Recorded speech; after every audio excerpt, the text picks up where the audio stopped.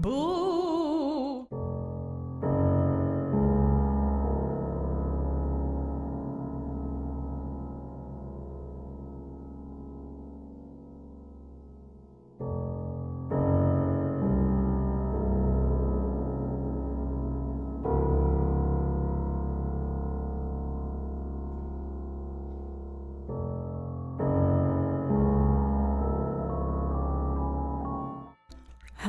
Hello, and welcome to another Saturday episode with me, your host and guiding light in the eerie night, Lilith Leerie.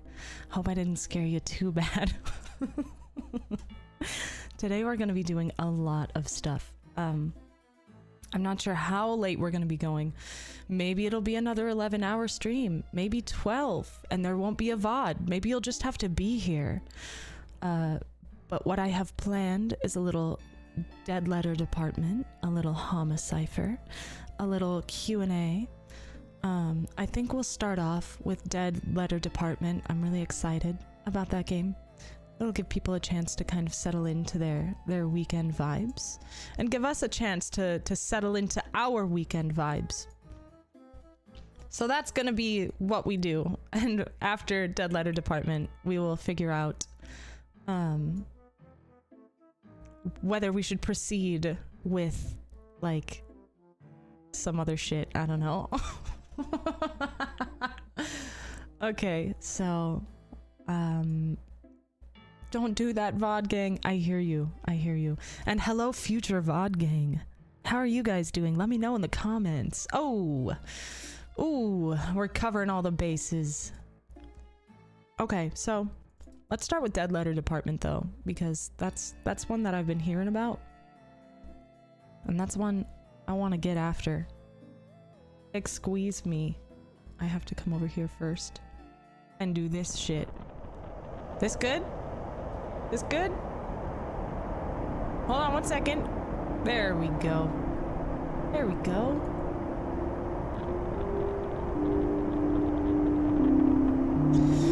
Oh boy. Is this too loud? It seems very loud. How about that?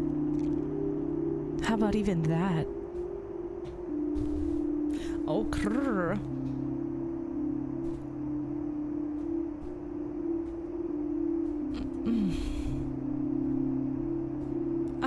Did you know the candle markers don't work Monday through Friday because they only work on the weekends? Alright. How dare you? But respect. Okay, let's do this because this is how I be sitting. If anything, you might be a little quiet. I'll just have to get really close to the microphone. How's that?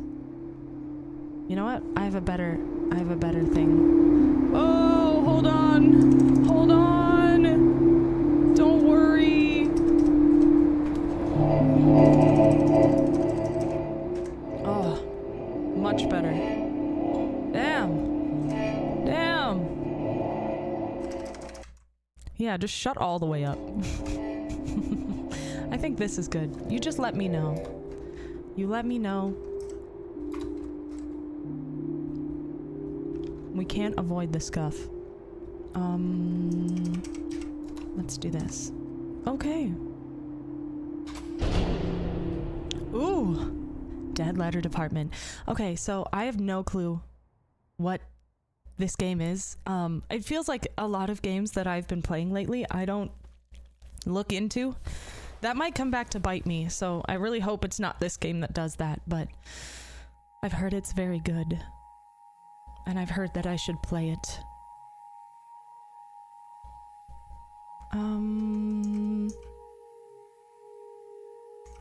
Let's just do a me.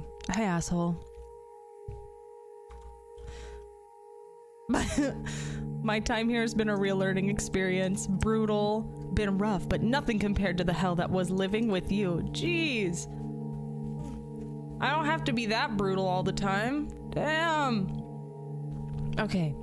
Hey, asshole. My time here has been a real learning experience. We're going with the real fucking Midwest nice. Passive aggressive. This city is far much better. This new city is weird and cool. I'm getting used to it, I think. This new city is confusing and harsh, and I'm having a rough time. This city sucks, but it's still an upgrade. Let's go with this. This new city is weird and cool. I'm getting used to it. Someone I met here hooked me up with this computer job while I'm getting myself back together. I got a data entry job. Typing up junk that computers can't auto-read. Let's do this one. Ooh, is this relatable to me or something? What's going on? All my feelings about the past 2 months are just getting put down on dead letter department screen. Despite everything, I wish I could come back. I know I fucked up everything, and I don't regret leaving. I guess I don't regret leaving. What do I relate with? Turns out I guess I missed you after all. Nah, miss me yet? Winky face, tongue out. Tongues out. Sincerely. Do I get to type in my little name or something? Oh, hell yeah. Okay, what should our name be?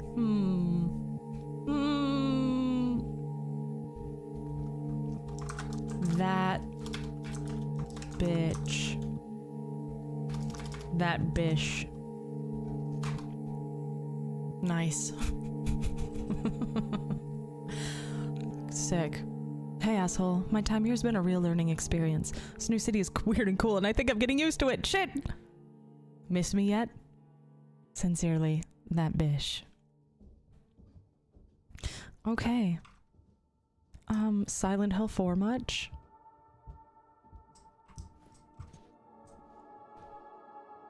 Oh, God. I love this, like, slightly analog VHS, grainy, green. There's a locked door right here you can't open. When you moved in, you were told it went into the fire escape once upon a time. It seems to be sealed off from the other side. Still, it didn't stop you from trying to turn the handle, even after hearing the story. Oh, I would check it too, just to make sure. Bed.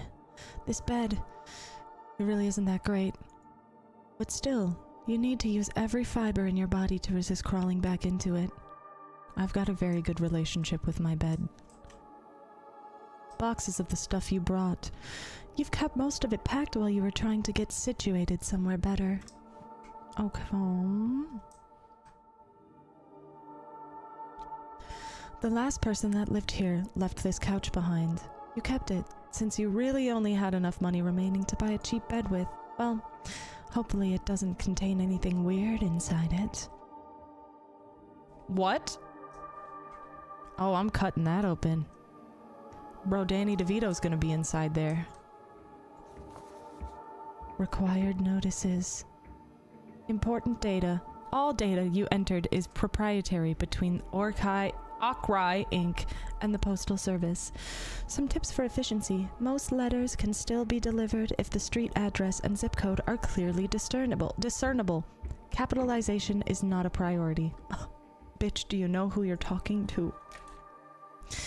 Auto-suggest recommendations are limited to displaying up to 3 entries. Okay, so this shit is important for me to know, I guess. Okay. If you don't see an address you're looking for appearing on the list, check for any possible typos. Additionally, the more text you enter, the more refined your results will be. If the system is flagging you to reprocess certain letters, try reformatting the address on separate lines to fit more like the following. Example: name, street address, extra info like apartment or suite number, city, state, zip code. Standard letter stuff. Now what's this? Thank you for making Orchestra Heights your new home. This is a reminder that based on the lease you signed, your weekly rent is due every Friday. To answer your inquiry, your mailing address is 800 Poston Place, apartment number 454, Mason, Wisconsin 54856. I wonder what happens when I would like look that up on like Google Maps or something. Nothing much in here lately other than a couple random water bottles. You don't have a stove, so you've been mostly eating out anyways. What's this game about in a nutshell? No clue. Dead letters and departments. That's my uneducated guess. Since moving in, you haven't really met your neighbors due to your night shift. Most of the handful you've run into barely acknowledged you're there. Thus, you're not sure if knocking on the door in the middle of the night would be the best time to introduce yourself. Pipes. All up out here in the naked open. Dark. Okay, I can keep going. Nothing over here? Nothing? Alright.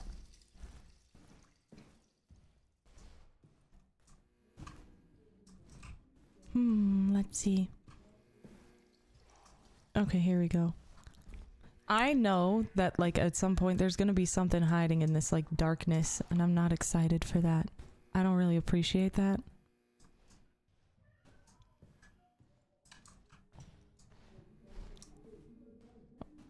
Oh.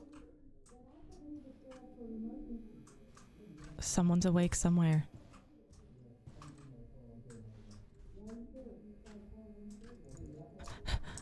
Let me in! Let me in! Let me talk to you!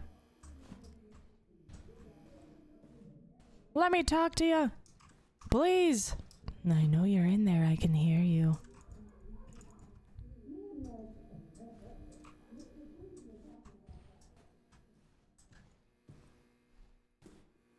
I hate the sound of these fluorescent lights.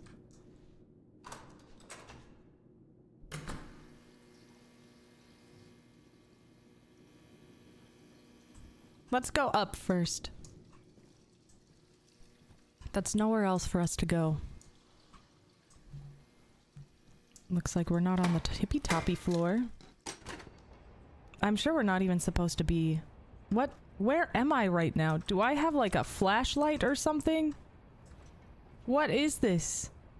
It's so dark.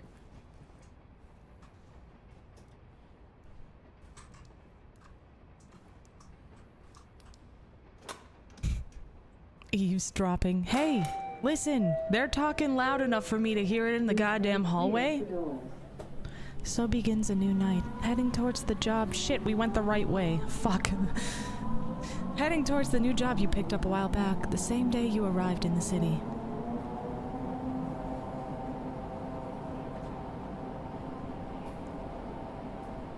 Okay. Oh, okay. Your official title is Data Conversion Operator. I'm the DCO, baby. A fancy name for just a warm body that types up all the junk computers can't read. Well, fuck. It's not remotely glamorous, and it's the night shift, but it's been fairly stable and easy. Exactly what you're looking for right now. Though, this new location really is out in the middle of nowhere.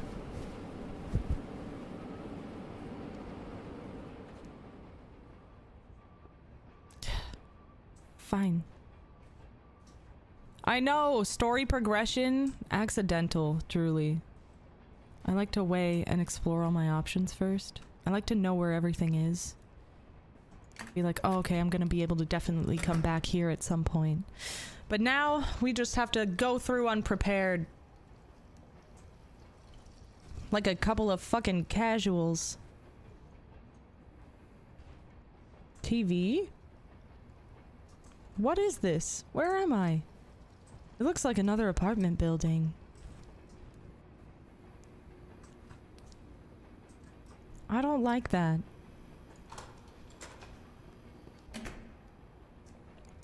Oh! This is my hole! Can we play Snake? Control T, auto suggest, toggle. Control plus enter is submit. Type in the highlighted text.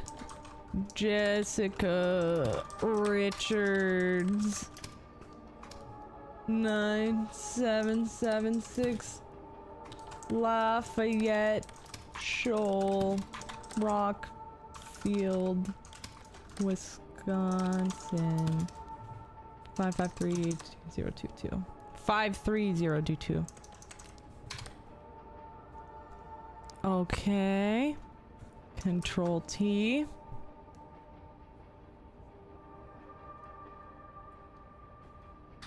Mm-hmm. Okay.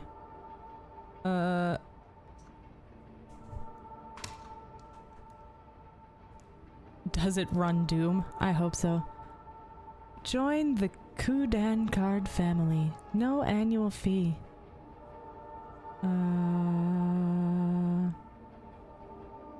No. Control T. Okay.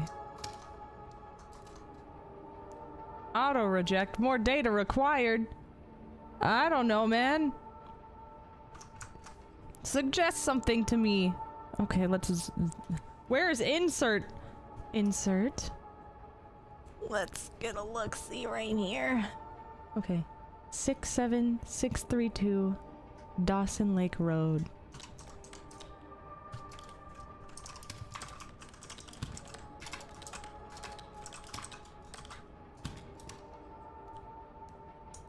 Let's zoom in again. Illinois.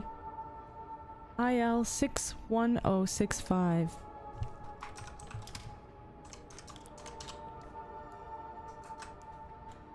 Popular Grove. That looks right. Okay. I'm doing it. What's the address of the garbage bin? What a great question. I'll find out.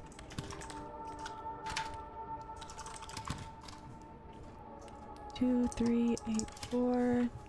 Oh god. This reminds me of a job I used to have. Uh-huh. Let's zoom in a little. Northeast.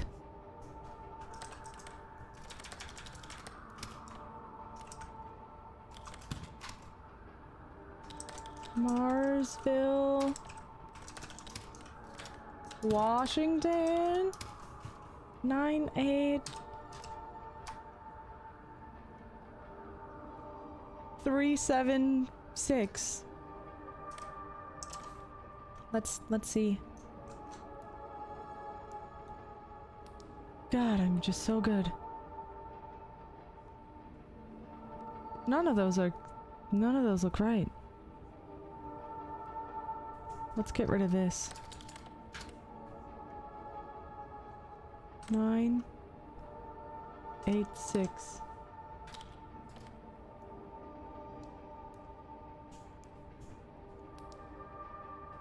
If that is not... Could that be a 0? That doesn't look right at all. Let's take another look-see. Marysville. Marysville, Washington. Okay, that's better. Can I scroll? It said 5 results. Oh, maybe not, but we got there anyway. Northeast. Okay, let's see.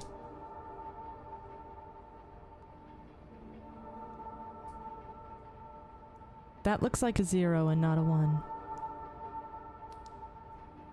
2384 Second Drive, Northeast, Marysville, Washington, 98270.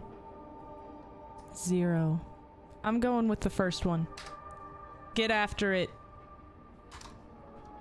Janiyah Cooper.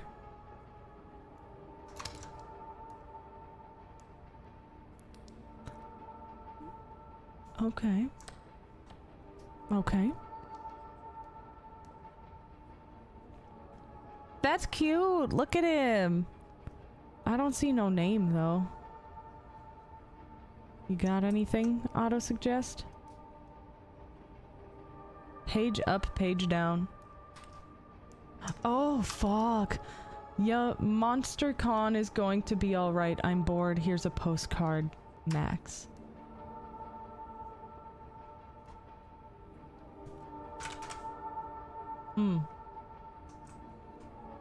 Okay. Guys, this is so easy. But I'm dumb! Please! Please believe me, bro!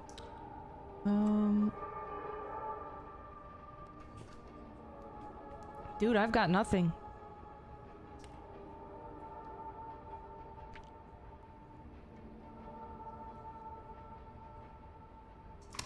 I don't know. Max. Well, brother, I don't fucking know. Let's look really hard.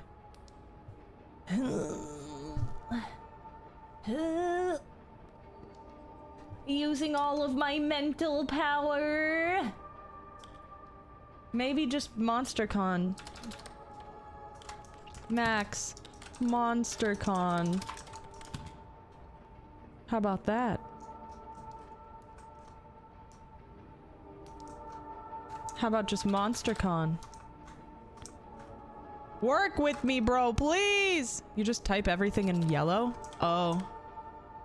Silly.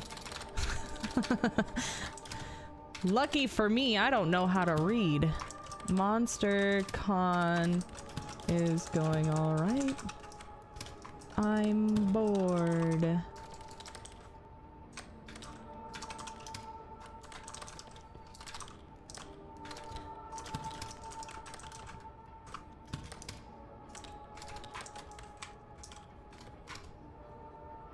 I wonder if I should do all this as well.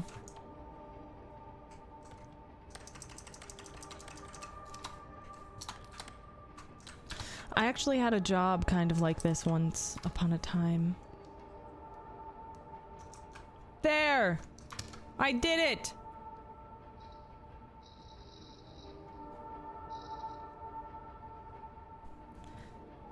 Dear Santa, comma, Claus, comma, I saw you looking in my window the other day. Please come inside next time.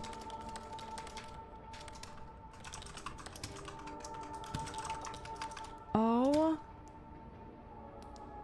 my God. Okay, let's flip it. What does that say? 33027 33027. Dear Santa, dear Claus. Wait.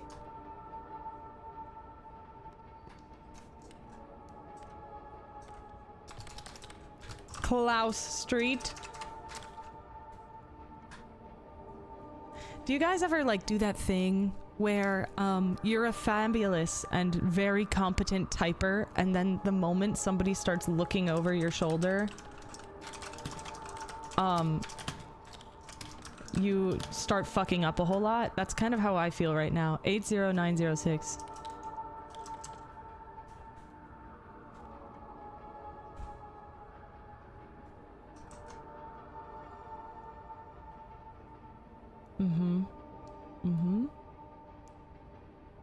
Sounds good to me.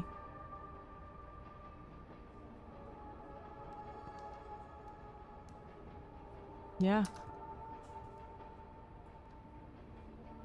Is that how you spell Colorado? Okay. Control Enter. Oh God. Wayne. O'Brien? Obrim? Oh no. Wayne? That looks like a big Q or something. Let's go with Oberyn first.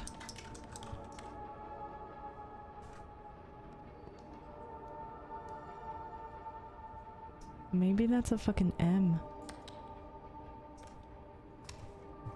11401 Ravens Kerner Road. Oh no. Reppy. That's gotta be road. Road. But he spelled road wrong.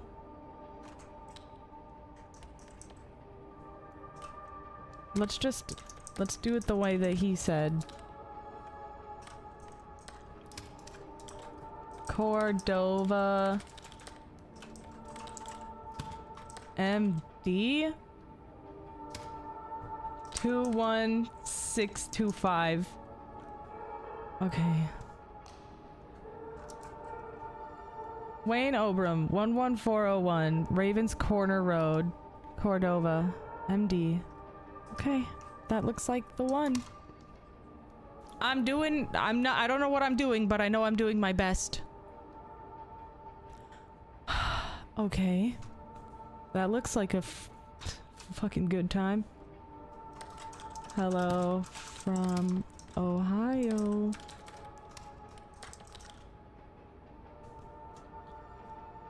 Okay. Got anything else to say? No. We're submitting. Q remain 1. Yeah.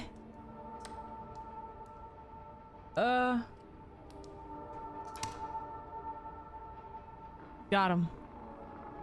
Got him. Don't worry, everyone. We're doing great. Julietta Smith 8987 Fola.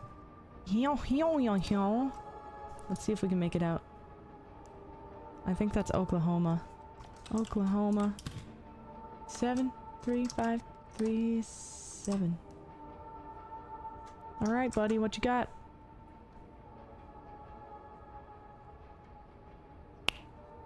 It's Oklahoma, bitch. I can see that. Oops.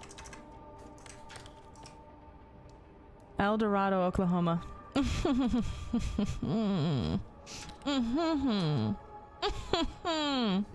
Let's just double check, see if we can make it out.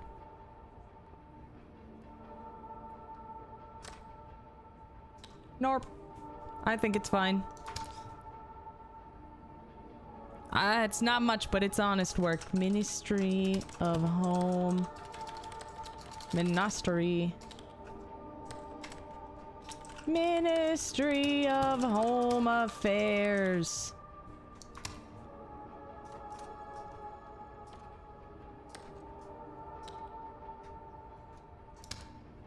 Submit. No yellow in writing. Oh, fuck. Wenda. I'm not judging. Wenda. Mords. Do I have any teachers in the chat who teach like people with awful handwriting? What do you do? What do you do? Do you just get used to it? 285 Brownvilles.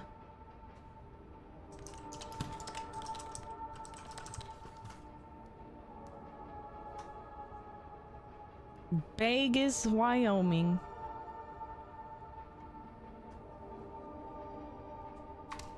You just get used to it?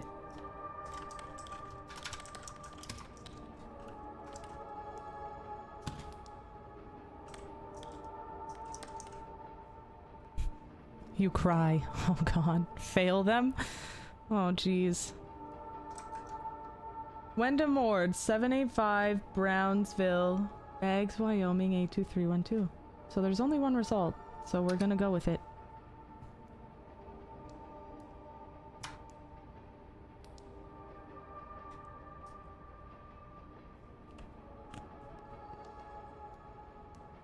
Brownvilles is what they put. Meep, thank you for becoming a lost soul. Welcome. We're working today. We're putting in the work. Let's see. Please. Whoops. Do not deliver from this address. There you go.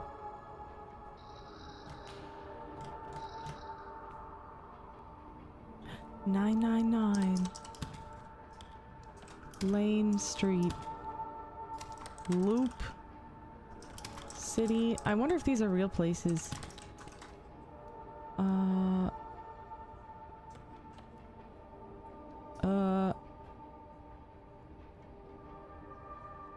6. Maybe I don't need those. Maybe that's bleeding in from the other side. It is not.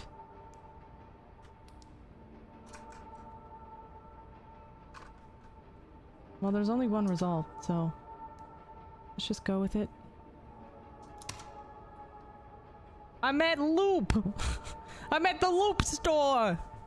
I'm buying clothes! Okay. 8825 Shelling Missoula Montana 59807. Iltron99, thank you for becoming a Lost Soul Plus. That is extremely exciting. Oh shit, there's 2 of them. Oh, Montana's MT.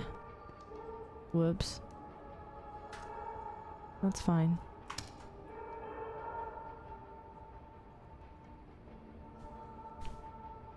Okay, let's see. Oh, there's a thumb in the picture. LOL.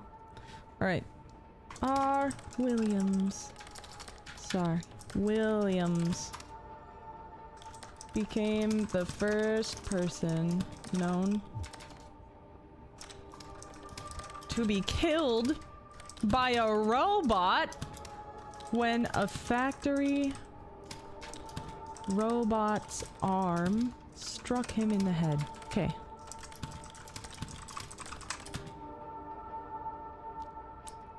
Cool.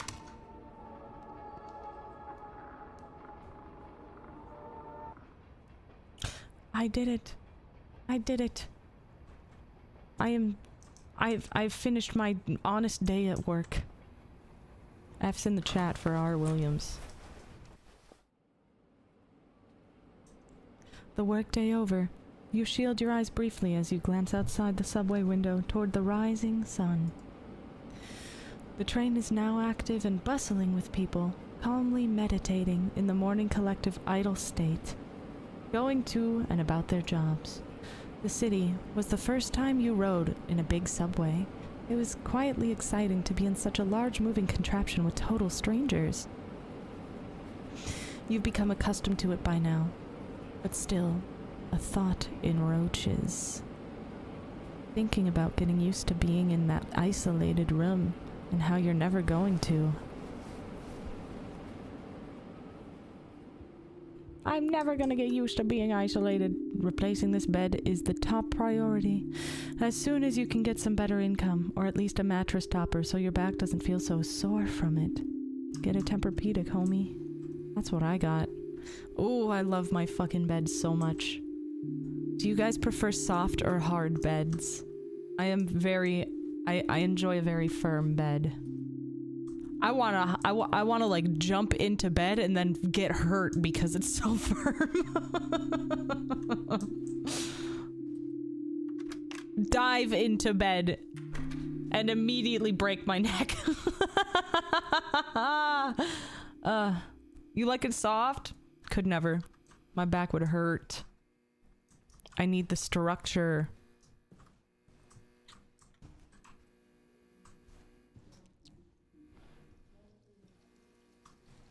Oh, look, a little picture. God, I fucking hate these goddamn lights. Let's try going down this time.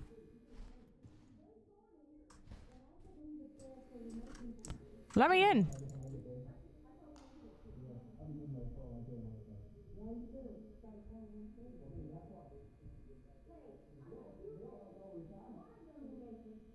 I wonder what they're talking about in there. I am a little nosy little bitch, aren't I?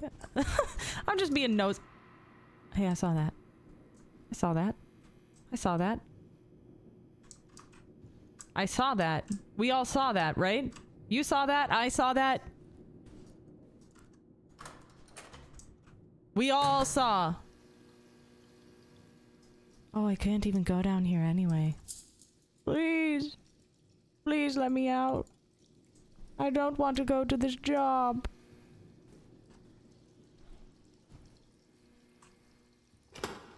Oh shit, I'm supposed to climb all the way to the top. Whoopsie. Okay. Never mind. Nothing bad will happen. I don't believe you. I don't believe you. Something about what you just said makes me not believe you. It was about a month ago when you started this odd little job. Okay. Very basic work. Just manually type in whatever the automated optical character recognition software failed to scan. Usually it consisted of mail that never got somewhere because someone had the handwriting skills of a fish. Mail that has traveled from place to place endlessly, unsure of where it's even going anymore. No place to call home, not without intervention. They say it's automated, but the system really makes some weird choices about what it wants translated sometimes. Not terribly surprising, the company's software situation doesn't appear to be modern by any means. Uh-oh, I just ran out of water. Uh-oh. Now Lilith's gonna have to do a water run. Not yet, but as soon as I get thirsty.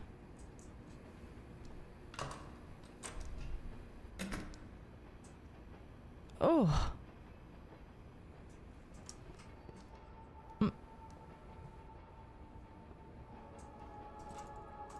Let me in. I want to get in there. Just tell me. I want all the dirty little fucking secrets. God damn it. Okay, it's fine. Whatever, it's fine. Whatever, it's fine. It's fine. We're just gonna do our honest work. Prue Weinberg. 5125 Bastion, Mason, Wisconsin. 54856. You get all that? You get all that?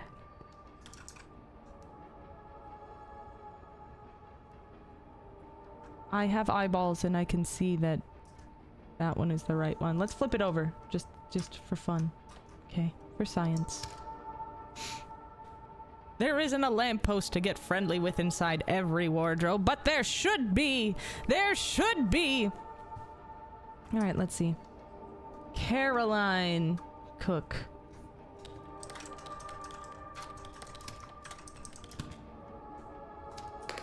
Hey! Hey! Damn. I have no clue what that says. 507, maybe? West Palomino. That sounds right. West Palomino. Whoa.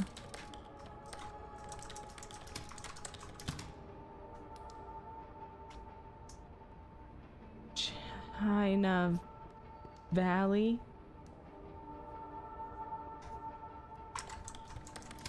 Let's just put it in and see what happens. Arizona. 86323.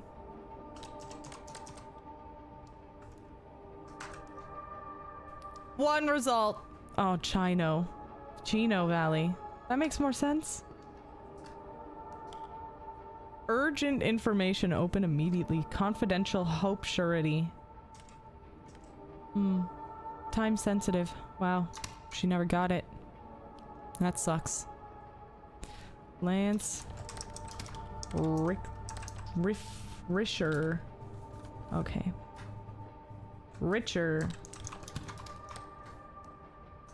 I need my fucking glasses for this. Oh, I don't think I've talked about that. I wear glasses sometimes. I don't really need them per se, but one of my eyes is like really, really terrible. Just one. The other one is fine.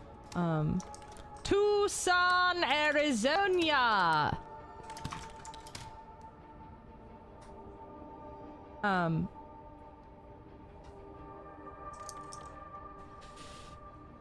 One of my eyes is very terrible, and the other one is like fine. Oh, that's a lot. That's a lot of...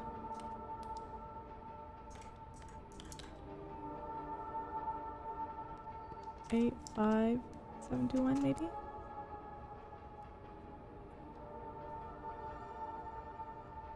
University of Arizona.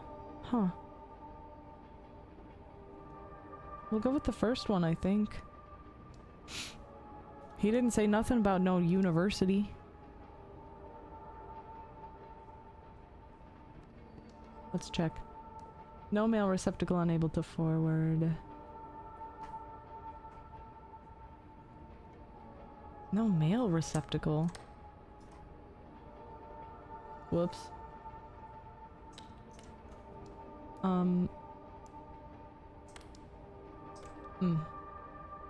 We're still going with the first one. Go! Send it off. Maybe get a monocle? Absolutely not. My left eye is the bad one. That is correct. So I must have talked about it at some point. Pineapple!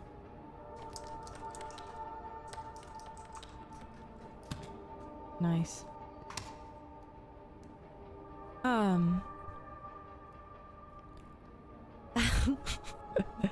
Anyway, yeah, one of my eyes is like really bad, but I've been noticing lately that,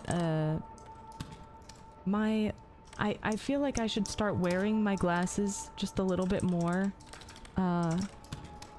because, I don't know, I feel like I just see better with them in general because my binocular vision is so bad.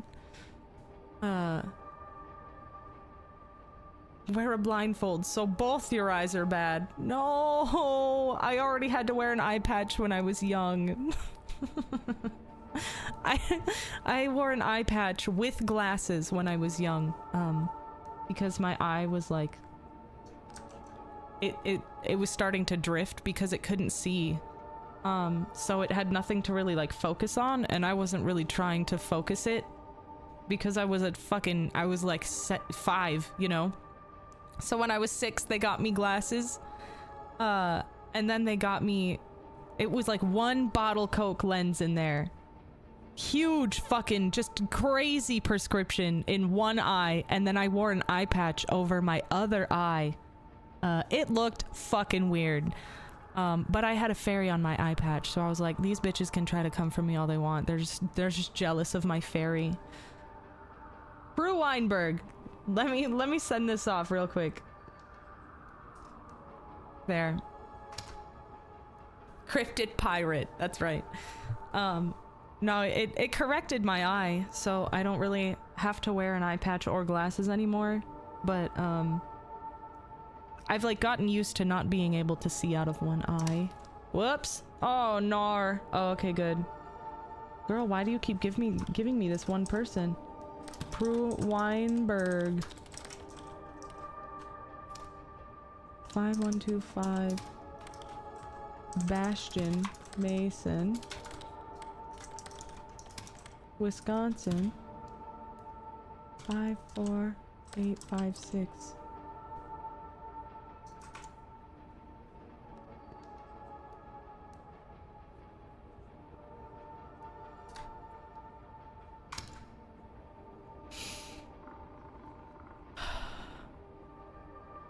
Yeah, you can use eye patches to like correct lazy eyes when you're young. Force them to learn how to like focus on where you want to look. Sometimes it doesn't work, but for me, I was lucky enough to have that work for me. Why choose Prue Weinberg? What?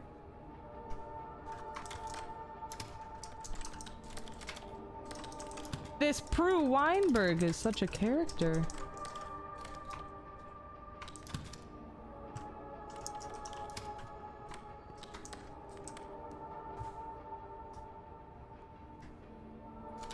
I was about to put in Batista.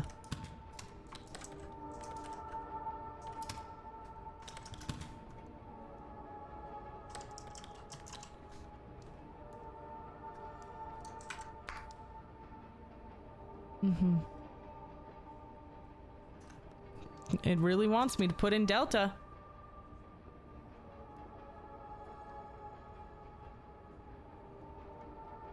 Go on, submit it.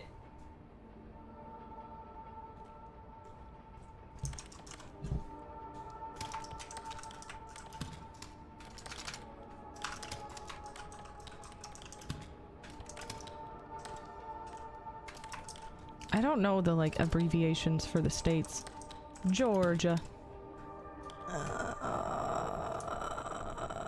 30478, I'm guessing.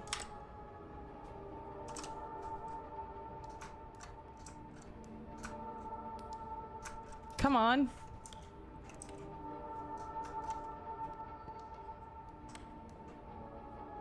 Hey, what's this? Ow. Huh. Like a little Japanese alleyway or something.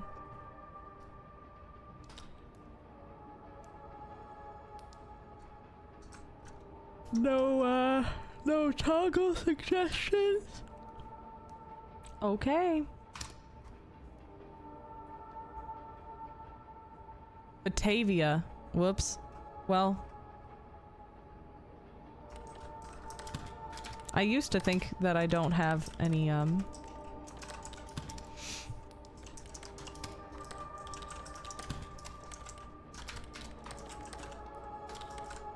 I literally can't multitask. I can barely walk and chew gum at the same time. Ah! Yeah, you're being really silly right now. I don't much appreciate that.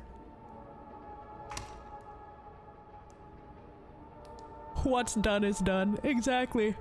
What's the worst that can happen? Famous last words.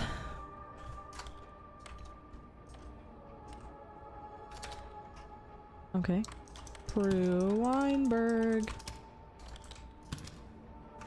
5125. Bastion. Excuse me? That wasn't there before, was it? No, it was not. What the fuck is that? Mason, Wisconsin. 54856. Got a toggle? It's F1. B. I'm here to walk and chew bubblegum and I'm all out of legs. Exactly. Randolph. Haffy. 1124. I'm just here to mind my business and do my job. Whatever eldritch horrors are here to spook me are not gonna take me away from my paycheck. They're not gonna take me away from my bag, okay?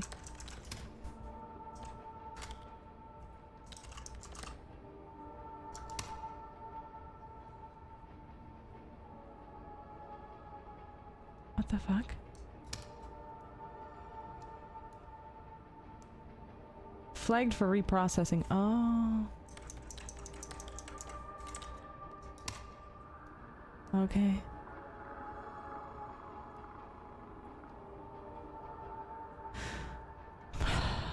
Prue Weinberg.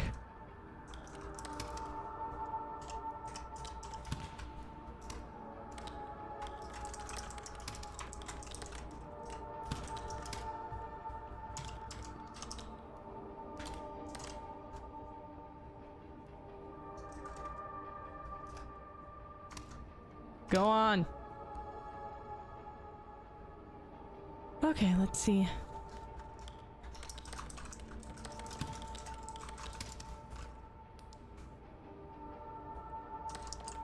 $24929 1/50th. Hey.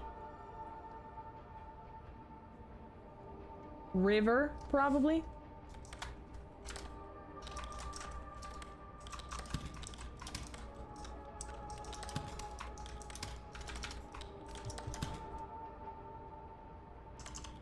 Hit. 379 Shakopee.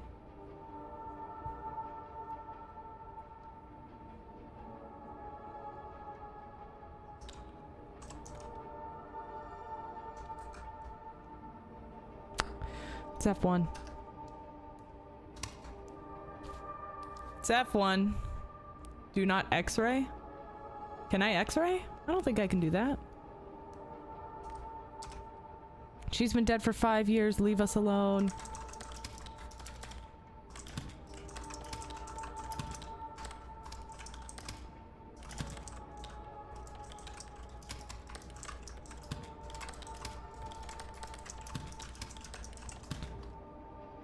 It's kind of funny because within this like space of like data entry, that kind of shit happened a lot. Okay, let's see.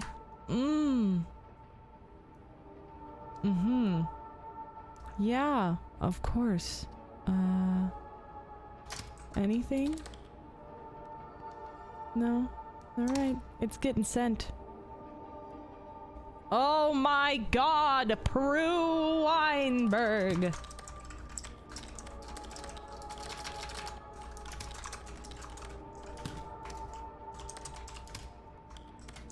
Bastion! Have I been spelling that wrong the entire time? No. Bastain. Bastion. Mason, Wisconsin. 54856. I'm just knowing this bitch's address now.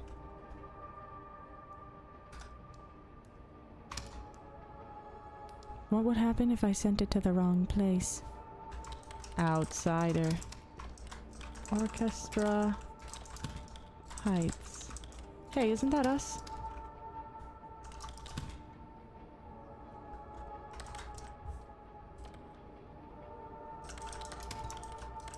I think that's our address.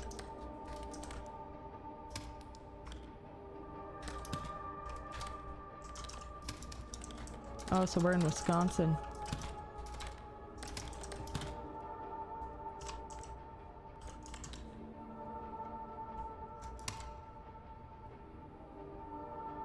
Well, I'll see what that is at the end of the night. Lara Shonda 439 Morrow Road,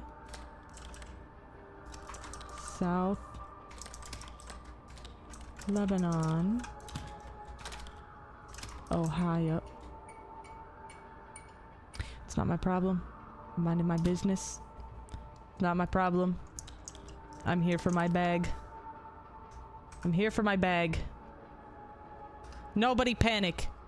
I am here for my bag.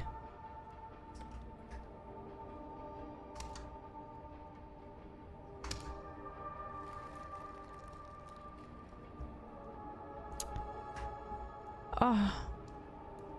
2 data conversion operator. That's me. Bro, that's me, bro. Auto reject. Fine. 2 operation. 2 data. Wow. Data conversion operator.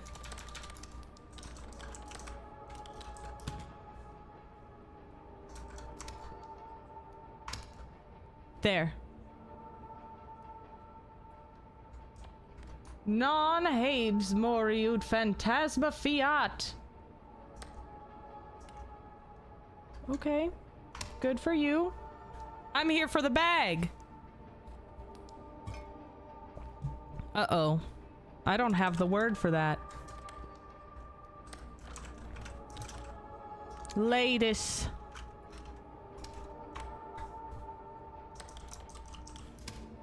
Is that supposed to be Utah?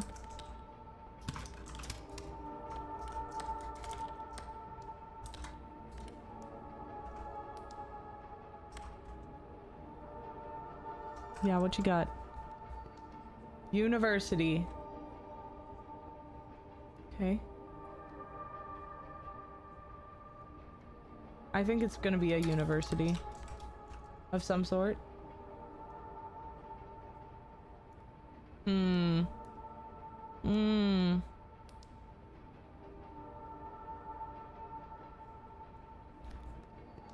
Quick, how do we type? Hey, how'd you do that? How the fuck did you do that? Huh? Huh? Huh? Eh? Damn. I don't know how to fucking do that. Let's use this just real quick. Unnamed city.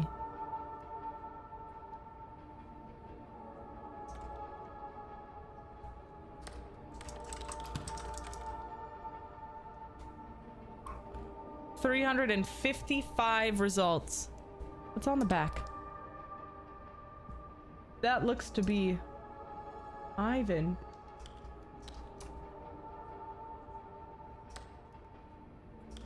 Okay. I don't know, man. I don't know. Huh? How do I do that? Combine it by holding down A and I? I don't know if I should trust you.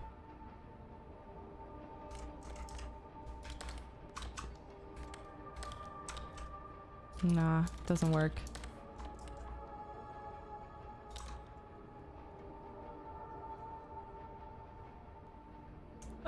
Whatever.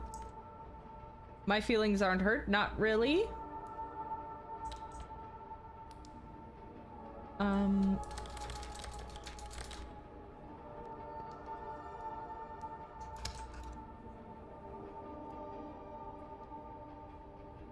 Bro, I don't know.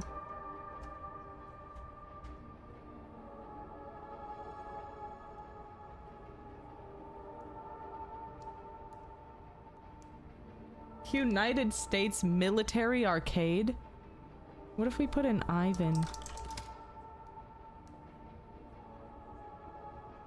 No?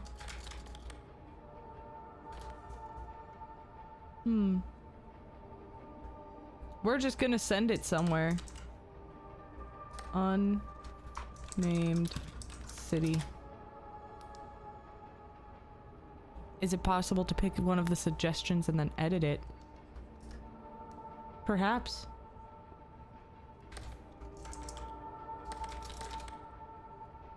But I don't think that would be very good either.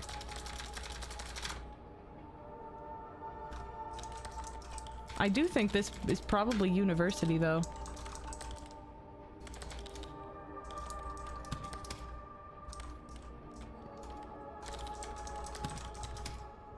Let's try that. 2 results! Alright! Ooh. It could either be going to Nevada or New York.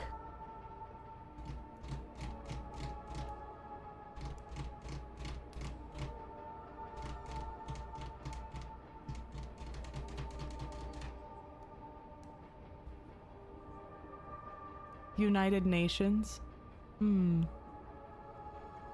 UN though is like, at least here in America, it means university.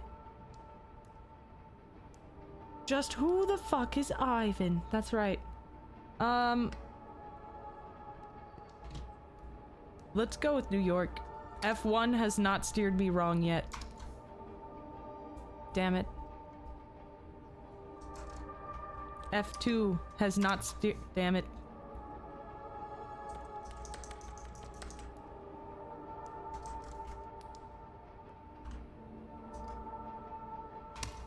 There. Let's just try that. Damn it. So it's probably Utah. But P? That doesn't sound right. Let's try F1 again.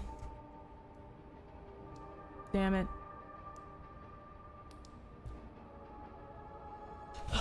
Let's see. Unnamed city is literally city not known. I thought I was being sneaky though.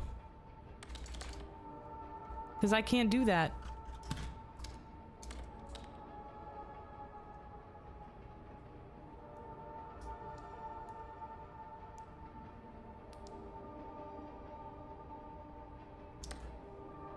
At this point, I just want it out of my fucking face. It's New York. That's what I thought.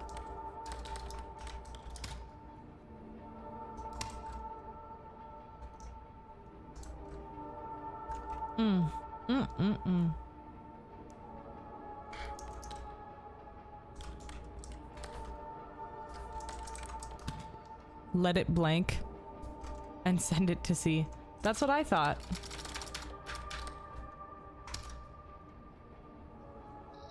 Wow. Well, fuck me, I guess. Prue. Prue, Prue, Prue.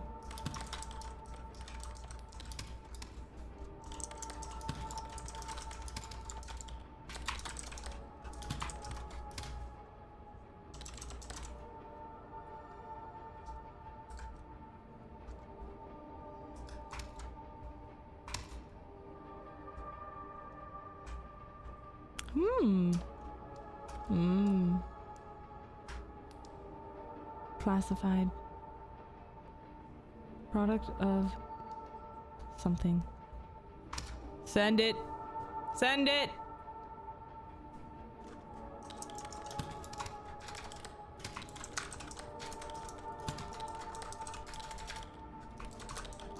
Sorry, I'm concentrating so hard.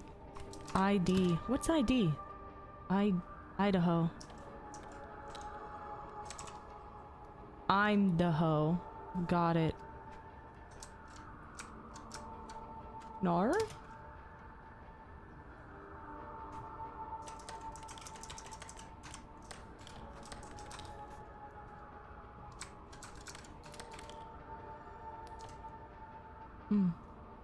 Well, there. No name there, but who needs one? A very... Hold on, it's all caps.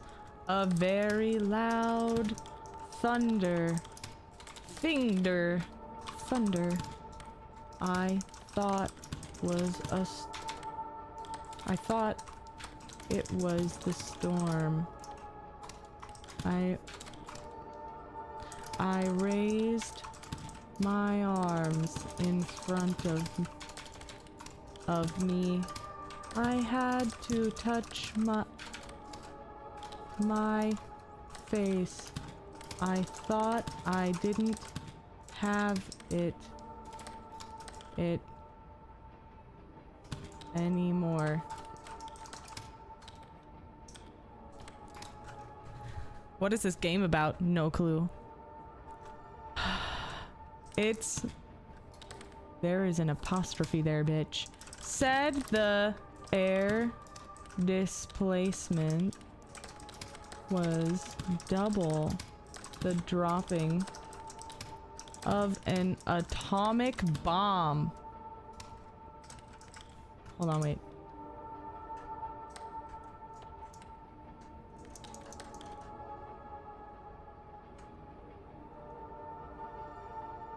Wait. Was double the hold on, wait. I missed like a whole thing.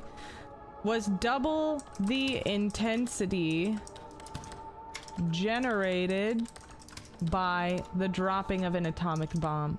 There we go. Comma.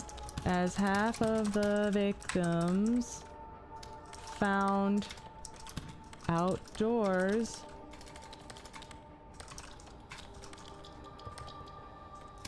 not my business. Minding my business. Were dismembered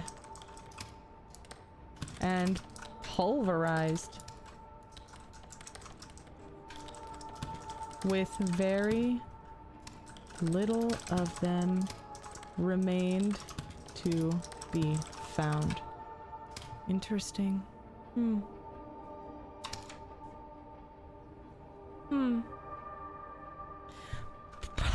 Prue Weinberg. I know they're gonna switch some shit up on me at some point with Miss Prue. Prue makes me think of the sister from Charmed, who was also in the Heathers movie when she was younger, and she was like killed off from the show. Sorry, is that a spoiler? She was like one of the main cast and she was killed off from the show because she like had an ego about it. And I think about that a lot. I'm like, wow, they really killed off a sister. And then they brought in Phoebe or something. My mom used to watch that show religiously when I was young.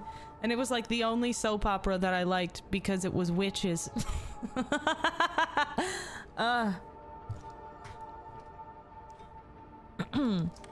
Let's see. People will come for miles to watch you burn. We're doing it in all caps. I ain't taking no chances.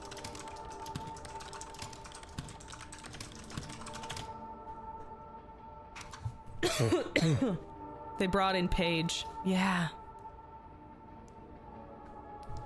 Excuse me. Go. Flagged for processing. Shit. 3180. Hall Town. Yellow Pine. Do I really have to just put ID? 3883677. Let's make sure that's a 7.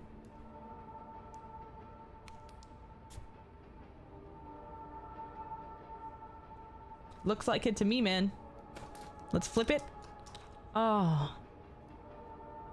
Oh, what a fool I've been. What a fool! She lived there angry.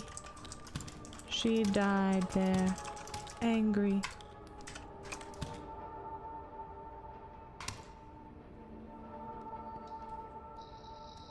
The highlighted in yellow, Lilith. Current day's queue finished. Allotted work hours complete. Awesome. Okay. I'm gonna go. Definitely not expecting anything silly to happen. As you do the math, it's becoming clear you're coming up short on rent again. I was getting my bag! This is already after several late due payments.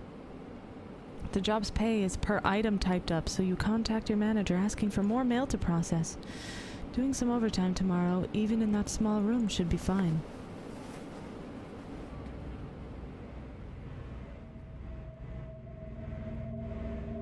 Ugh. Let me restore my status. Can I drink from the sink? Excuse me. Oh, I thought I heard somebody in my kitchen. Like, I'm gonna keep checking that door, just to make sure it's truly closed. Someday it's not going to be. Brothers. What the fuck is that?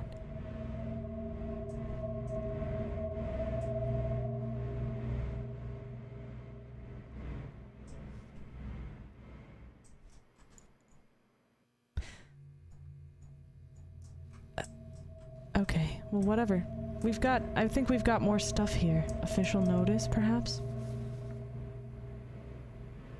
Any employees discovered deliberately abusing the system for their personal interests will be terminated immediately. This includes the entering of invalid, inaccurate, or fraudulent addresses if discovered. Such acts will result in immediate termination and legal action. This workplace sounds fucking toxic, dude. We've also had reports of attempted malware. Please report any software tampering with your manager ASAP. Okay. That bish. Oh, we already did this. We're here to help push the Postal Service forward by dramatically improving its optical character recognition forward with our comprehensive neural network system, OCRI. With the remote encoding center emerging into your mail recovery center, you're the first line of defense in helping mail find its proper home. I'm very important. Please, I'm a star. Okay. Okay. Okay.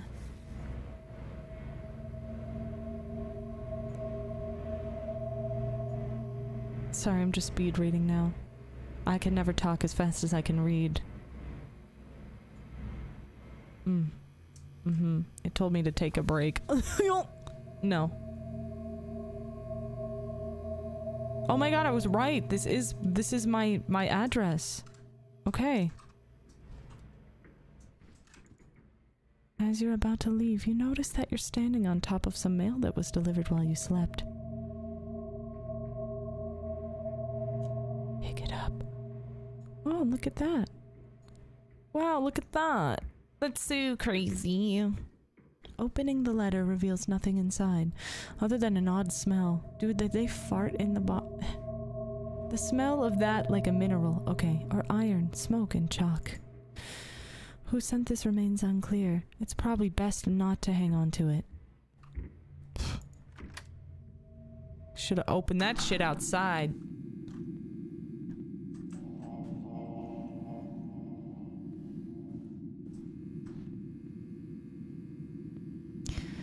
The void, it calls to me. I'm just kidding.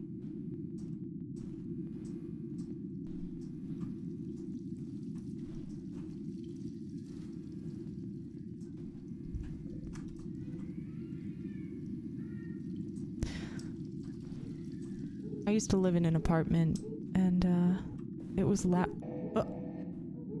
Did you see that too? Was that just a... That could have been my imagination. It's always this fucking apartment, man. There's a dog in there too.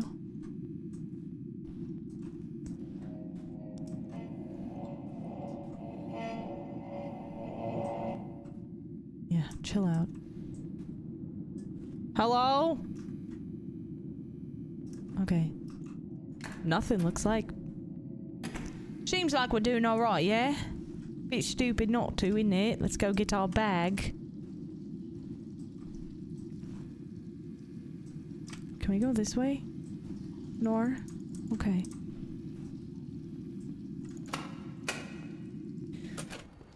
Anyway, I used to live in an apartment, and I hated being in the hallways because of that very fucking reason. God, it's dark. Am I even going the right way? Okay.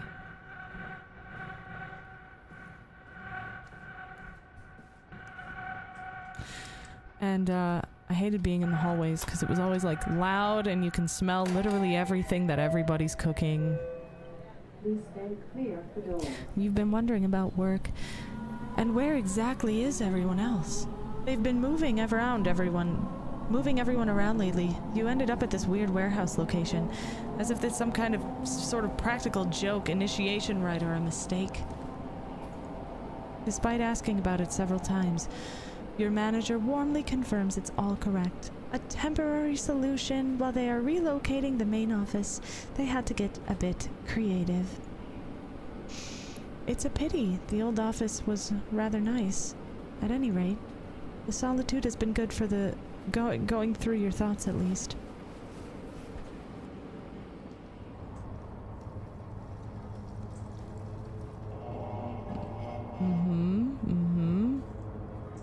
This TV's gonna be on someday. Trash bags? Dude, was it like this earlier? I don't think it was. It seemed cleaner than this. Apartment hallway is liminal horror, truly. Analog liminal. Downloading from server. Alright, we're back in it. My favorite job. Nothing.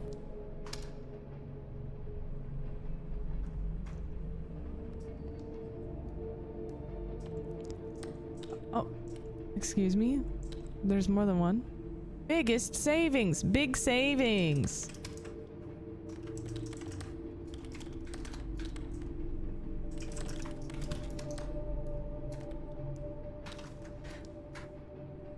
Two, 2934 Market Street. Ah.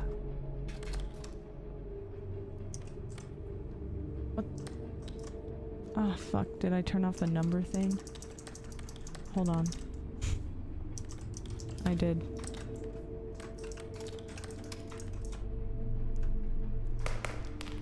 Don't do this to me, San Francisco. Probably California if it's San Francisco. 94150. San Fran.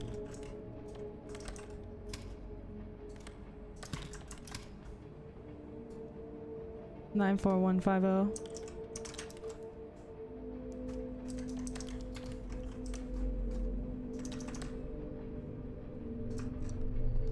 Well, I was right.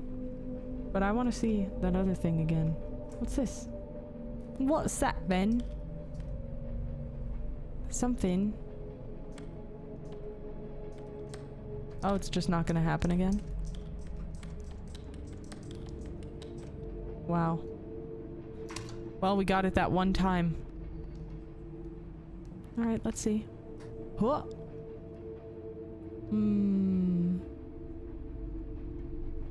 Interesting. Oh, it's a person. I see that. I see you there. Remains. Or something. Hello from Bahamas. I have sunblock in my eyes and it stings. Also, realized I greatly dislike sun and sand and relaxing. Sending some your way and away from me. That's kind of cute. Teeth?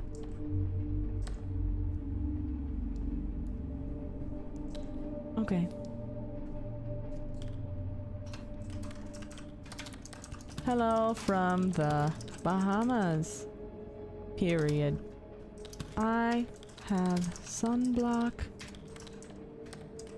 in my eyes and it stings. Dude, that's the worst part of wearing sunblock too, when you like go out into the sun and it starts to like melt a little bit. Greatly dislike sun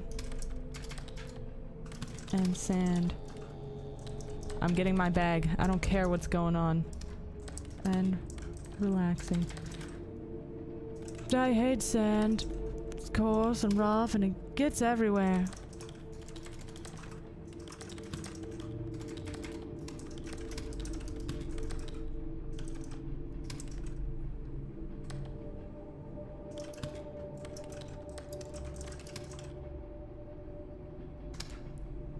Nice. Wow, it's a chair. Oh, shit. Reason was found. Reduced to ash. Oh, fuck, what does that say? Among the burned remains of her chair. Let's see how he did.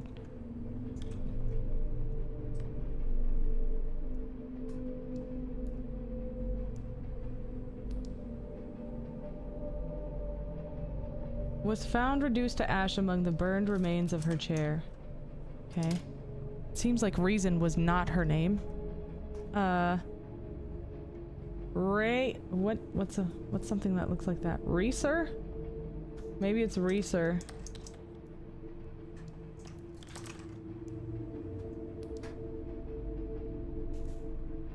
Bro, I'm illiterate! Reeser was found reduced to ashes among the burned remains of her chair. Check. Despite being a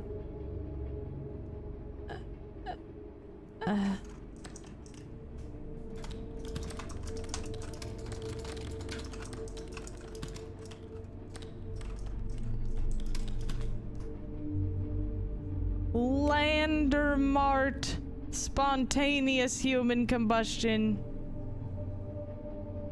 case. A Landermart. I'm getting up there. Hold on, I'm standing up. I'm standing up. I'm getting real close to the screen. Landmart.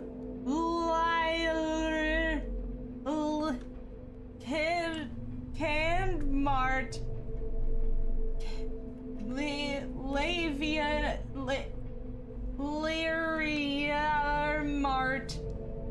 Landermart. Handmart. Cool. Gamerlean.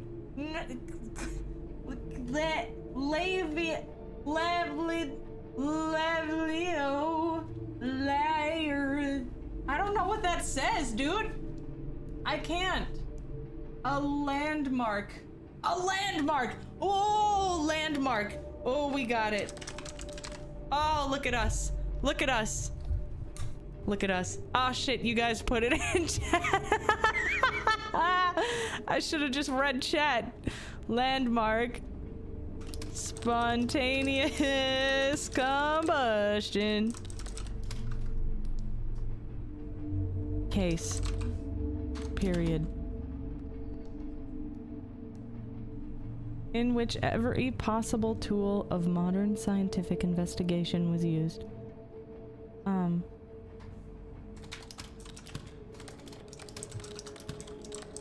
Every possible tool of modern scientific investigation was used.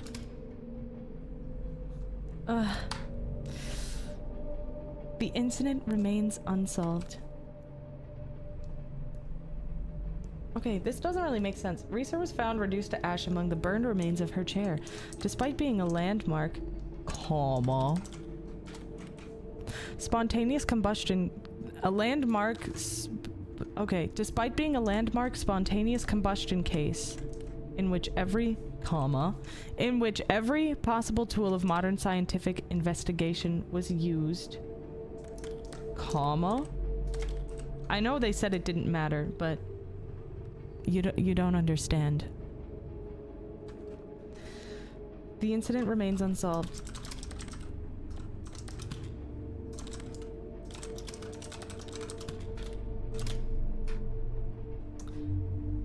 Police Chief J.R. Ruchert. Maybe I can just type Police Chief J.R. Ruchert commented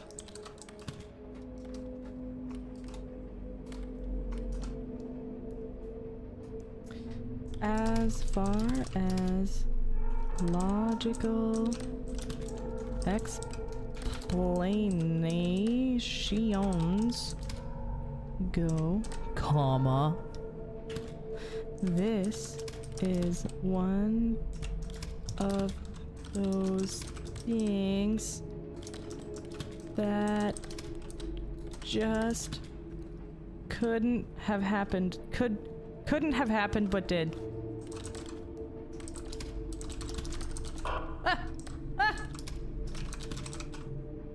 That scared me a little bit. Okay, Reeser was found reduced to ash among the burned remains of her chair, despite being a landmark spontaneous combustion case in which every possible tool of modern scientific investigation was used. The incident remains unsolved. Police Chief J.R. Ruchert commented, as far as logical explanations go, this is one of those things that just couldn't have happened, but did. There should be a comma there. Or maybe one of these. I'll leave it. There you go. It's Prue, Lilith! What do you mean? David in the red barn down the street. David in the red barn down the street. Let's see if anything changes. Oh, look at us. Now, what's that now? I'm not seeing nothing that I like. It's not seeing nothing at all, alright? We're out here.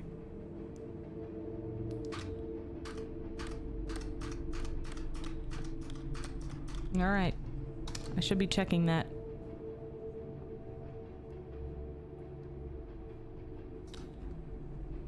Oh. Teeth! I do love teeth.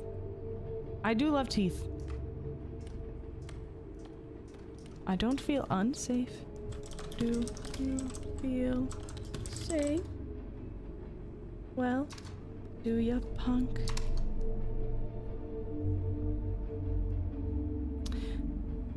She's been dead for 5 years. Leave us alone. Stop.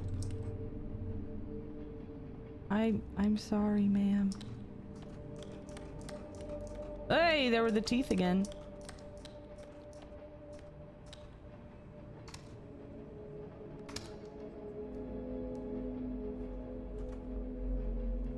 Okay. Okay. Okay. Nothing. I don't know what that says anyway. Alright. Let's send it off. We don't need nothing there. Nothing? No. Our life without your... Oh. What? No. No. Whoops.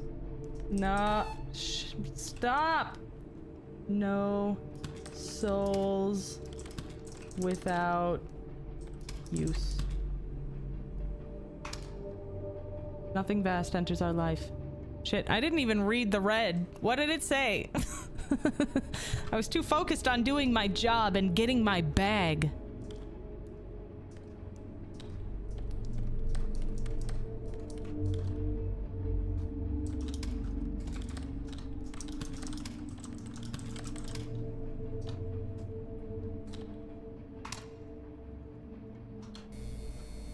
I just like typing on my little click-clacky keyboard.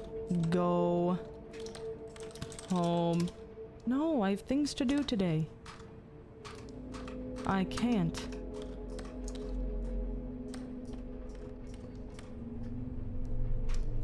Nothing vast enters our life without a cause. That makes... it's kind of cute.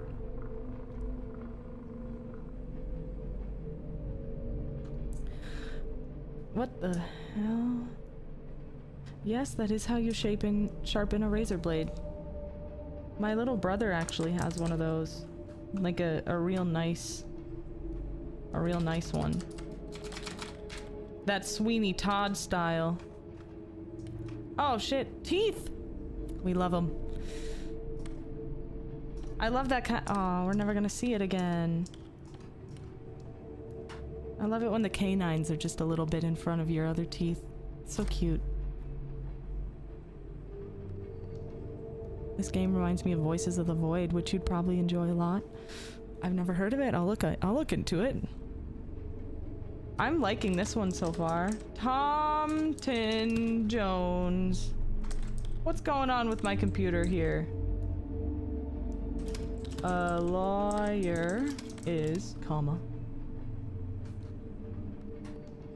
Bangor, Wales. Comma, Wales. Woke up to find that he had his throat slit. Motioning for a paper and pencil. He... Dang, the technology on this is just... He wrote, comma, I dreamt that I had done it. I awoke to find it true. Comma. And died 80 minutes later. Rude.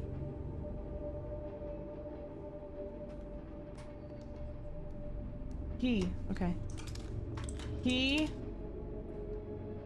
had done it himself while unconscious. It's a word I struggle with. And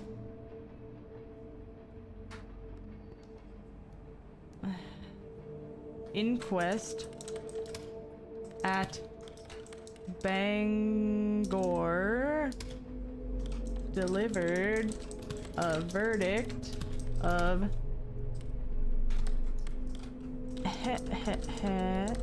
while temporarily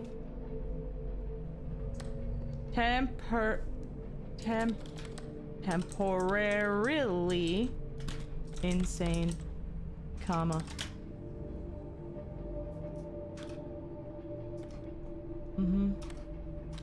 Okay. The under is malfunctioning? Exactly, yeah.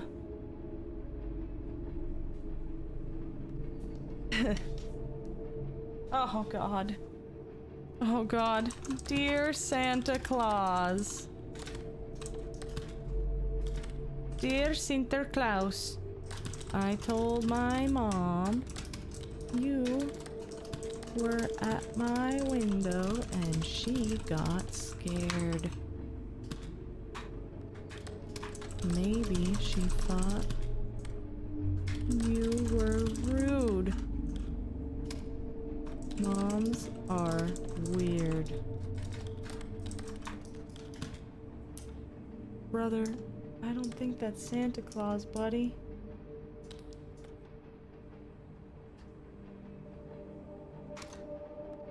Buddy, I don't think that's Santa Claus, buddy.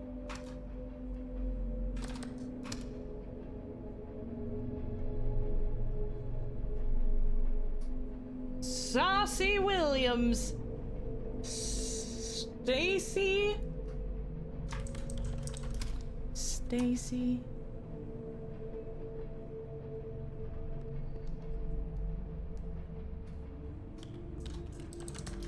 I guess we'll try that. 52924. Hater. Hafer. Catersville, Illinois. 62918.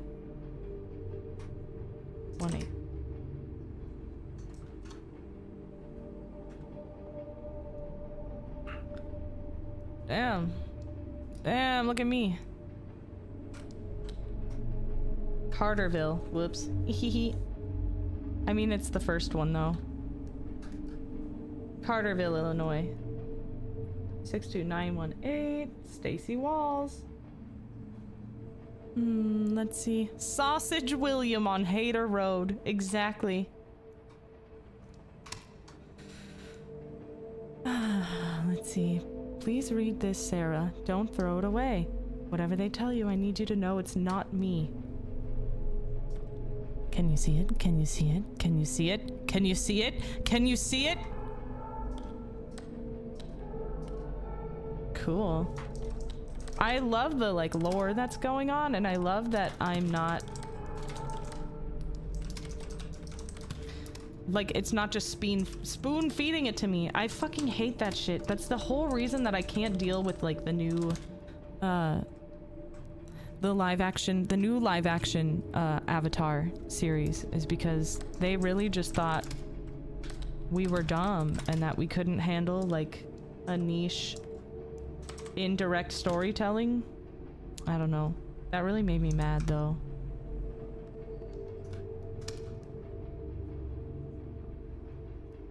Our favorite neighbor at Pomfret Pinion Canyon, Colorado.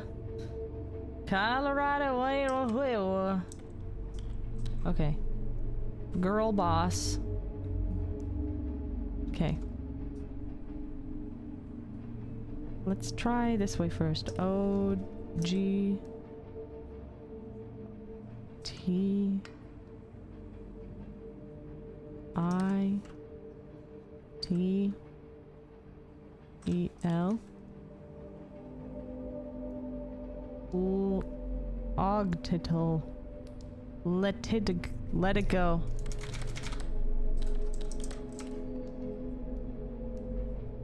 Let it go. Nice. Let's try that.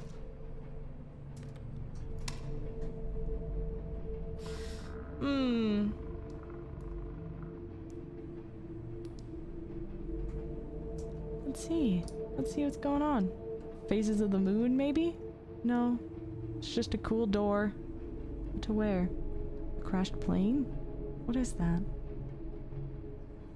I can't tell. I don't know. Oh, we get another little whoa. It's Bagul! It's Gabagool! He knows!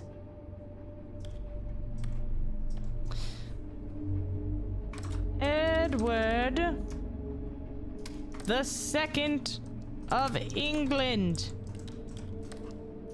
was rumored to have been moided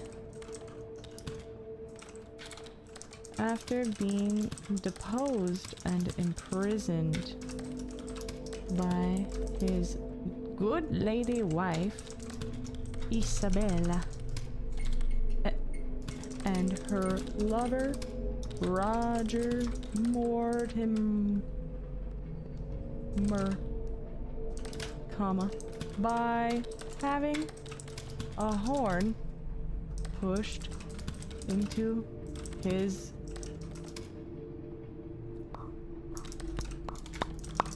through which a red-hot iron was inserted, burning out his internal organs without marking his body.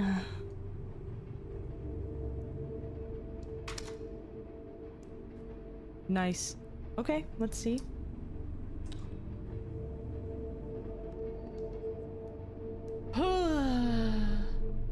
I'm not reading that. Zoom and enhance.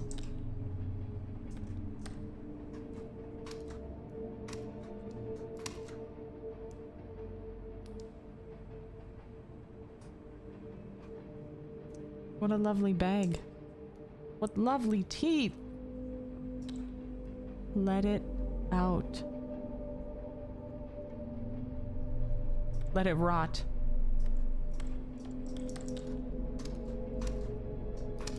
Okay. Data required. Was there yellow?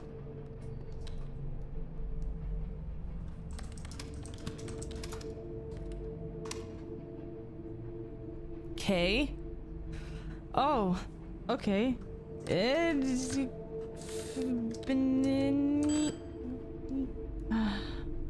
ED CVB NY shit. EDCVBNY. Man, these new bot checkers are getting insane. HNY GVRGN. Well, that's not very nice, is it?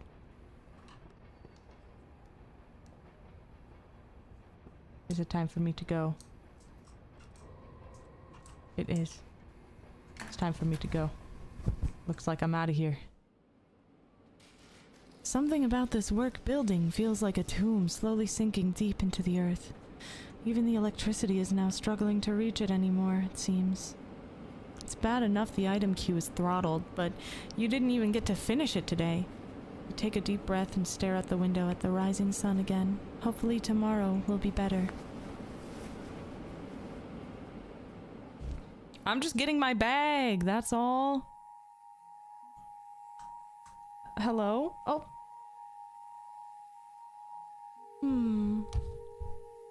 My eyes feel like they're going to crush inside of my skull. Hey, asshole.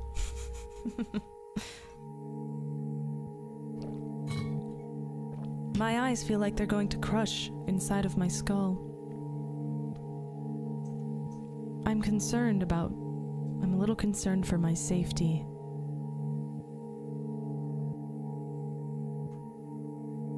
The housing costs out here are tough. I feel like I'm trapped in some sort of dream or coma.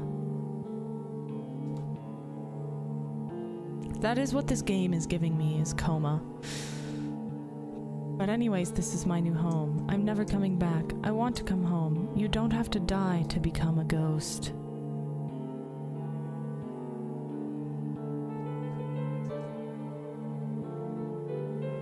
I'm sorry it turned out like this.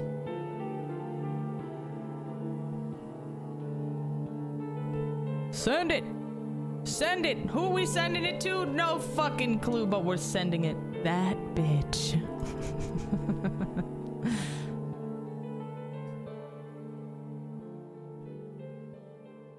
How bleak. Reach out to your friends if you're feeling like this, though. I did the right thing.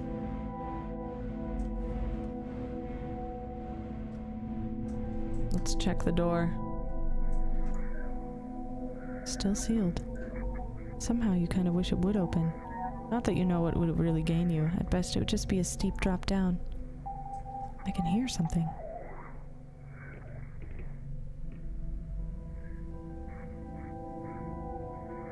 It's definitely coming from the door too. What the hell is going on? Oh, okay, here we are. It's so fucking... Mail! I already read that. I want to look at this mail. Doesn't matter? Okay. I'm gonna trust ya. A new thing. Rent due. Oh shit. This is a friendly reminder that your rent is due. Finally, payment is appreciated. Whatever. My rent's due.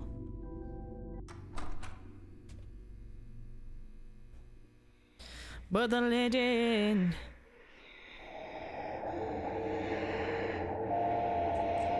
Ah! The fuck, lady? Or man?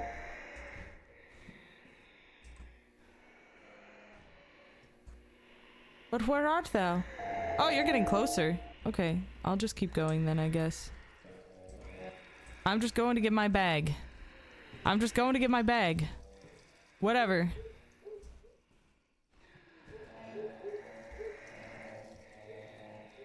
We're going to get our bag. We're not going to worry about the lady with asthma, alright? Not a problem. I got problems too, lady. She's still coming for us. I don't appreciate that.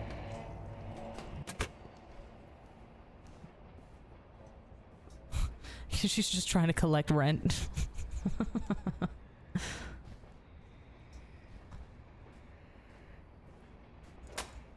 Alright. Going to do my job. Your manager emailed you earlier, apologizing for the technical issues. You were compensated slightly for your missed queue, but it wasn't as much as you would have made had you just done a regular day. Apparently the issue has been solved and shouldn't happen again. You'll be moving into the new location within the next week or so anyways, they say. The time frame keeps changing. We'll Really though, why don't they just have us do it remotely from home? It's getting ridiculous. So you reach out to an old coworker that moved into a different data entry job, see if they're hiring.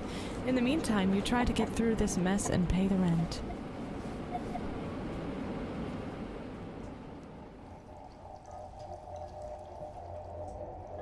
Ugh, my vision is like spotty.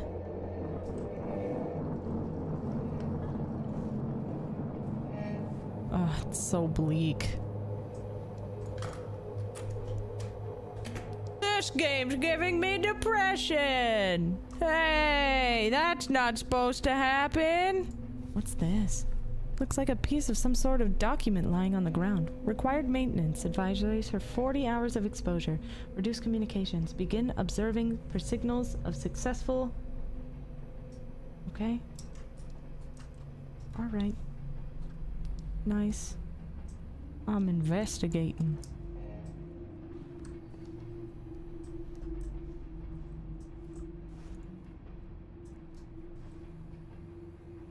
Oh.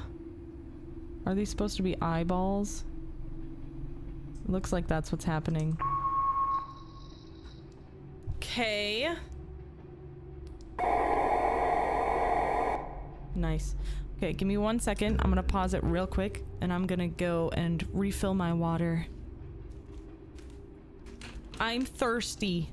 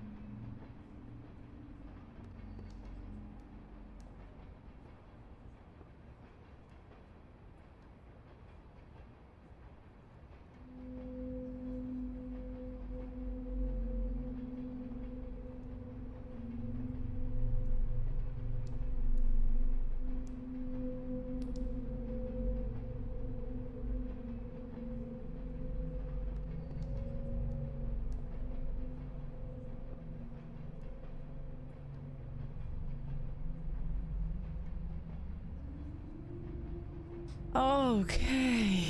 Sorry about that. Oh, that was a nice little break from whatever the hell this is. Okay, let's keep going.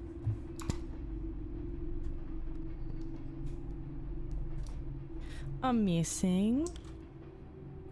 Okay. Oh. It pains me to write this. Comma. But I imagined your death every day for years. Wow. Metal. I thought if every day I imagined you dying, how it would occur. Oh my god.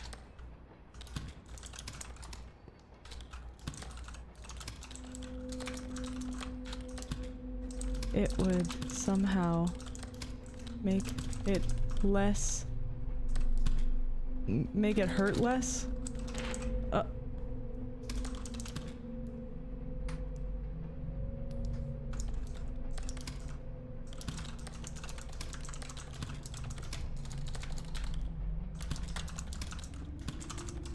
But it didn't.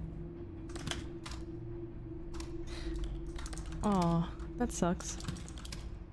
Part of me wishes I had just spent that energy supporting you better. Rest in peace. Aw. Alright. That's all we need. Oh my god! Brew Weinberg. What's this then? What's all this then? Missing? 5125.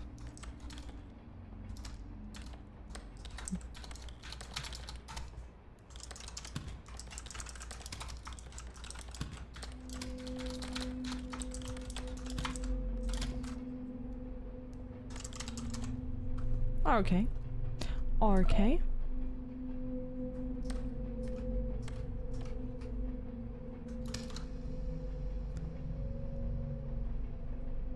Let's see. Dead. Dead, dead, dead, dead. Next week. Dead, dead, dead, dead, dead, dead. Next week. Next week. Okay. Dead.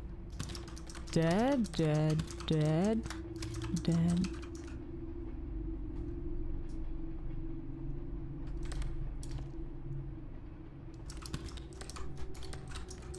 Next week. Dead, dead, dead, dead, dead. Next week. Next week.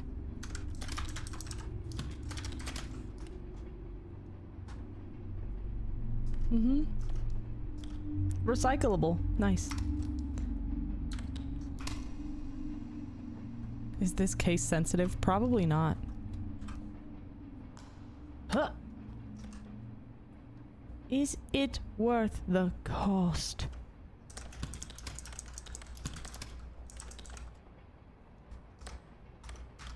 Little eye.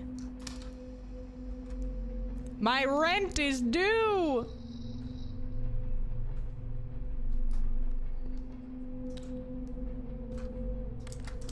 Hello from Yermo?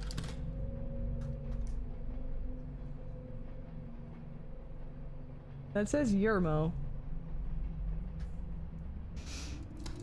This place, whoa, took Kitch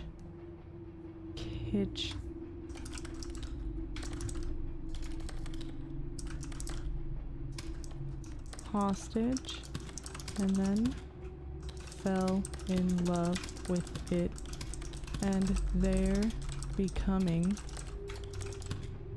Bonnie und Clyde. Clyding common sense.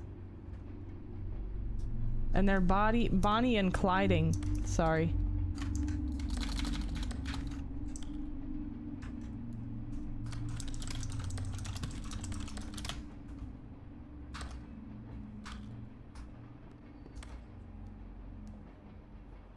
Yeah, that does look like an old diner with all the stuff all over the walls. Okay, let's try that.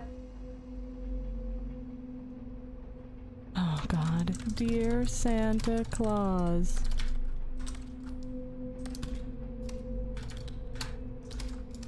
I am being good. Mom wants to know next time you're here so she can say hi. We can make cookies and give gifts.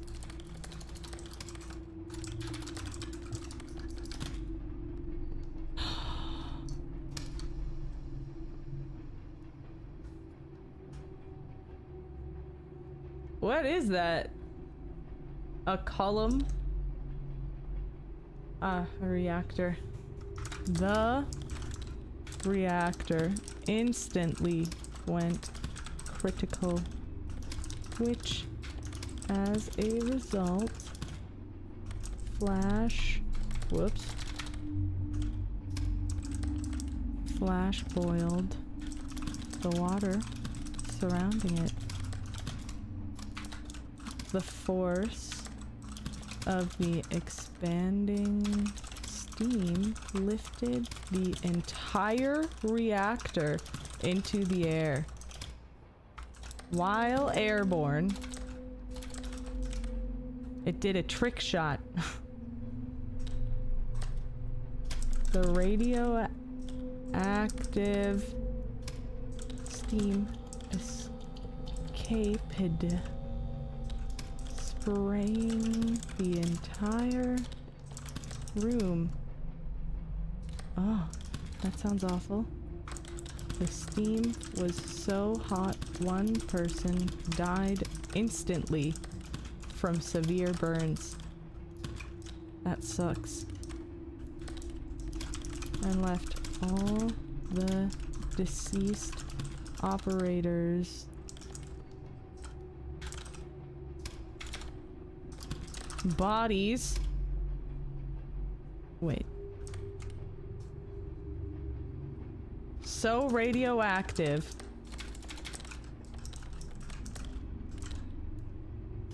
that they were buried in lead coffins. That's hardcore. Wow.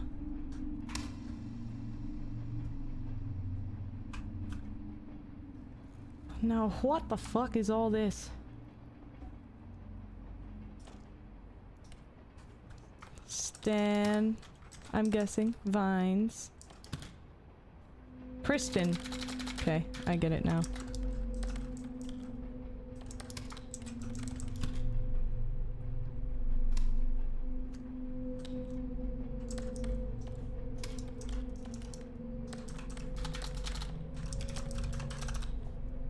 Kennerdell.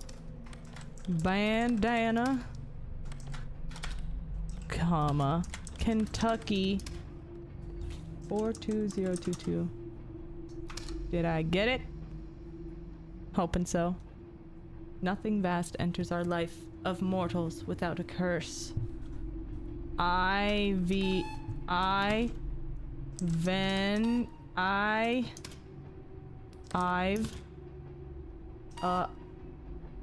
I've fuck.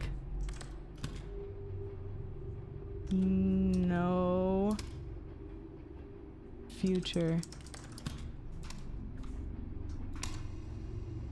It's like it's trying to speak to me.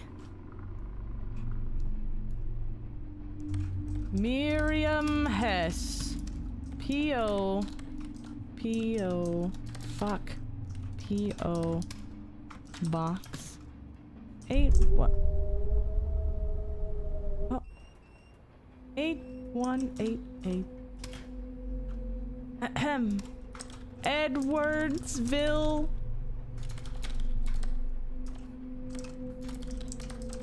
You can't stop me from getting my fucking bag. Alabama 36261. Okay. Let's make sure. Yup.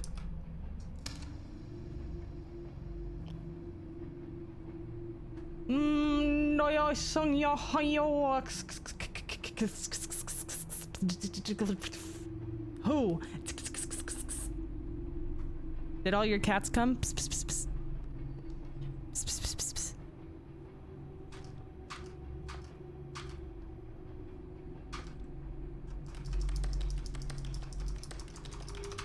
All right. I'm submitting. Who? Damn it. Okay. Who? Whom?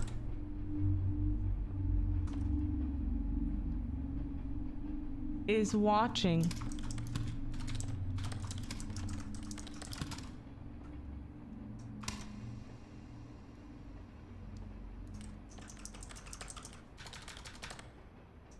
Let's try that.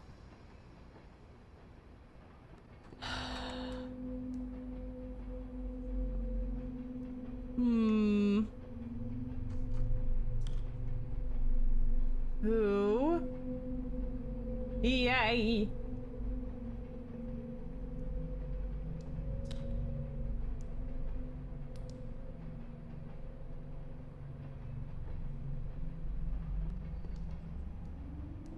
Oh my god.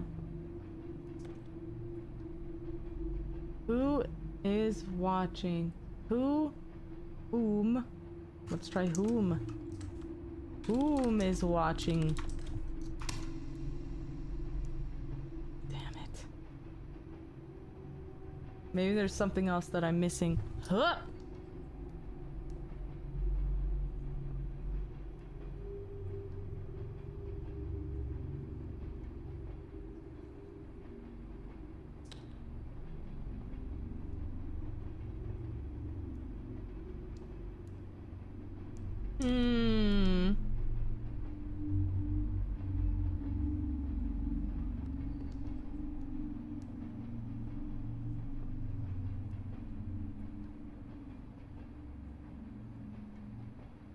This game is really making me think. 1, 3, 2. Maybe that's it. There are numbers on the bottom. So... who is watching whom?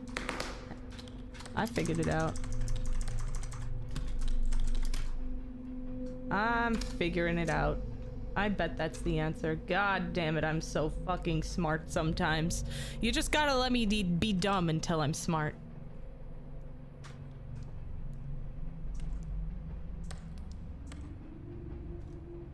Bind.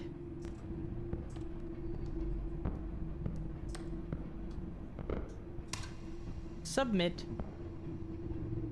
What? Bind. Yay! Oh god.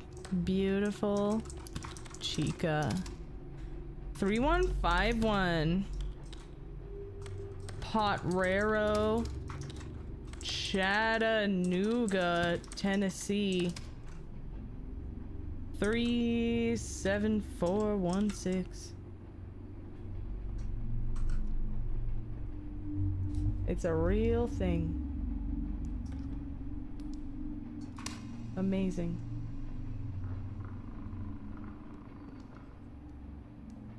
Oh, fuck, not this shit again. 3 E I 3 E N no W every E R S D F X C V S X S D F V X C V G. Oh, fuck me. 3 E W E R S D F X C V S X X D F V X C V.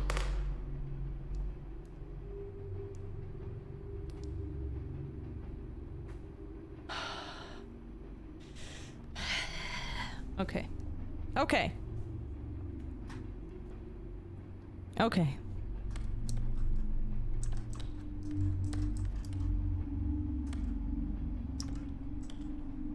S X X S D F.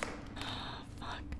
3 E WERSD FXCV SXSD FV XC V G 6? Maybe it's 6. Oh, that's good. YHN 6 7 8 I K that UE JK BNM. You gotta be fucking kidding me.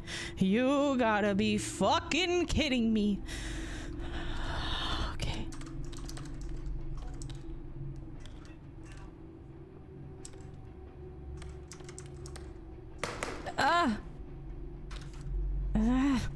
Why is this so hard? Fuck. I'm getting flustered. Let me take a drink. Let me take a little drink.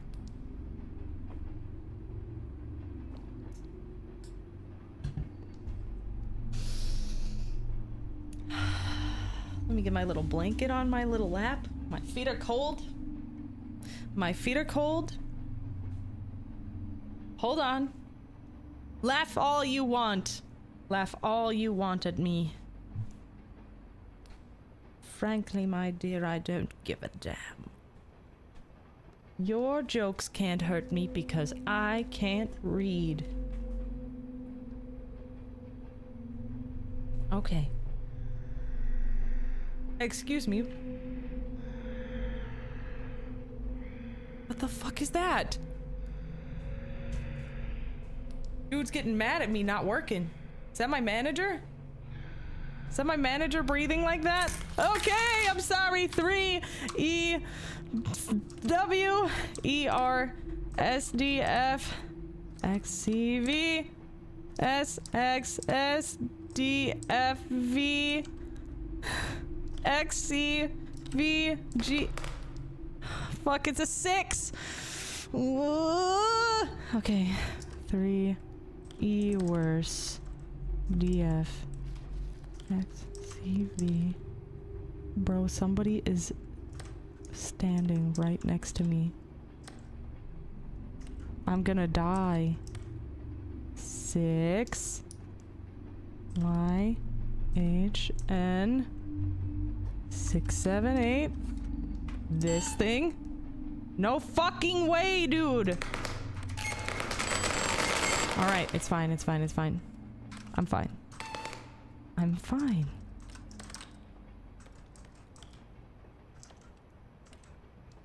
This is crazy that I'm getting stuck on something like this. I don't know why it's giving me anxiety, but like my heart is actually very beating fast right now.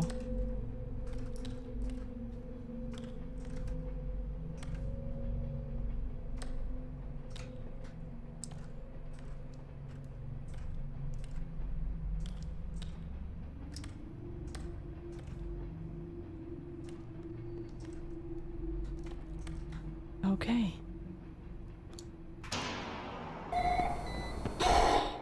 Okay. It's fine. Laura Shonda.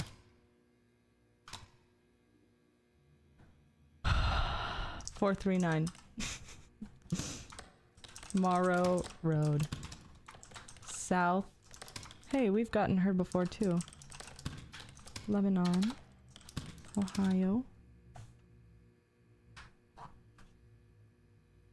45065. One result. I'm doing it.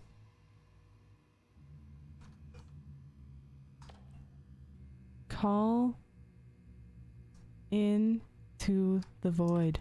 Perhaps I will.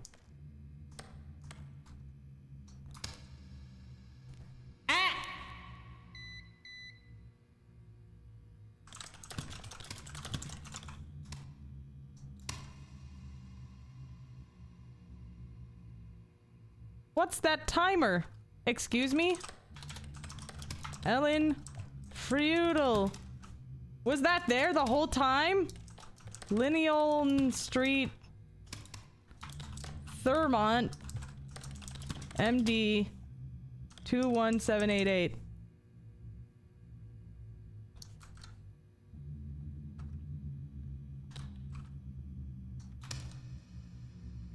Oh, dude, has that been there the whole time? Oopsie. Shit, did I do it wrong? L Foil.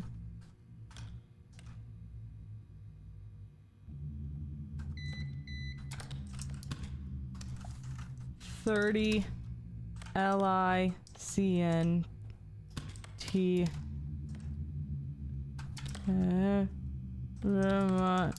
D 288. I know we just did it, but whatever. Oh, dude, what's happening? He.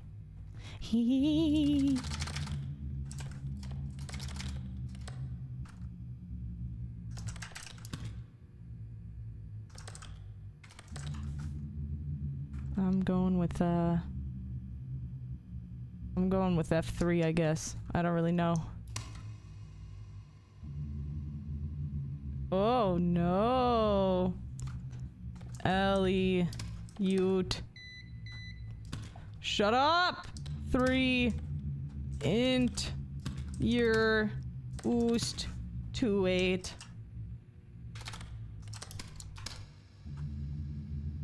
Submit. Let it rot.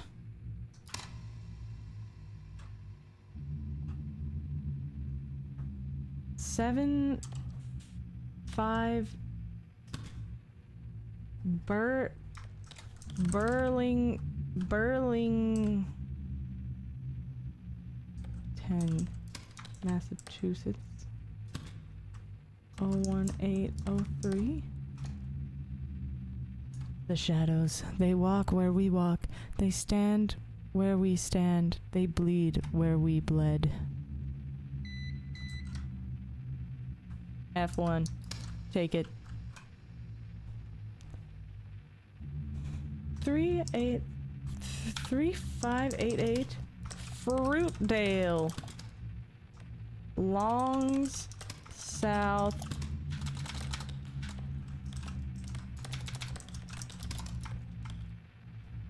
Carolina 29568. Ahem. Ahem. Ahem. Thank you.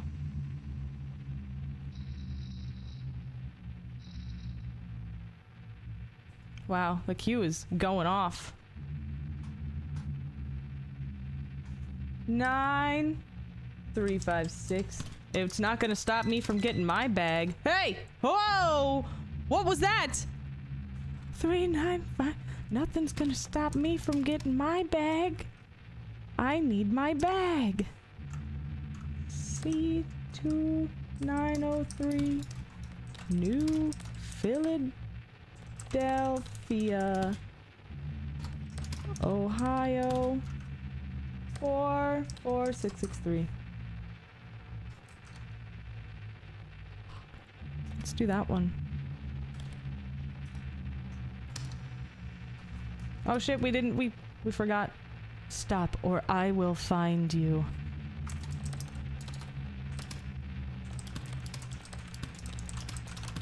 Uh-oh. Dude, are we about to die? Are we about to die? Who is Prue Weinberg? 5125 Bastion, Mason, Wisconsin. 54856. Go.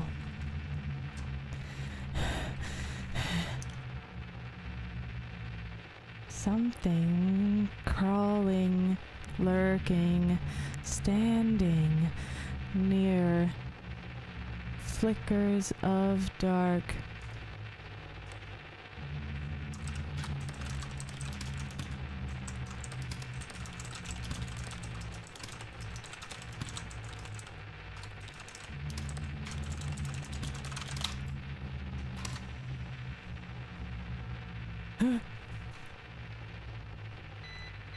I am seeing movement.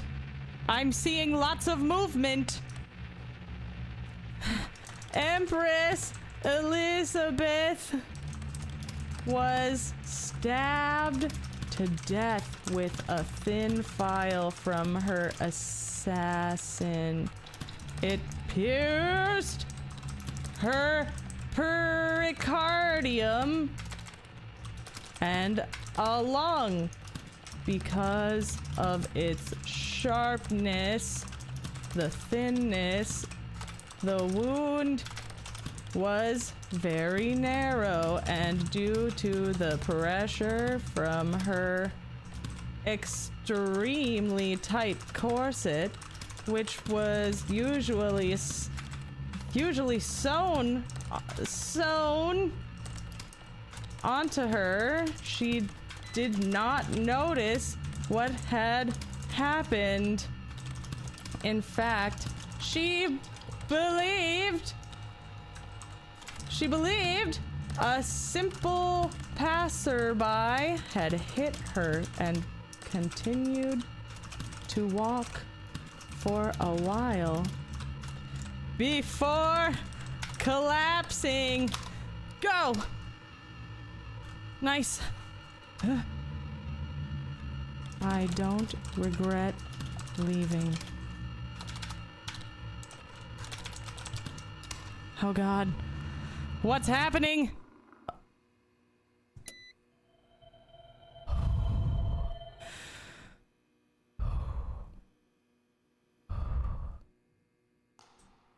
Okay.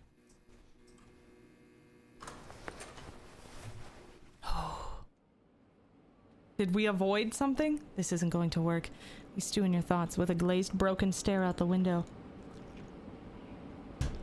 Maybe if you skipped eating for the rest of the week, you could still be able to make rent late. You've been thinking a lot about going back home lately. You could try just to make it all pan out. Living there for the rest of your life, probably never seeing anything new. You probably could even afford a house in your lifetime if you moved back. Is it better to put up with the problems one already knows so well, or venture out and constantly stumble into new ones? You feel a tinge in the back of your skull, a fear that this has been your one and only shot, that you wouldn't be strong enough to make another effort to move.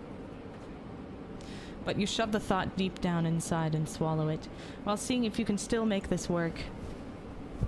This is depressing. Oh, God. Brother's not doing so hot. Still sealed.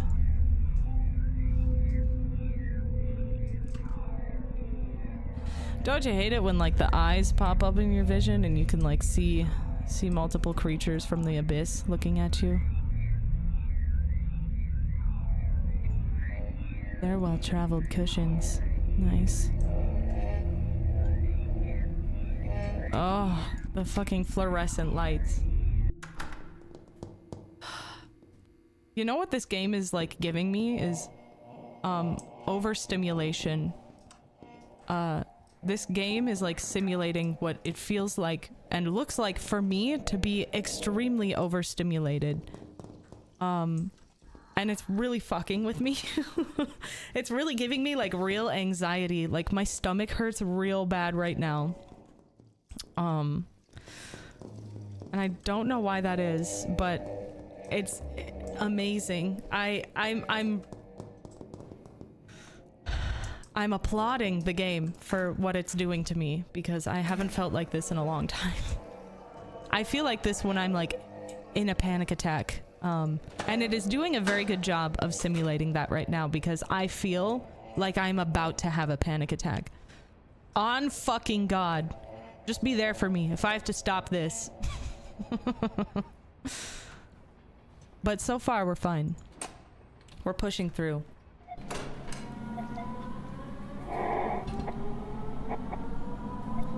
Ugh, okay. Another day, another dollar. We're getting that bag. And if I cry, I cry. You emailed earlier, asking about being able to work from home, especially for the power issues. The manager responded, saying that the operating system, the software, stomach pain med fuds, Groovy Caster, thank you very much for the supa. Whew. Saying that the operating system the software runs is unique to the company. Something that was custom made a long time ago, and only a few people know how to really maintain it. But it still works well. They didn't say it directly, but you got the impression they like it this way, so people can't fool around on the internet or play solitaire when they should be working. The cell phone signal in all the buildings you've been in is surprisingly bad too. The manager calmly assures you that the issue has been addressed and not to worry. Whatever. You just need to keep rent paid, and while you find something better, especially at this job, as this job has been wrecking your hands lately, part of you has moved to the city to meet new people and experience new things, not to be stuck inside this pitiful little room in some factory alone, taking orders from a box.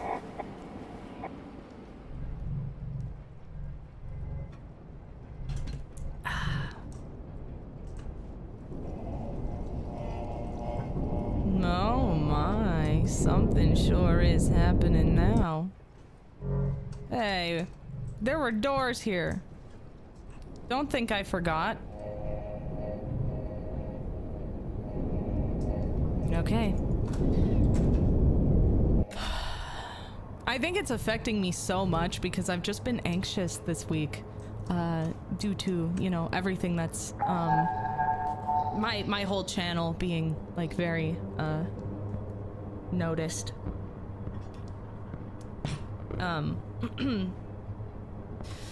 But we press on.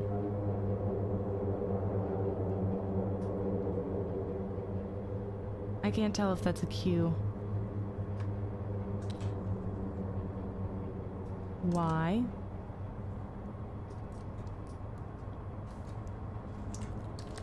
NDE? Wait a minute. Oh shit, I've messed something up. You forward, then I think night and nugget is what is from the anxiety in. I don't know. I don't know, man. I don't know, man.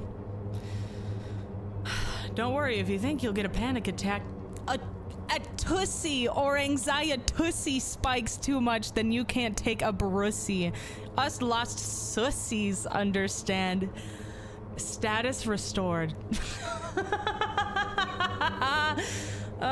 Thank you, Yuki-senpai. Channel 5 times the size by the end of the year. Don't say that. Tummy hurt. I don't know what all this is, but it's not right. Let's see. Okay.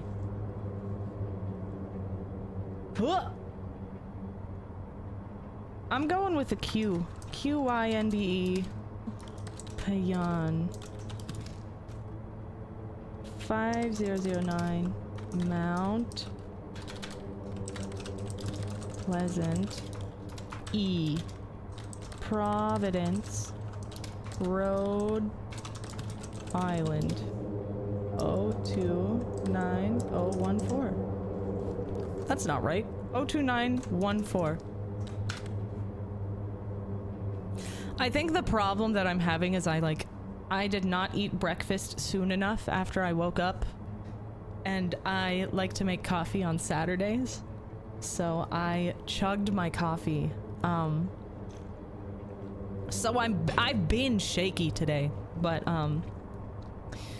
I sometimes like give myself anxiety if I like have too much coffee. You know what I'm talking about? Like, you have too much coffee and then all of a sudden you're like, bro, what is this? What is, you know, like just fucking, I don't know. I'm very full of energy and I have no good output. I just need to like shake it out or something. The coffee, no food, exactly. Couldn't have said it better, my sussy. Yeah, I'm getting the caffeine anxiety, so don't worry. It's not just like straight up like channel growth anxiety. Oh shit, that's right. Whoa. Let's go with F1. It's never steered me wrong. Pleasure. Great places to get wet. Nice.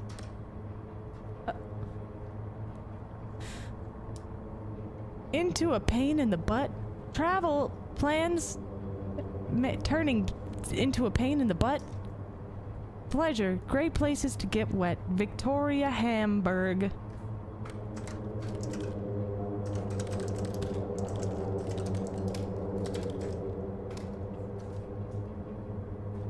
$1921. I'm getting my fucking bag. Excuse me? Not cool. Let me do my job. Let me get my bag. Congo Drive. Redmond, Washington. 98052. There. One of these. Laura Shonda. 439. Morrow Road, that's right. 439 Morrow Road. South Lebanon, Ohio. She's from Ohio. I wonder what that means. I wonder what that means. I'm not in the know with that kind of, like, that kind of fucking... You know what I'm talking about? I'm missing the words right now. But... Oh my, what's all that now? It's probably somebody coming down the hallway for me, I'm sure. Should we watch it?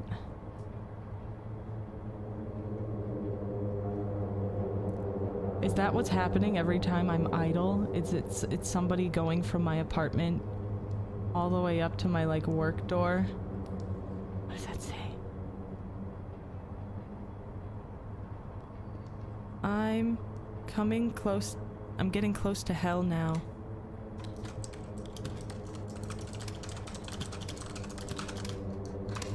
Submit! Brain rot? I'm from Ohio, so I know. What is that supposed to mean, though? I don't understand the reference.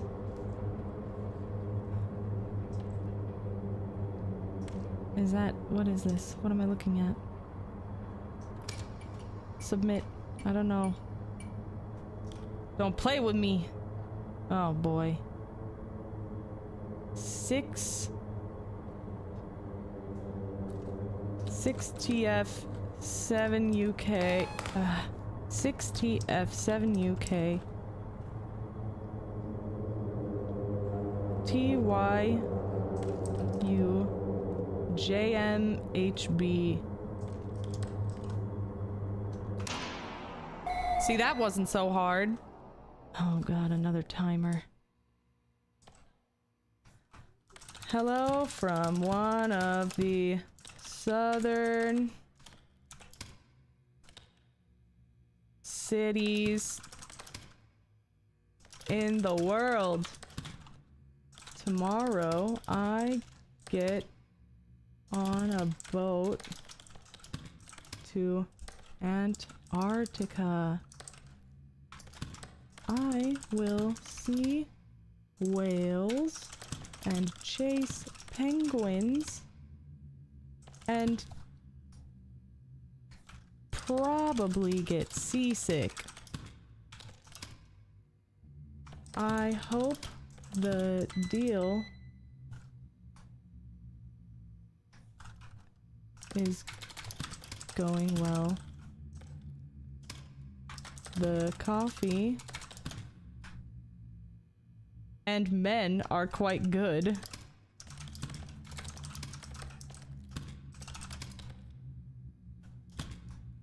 Okay. In Argentina. In Argentina. Tina. Never stop Penguin Post Office.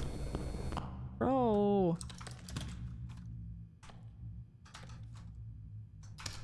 I did it. I did it. To Sharon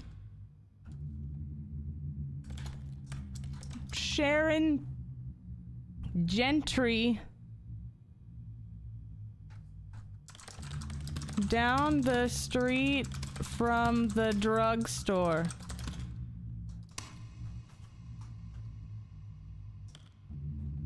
Oh shit. Okay. Myoclonus.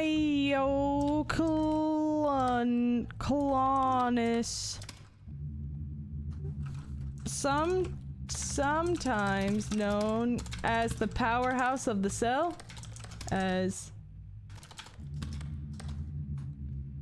the the war's twitch.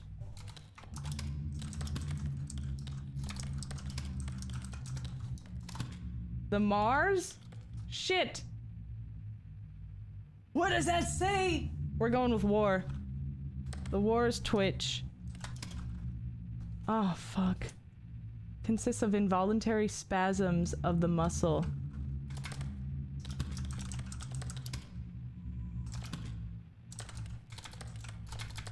It's not gonna stop me from getting my bag. Spasms of the muscle. It seems like we're not supposed to be able to, like, succeed.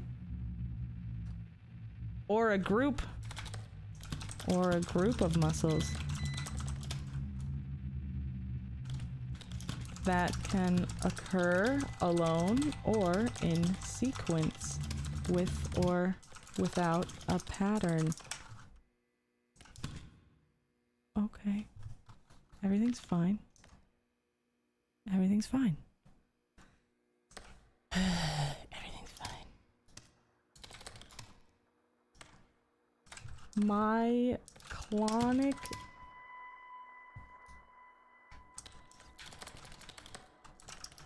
seizures,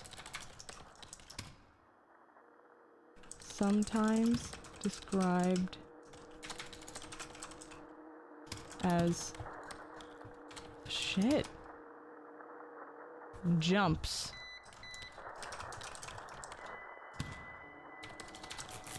You can tell I'm getting so fucking flustered right now. Are caused by rapid constriction and relaxation of the muscles. Myoclonus can be a strong sign of pent-up mental anxiety. Most often, it tends to be one of several side effects in a wide variety of nervous system disorders. Send. Send! Nailed it. The future is burning. Send.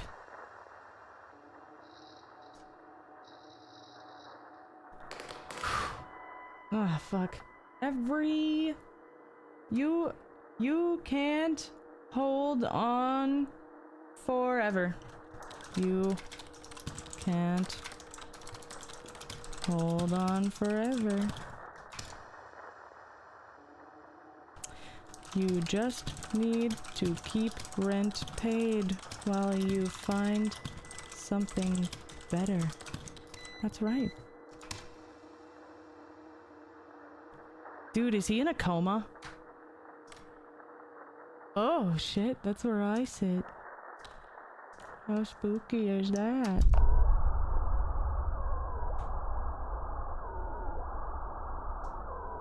Back to my bed I go.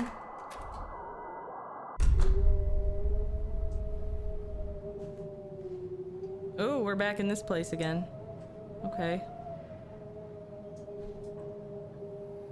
What's this thing? What are you? What am I looking at here?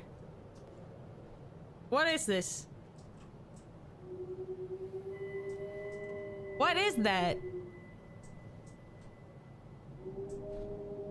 Can I interact with you? No? Perhaps not? Should I go over here? Maybe over here? Perhaps right here. There we go. No, my. I'm assuming we're going right to this little red room over here. Oh.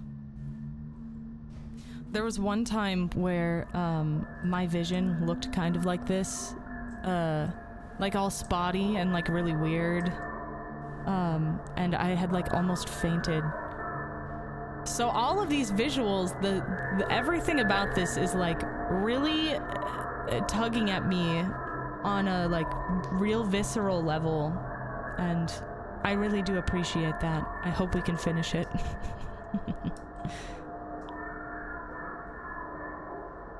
Call into the void. Wee! Wee! Wow. Okay. That's fine, I guess. Enter.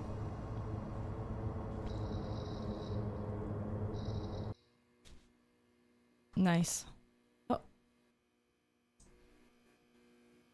Should we wait until this timer runs out? Let's just see. Let's just see what happens. I just want to see.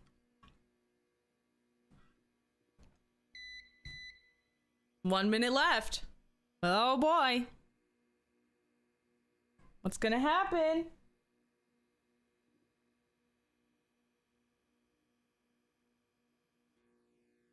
One minute left. This is the slowest minute ever. This is just what office work does to a motherfucker. Honestly though. Honestly though. I hated my office job. Oh. Shaky, shaky. Shaka, shaka, shaka.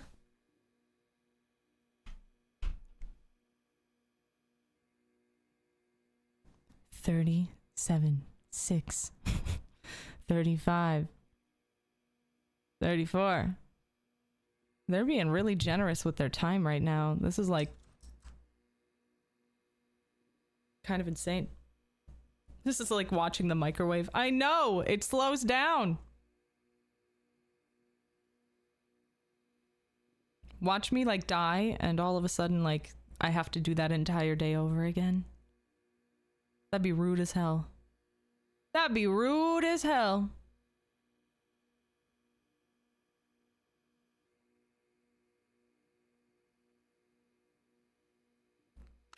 Four, 3, 2, 1, 0. Nothing? Okay. I guess that's just what we get to do for the day, I guess. Sitting on the subway and you can feel it. Moving them back and forth. Your fingers creaking loudly. Am I just becoming an eldritch thing? That'd be kind of fun, honestly. Whoa! That scared me. Can I go this way? Why won't it open? Why would it open, bitch?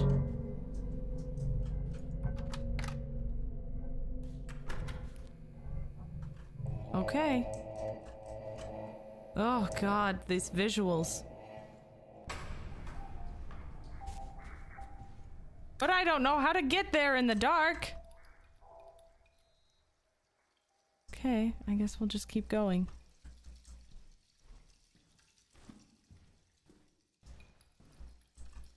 I feel like this dude is just like, he has like a brain-eating amoeba or something, and he's just ignoring it.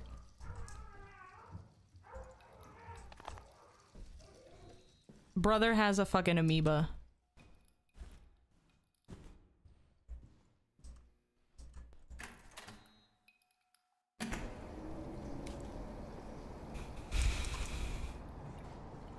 Oops, wrong way. We gotta go up.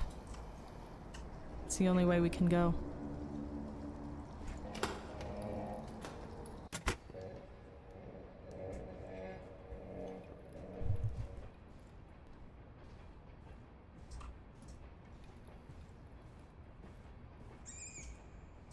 Mouse.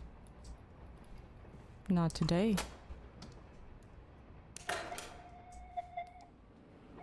Finally, some good news arrives. You hear back from your old coworker inviting you to join them in their new data entry gig. This is mostly typing up scripts and closed captioning for television videos. Television? Sounds sort of fanciful. Certainly more interesting than random postcards. You agree to it and are quickly scheduled for an interview tomorrow. They're swamped, so you might even be able to start the day after if all goes well. It doesn't feel fast enough.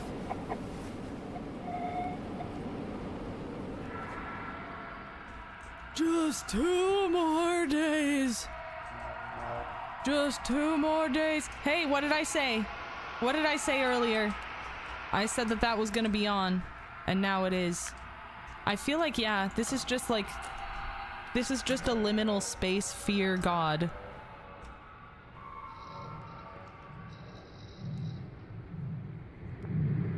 There we go. Everything's just fine. Actually, it's not. I have to pee. I mean, I have a cryptid... I have a cryptid call coming in. Give me 1 moment. Fuck.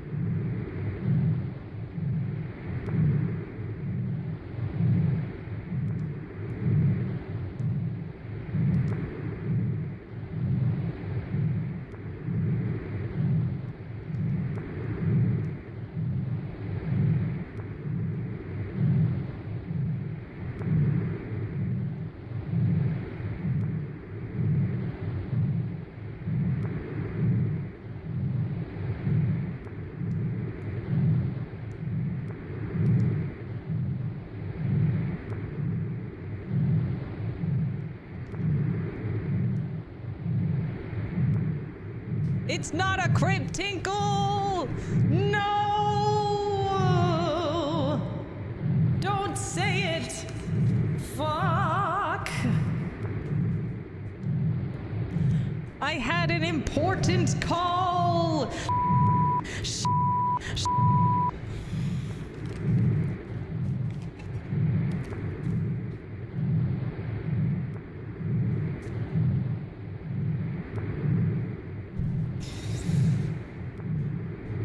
Fuck! Okay. Too bad, now it's Crypt Tinkle. No! Oh god. It's not my fault. It's not my fault. Where were we? What was I even doing? There's nothing to do. Let's send it through. Send it. Damn it. I'm cold. I love it here.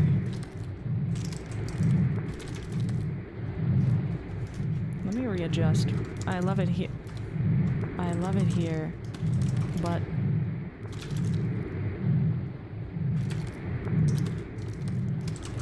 I'm cold. Just gotta find my flow again. And there's bad Wi-Fi. So I'm behind on my K-drama. RIP. And it's fucking gorgeous. Gregoris. Gorgeous. Pun intended. Deal. Oh, I know this was like doing something else. I know this was for something else. The Bahamas? Was that the one? Let's see. Oh no, what's going on? Joanna Moye.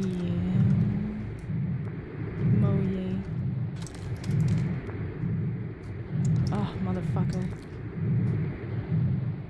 6455 Edge Water Sandgate, Vermont. 05250. How are you doing? I need to know if you're okay. Oh shit. Whoops. I didn't mean to send that through yet. Okay, let's see. I swear to God, if this is Prue Weinberg able to break free. Was able to break free. Oh shit. My boss.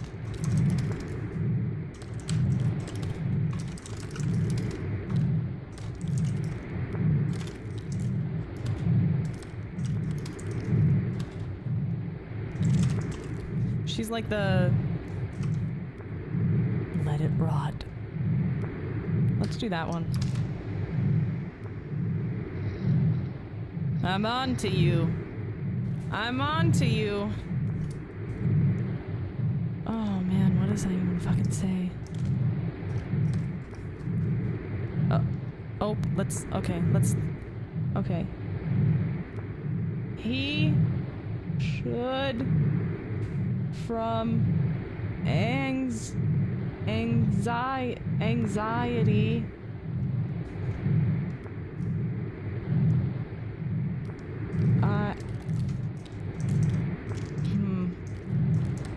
forward and the night and die. I don't know. Let me hear slug from anxiety. Oh, here the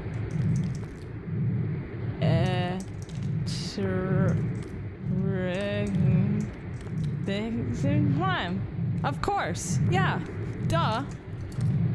I get it, totally. Enlighten me with this lore. Who is Killith? Oh, you're gonna find out after this. I'll try to get through this as quickly as possible, and we'll do the Q&A after this game. Donald Oliger 4365 East.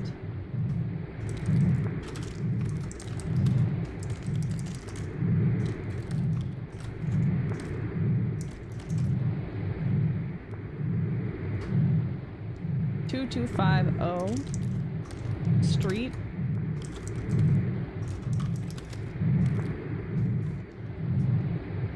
Kawani.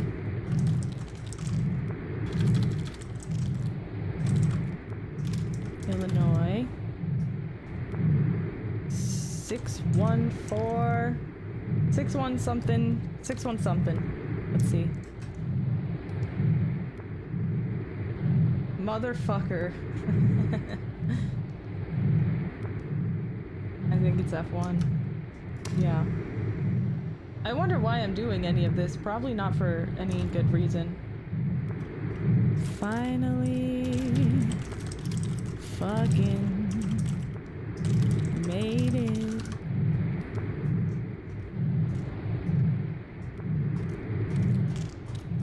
Alright. That's what I'm going with. Stimming from the keyboard clicks. Good. Mrs. Ruggiero, who died in their sleep. 7972. I see you in the corner there. Don't think I can't fucking see you there. 7972. Main lane. I'm just choosing not to care, you see. Apartment 921. Bridgeboro. God, the management here is just so micro.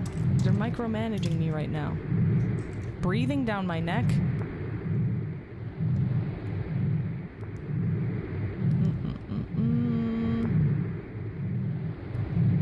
Let it rot.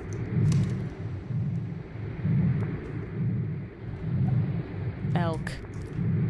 I'm happy you're still here.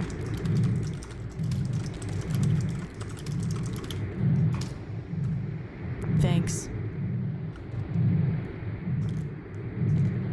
Not this shit again. 4R6Y ERT TY U FGHJ TG. Fuck. 4R6Y ERTTYU FGHJ. What? 4R6Y ERTT. Am I not doing this right? E 4R6Y ERTTYU FGHJ TGB FV FGH VBN. Get fucked.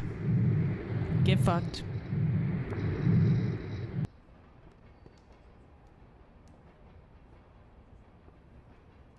Oh no, there's no doors in here. Oh no, there's not even a little distraction in here. Just a... What is that? Is that the computer desk? Is that the desktop? I don't like it right there. I just get to die in this room with my brain-eating amoeba.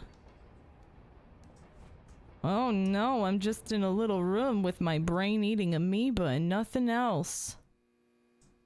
Until there's someone in the corner! Not yet.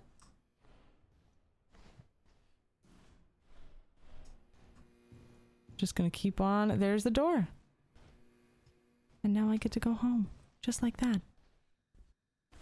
Look at me go. I can make it. I can make it. I can make it. We're gonna make it.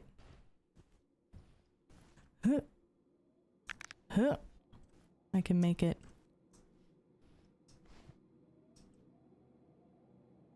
Should I like... Status restored. Just make it to bed, brother.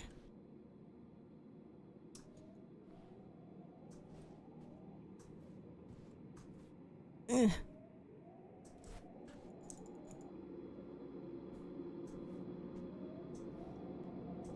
Oh god, there's just no... I just have to go back? No, maybe I'm not looking hard enough. Here's my kitchen. No. Guess I die here.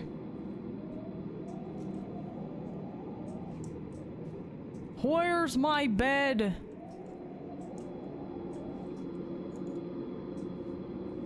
I just want to go to sleep.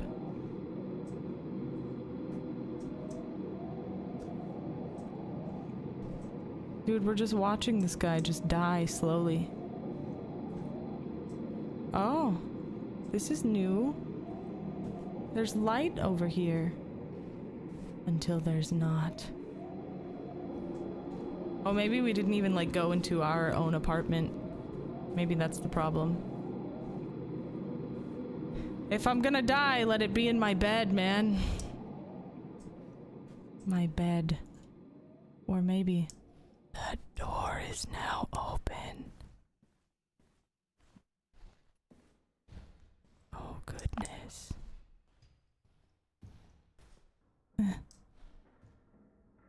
I can't fucking see! Maybe I can go this way.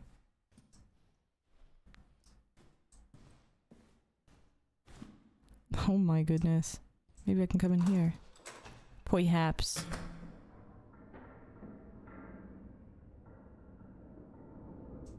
I wonder if there's a way to not suck and then, like, maybe you can... Okay. Okay, it's giving green Silent Hill.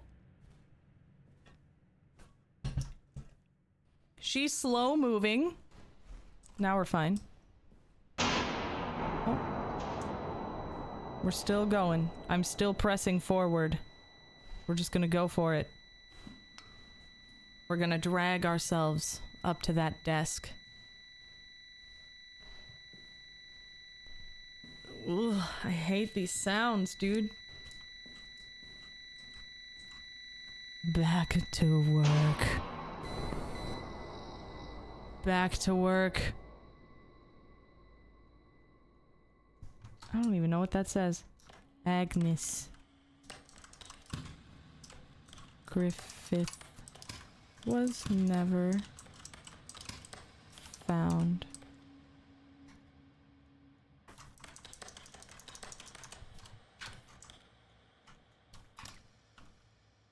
Four, 8, 10. Kenneth Bunk? Port? Lewis? Me Horde? Me ahoy min yoy? Washington? 98499.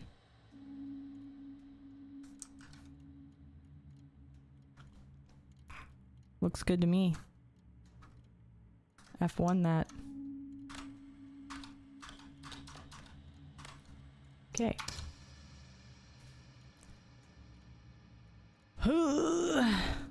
Marigold person was a home wrecker. 2569. Yeah. Rose Boom Way. Littleton, Colorado. 801129. F1. Hell yeah, baby. We got that shit on lock. Oh my. Okay. Look. Despite being a total piece of shit, we still got a beautiful funeral. Period. Oh, that was actually pretty good. Okay. But it was infuriating to see friends and family gathering and smiling to remember someone who had caused that much trouble. Nice. Every story swapped flew in the face of the havoc he'd wreaked and the people he hurt. Nice. Let's send it. Let's send it. Whoa, my computer is breathing. Joseph. I wonder if I can just like keep going. Meyer.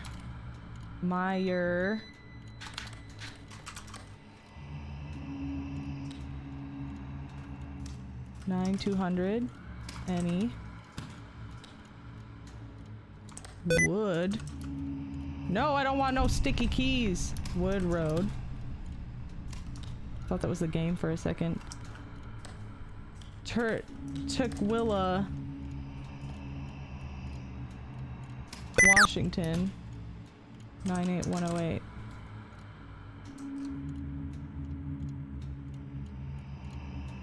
Let's do it. Big, there was a hole there. It's gone now. That's what I said. Dear Santa Claus, where is my mom? Will you bring back my mom for Christmas? I promise I will be good. Oh my god. That's so rude. Okay. Let's see. Stop. I know who you are. This game is very immersive. Q remain ear. Q remain 29317. Ruiner. P.O. Box. Number 351. Emma. KY. That's an H. 41653. I'm getting my fucking bag. Nothing's gonna stop me. Nothing's gonna stop me.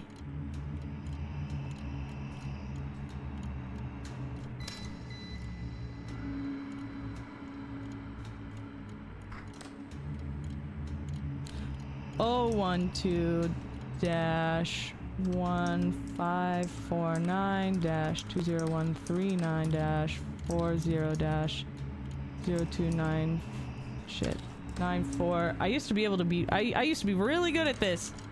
599492-09 shit 952. Enter. 57786495699200000.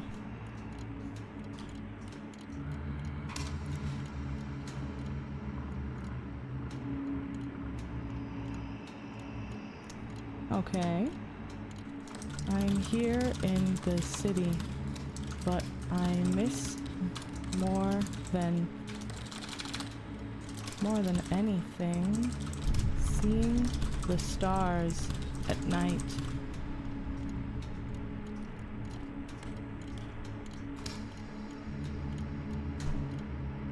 Let's see. Oh shit. They continued to drift in and out of consciousness.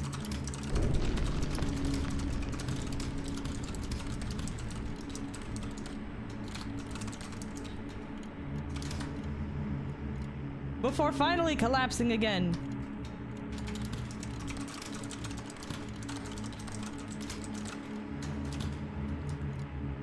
M finally completed the act by stabbing the participant in the throat. M finally completed act by stabbing the participant in the throat. After which he hung the body on a meat hook. Period. The corpse was dismembered and eaten. Eated over the next 10 months with body parts stored in the freezer under pizza boxes. He consumed, that's probably a period, he consumed up to 20 kilograms of flesh. That's disgusting. Guilty. I can see it, but I'm not acknowledging it. I'm here to get my bag. For KBOR. What is that?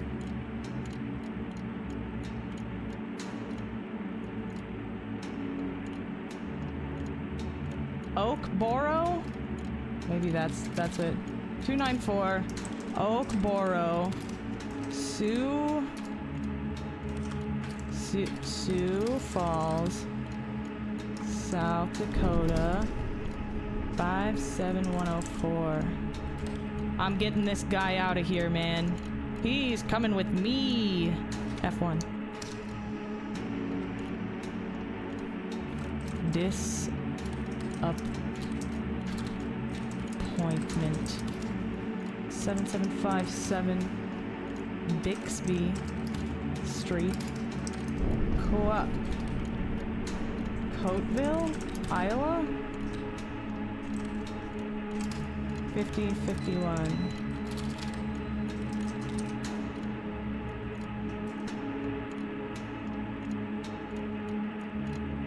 Colville, that's what it is. Off you go. Excuse me. Not cool. Chiquitix Wallins was a parasite. 6361 Osceola, Twin Lakes, Colorado. 31251. Take it. Take it away. Ah, fuck. Laura Shonda. Our girl. 439 Morrow Road, South Lebanon, Ohio. 45065. Don't panic, everyone. We're fine. We're fine. Don't panic, everyone. We're fine. He's just here to give me a very crisp high five. Garner's Ferry Road. Columbia, South Carolina.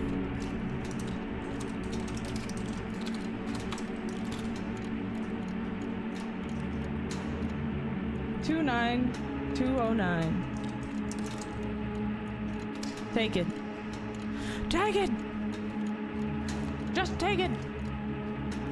My life is now halfway over, and you're still the only person I can never forgive.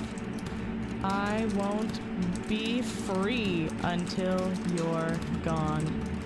I cannot wait to write your obituary.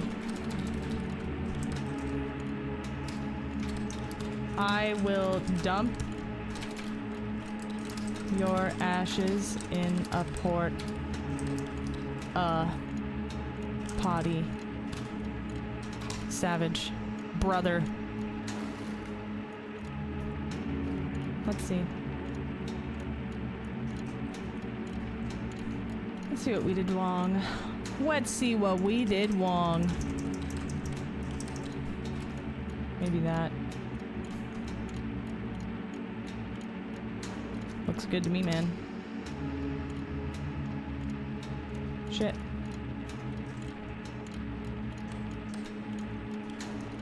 Whoops.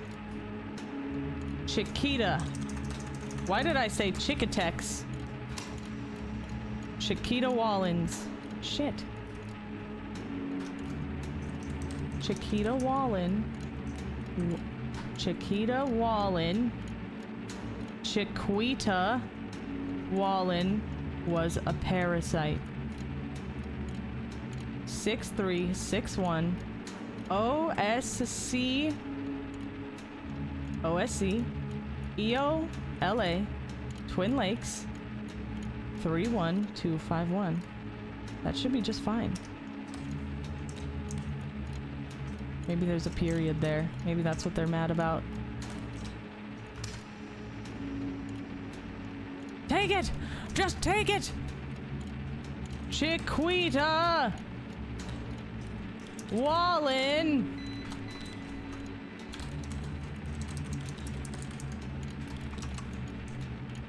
was a parasite. 6361. Maybe this isn't an O. What else could it be?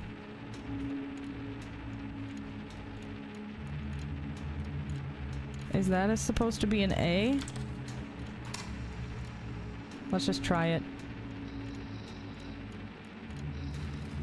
Okay. Oh, jeez. Okay. They are believed to absorb the sins of the individual.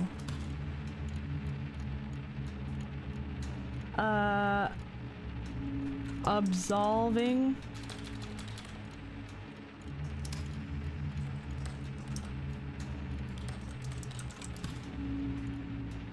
Absolving the person's soul.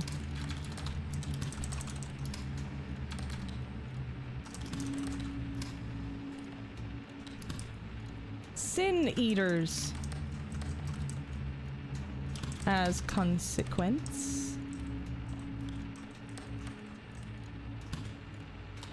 Sorry, I'm typing with one thumb and my whole left hand, so carry the sins of all people whose sins they have consumed.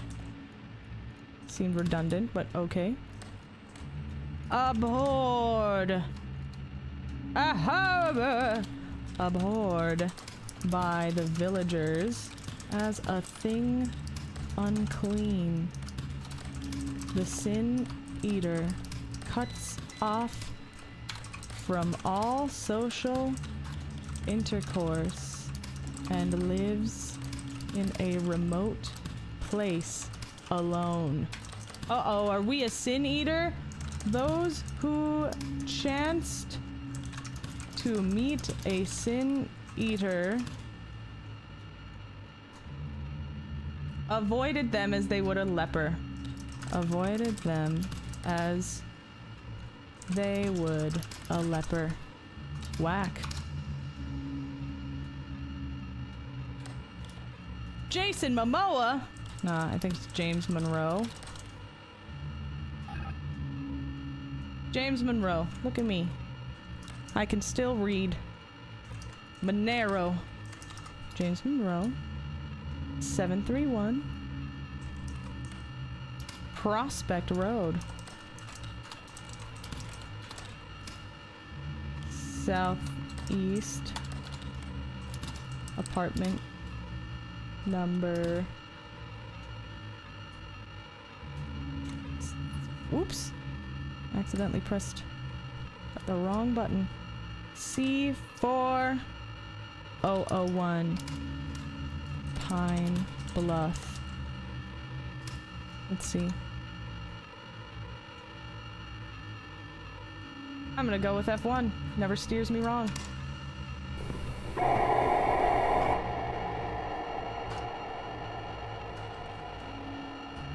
There is something out there calling my name.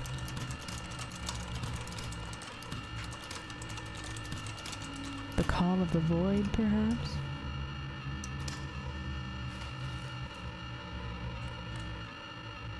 Oh, bitch, I can't read that. Are you kidding? Submit. I don't know. Damn. Oh, no. Athena. Keith. Finsois. I don't know. 8, 5. Damn. Okay. Well, I guess I did it. Wow. Wow. Wow. Wow. Wow. Wow. Wow. Oh boy. I think that amoeba finally got to us. Oh! Was that the end of the game? I think we did it. It just shut down, so I think that was it. Rude as fuck.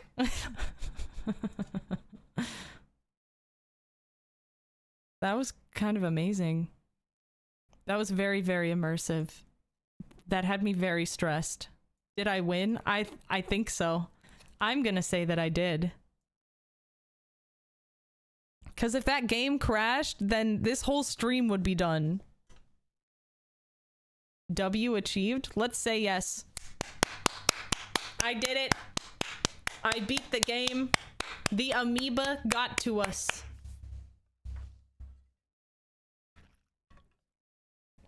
Damn, all the suspense and it was just a blank screen. I know, what the hell? That was wild though, don't you think? Go check it? Alright, fine. If you say so. I'll do it. Okay.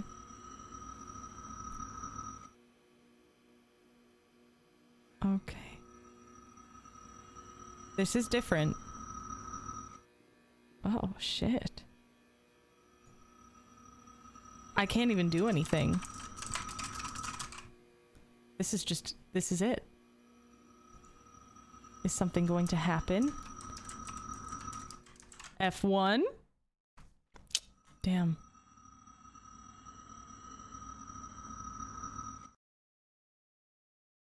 I saw some movement.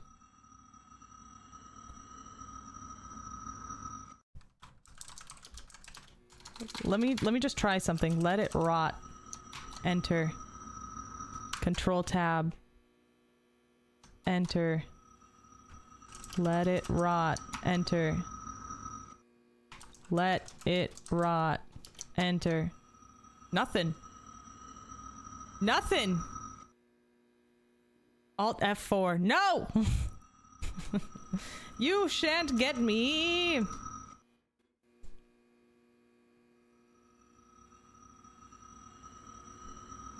Things were turning red and the game closed. Yeah, I think that's it. That's really cool, though. Ah! I have made an oops. I have made a big oops. There we go. I know the Alt F4. You can't get me. You can't get me. I think that was it. I think we did it or something. You might have to Alt F4. I don't know, man. I would run far away. A little oopsie? No, I think that... I don't really know. Let's look it up, shall we? Where's my phone? Wait, I have a computer right in front of me. Where's my phone? Never again, Alt F4, that's right. Okay, dead letter department ending. Oh, there's multiple. Red screen? Red screen ending?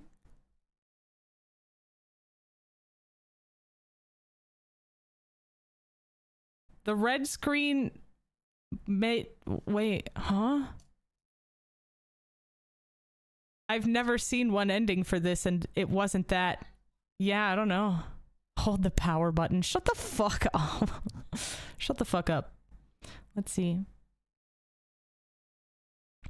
Let's see what we got.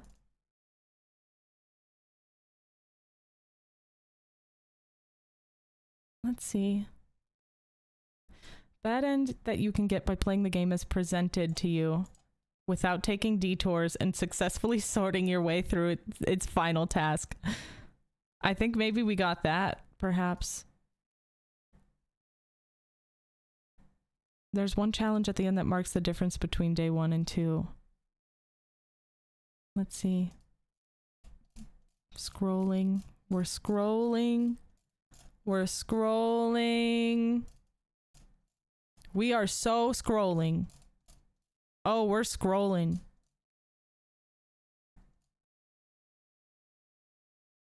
Possessed Fate. Well, I didn't get that. I don't think I typed it fast enough. We're scrolling. We are so scrolling. Scrolling so scroll. In the scrolling. Mm-hmm. Mm-hmm. Oh, damn, there's so many in here. Yeah, I don't know. I don't know what the deal was. They hate to see me scrolling. Any access to the files or load? No, I think that was it. I mean, it's all that I have time for that game, honestly. Because now it's time for a Q&A. Let me do something real quick. I'm going to go post on Twitter that it's time for Q&A so that we can yap a little bit and come down from whatever the hell that was. Okay? Okay, does that sound good to you? Okay? Hold on now. Hold on now. We doing shit out here. All right. Dead letter department was so bizarre and anxiety inducing. I loved it. But now it's time for Q&A. Q&A. That's good timing too. It's right at 5 p.m. It's a yap o'clock, baby. But now it's time for Q&A. Feel free to tune in if you have been wondering what my deal is. Okay, sweet. Awesome. Let me just set that up real quick. We're gonna get into scene. Oh my gosh, hi. Hello. Anxiety inducing. Yeah, I'm really happy that I pushed through that. Turns out I just drank too much coffee. But I feel pretty good now. Okay. I have to set this up somehow. Setting this up. Each one is the same. From Las Vegas to Boston. Linoleum miles that I love to get lost in. I pray at my altar of slush. Yeah, I live for that sweet frozen rush. Freeze your brain. Suck on that straw. Get lost in the pain. Keep your eyes tight. I don't actually know the song. Unburden your load. Forget in 6 months. You'll be back on the road. Welcome, Mazoku. When the voice in your head screams you're better off dead. Okay, let me just figure this out. Sorry, we're in here, we're out here, we're in and out of here.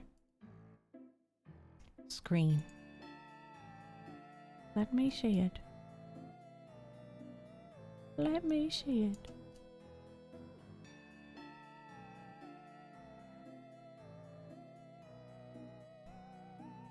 There we go. Okay, we have it. We have it.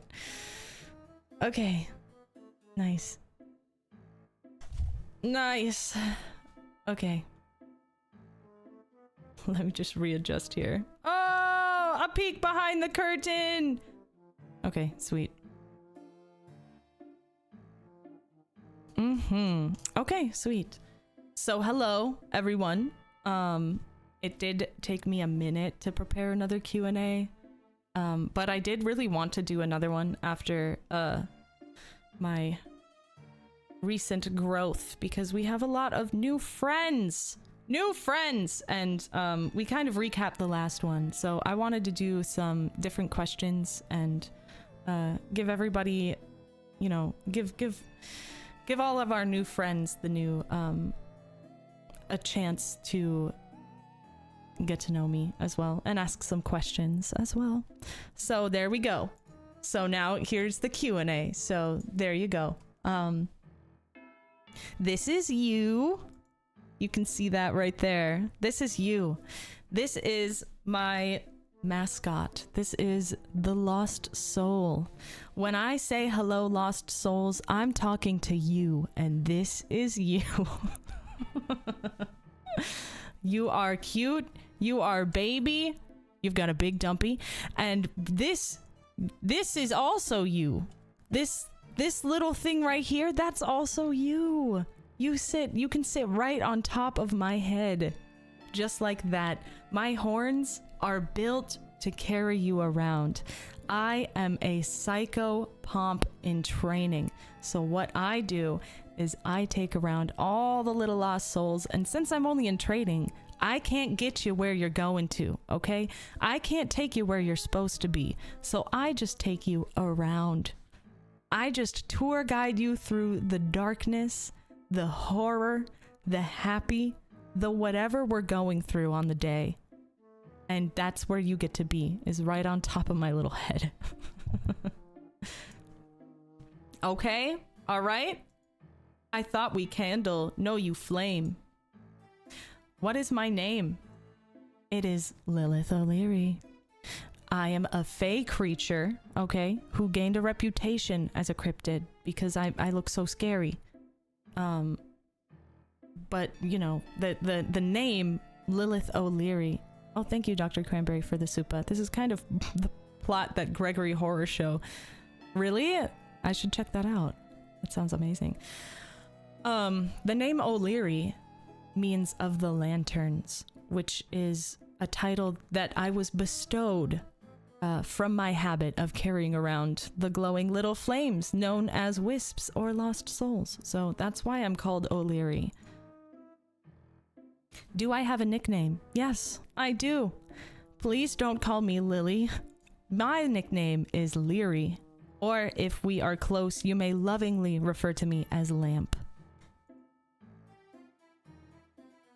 And here are my art tags and stuff, if anyone was wondering about any of that. Thank you, thank you. I'm glad you like the lore. We love Lamp. My art tags are Lilithstrations. Lilithstrations is my art tag, and Eerie Leerie with no space is my live tag. So there you go. All right. What's the next one? How old am I, or have I always existed? That is an interesting question. I was born slightly after humans started walking upright, and my, how you have grown. I've loved watching you guys like evolve and, you know, like kill every other species that kind of looks like you, which is why I don't really look like you within the human realm. Okay. Okay. When is my birthday? My birthday is August 10th. I'm a Leo. I was born in August 10th. And I don't keep track of the year. It's been so long. It doesn't even matter. Top 5 TV shows. So this was a fun one for me to think about. I love The Haunting of Hill House. Whenever I get the chance, I will be pushing it on to everyone. Especially if you haven't seen it, it's just a fabulous show. I remember watching it as soon as it came out, and I watched it like it's like my Halloween comfort show. Every time it gets a little chilly outside, I'm like, it's time to watch Haunting of Hill House again. Which is really funny and really fun. Another one would be The Fall of the House of Usher, which is directed, I think it's just made by the same guy.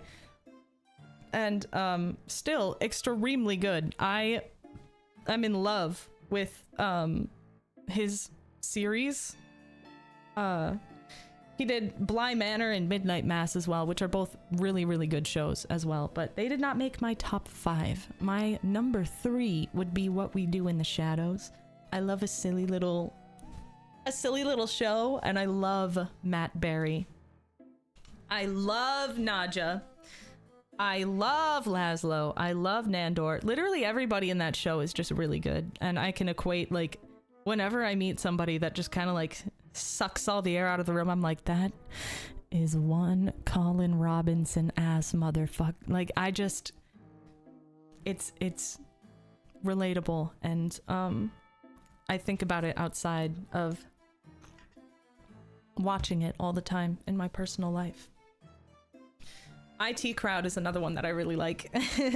It's probably one of the only ones that's like on here that is kind of like sitcom-y, but again, Matt Berry, man, he's so fucking good. It's so fucking good. I don't know what else to say. Mike Flanagan, yeah, that's the guy. IT Crowd though, another comfort show. It was like shown to me when I was like a teenager, and I was like, you know, I can't deal with laugh tracks, but this is different. This is fun. So if you can stand one dry humor thing, I recommend checking it out. It's a little dated now, but it still has a place in my heart.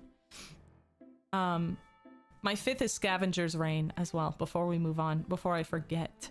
My 5th is Scavenger's Reign. I really, really liked how alien everything was, and they put a lot of thought and a lot of work into how the world they were like marooned on worked, and the way that the animals developed and what they could do, and it all seemed very like natural and interesting and biologically sound, I guess. Like, I don't know how else to describe it to you. I don't like, okay, I'll preface this by saying I don't like space. I don't like shows about space, because everybody's like, I'm just gonna make a big cool alien and it's gonna look cool, and there's no way you can say for sure that it doesn't exist because the universe is infinite. But this is a show that's like, okay, here's how this world works, and like the fucking aliens that they have in this world, like, just makes sense. It makes sense. It's familiar, and it's so foreign and alien at the same time. You can like recognize like and equate traits of these aliens to things that you could find on Earth, but then they're so different and they're so weird. So cool. Scavenger's Reign is the name of that show. That's my number 5. Where would you like to travel? My top 3 bucket list would be Greece. because I've always wanted to go there. I love Greek mythology. I love Mediterranean food. It would be really, really nice to see just a different place as well. I'd also really like to go to Scotland, my homeland. I've heard it's very, very beautiful. I've actually got family up there somewhere. I'm not sure where, but I've heard I've got family up there from my giant fucking family. So maybe I could reach out to them and be like, hey, do you remember meeting me before I was born? Do you want to host me for a week or two? I think that'd be really nice. I want to go see some, like, I want to go through a hike in the Highlands and find a decrepit castle for me to live in for the rest of my life. And the third place is also Japan. I really want to go to Japan. I feel like that's everybody's answer, but I've had an interest since I was like 8, since even before that, since Sailor Moon was coming out. I was like, damn, I want to go to Japan. But I refuse to go there if I'm going to be an embarrassing and annoying American tourist. So I'm waiting until the perfect time. And you know, I need money.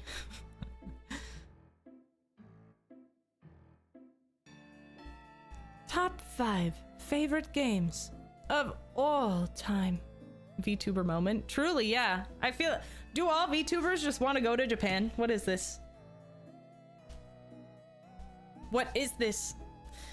My top 5 favorite games of all time. You don't understand. Like, it was so easy for me to choose this, okay? Number 1, Haunting Ground. Haunting Ground. Okay? Just listen.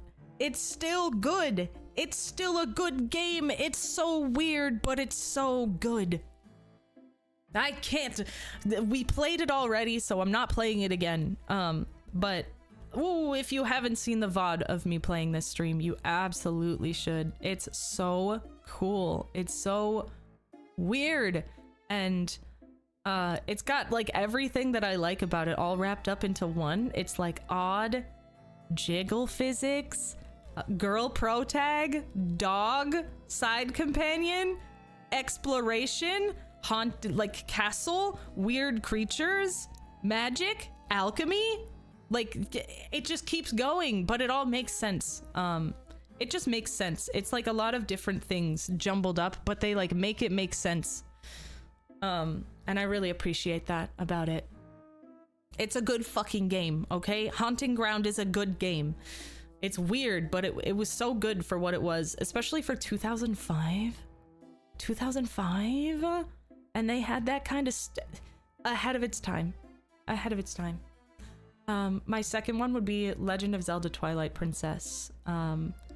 Back in the day, like, I was a Nintendo girly. I didn't play anything else but Nintendo, and having a game like that, I think I had put like 24 hours into it, and I was like, this is the longest game I've ever played. Oh my god, that was amazing.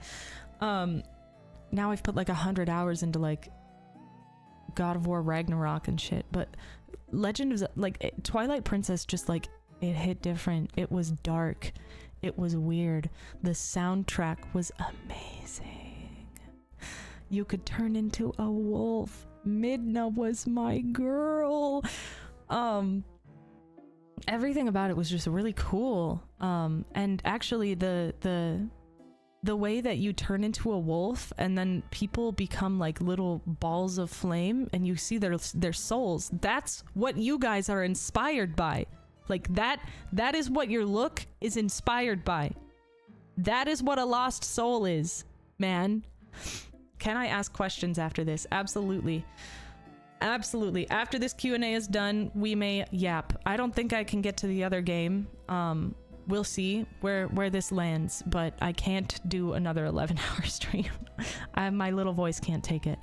My third favorite game of all time is Paper Mario.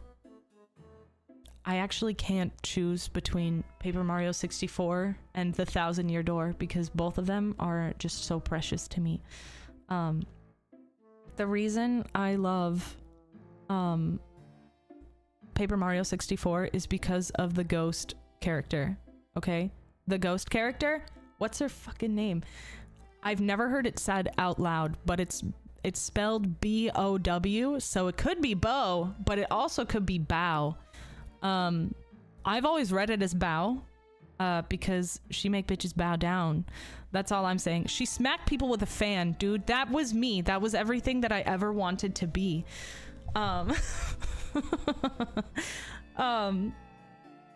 So I loved that game. I also just like that you get to be Peach and try to sneak around Bowser's castle and make a cake. That was one of my favorite parts, is making Mario a cake and sending it down to him. I love baking, so that like scratched an itch for me. But A Thousand Year Door is like gold from start to finish. I remember my older sister having that game and I was never allowed to play it. So I didn't play that game until I was already almost an adult. And it was still really good. It was a really good game. Number 4 is Little Nightmares. Number 4 is Little Nightmares. I bet you saw that coming. It's one of my favorite games. Again, it just scratched an itch. It's inspired by one of my favorite Ghibli movies of all time, Spirited Away. You're tiny. You don't have to fight. You can just run and hide. Puzzles, horror. What else do I need? There's so much lore. It doesn't shove the story down your throat like you're an idiot. I like that. It's very visual and very cool, and I think it told its story in a very consumable and digestible way, without making it spoon-fed to you. And I appreciate games like that. It makes sense since you played 2 yesterday. Exactly. You understand. You understand. What's the next one? Next game that I love is Legend of Zelda Wind Waker. To put this into perspective for you, I bought a Wii U specifically for the Wind Waker remaster. And it was amazing. The Wii U was built perfectly for that. So I really liked the Wii U. I don't remember playing anything else on it. I know I had games, but I didn't give a shit because I was playing Wind Waker. So yeah, Wind Waker. It's just so good. I have a little Korok plushie from Wind Waker. Waker, like awake, like waking up the winds. And I feel like it gives dredge sometimes when you have to like dredge up the Triforce. I keep telling people, they're like, oh, how do you like dredge? And I'm like, it's like the dredging part of Wind Waker, so I really like that. And all of them will straight face be like, I never played that game. And I'm like, what the fuck is going on? It's such a good game though. I love it. I love it. What's your favorite game of all time? Have I tried the new ones? What do you mean? The new what? Hey, I just did that one. Do I want to do streaming full time? That is a great question, and one I feel that is very valid to ask right now.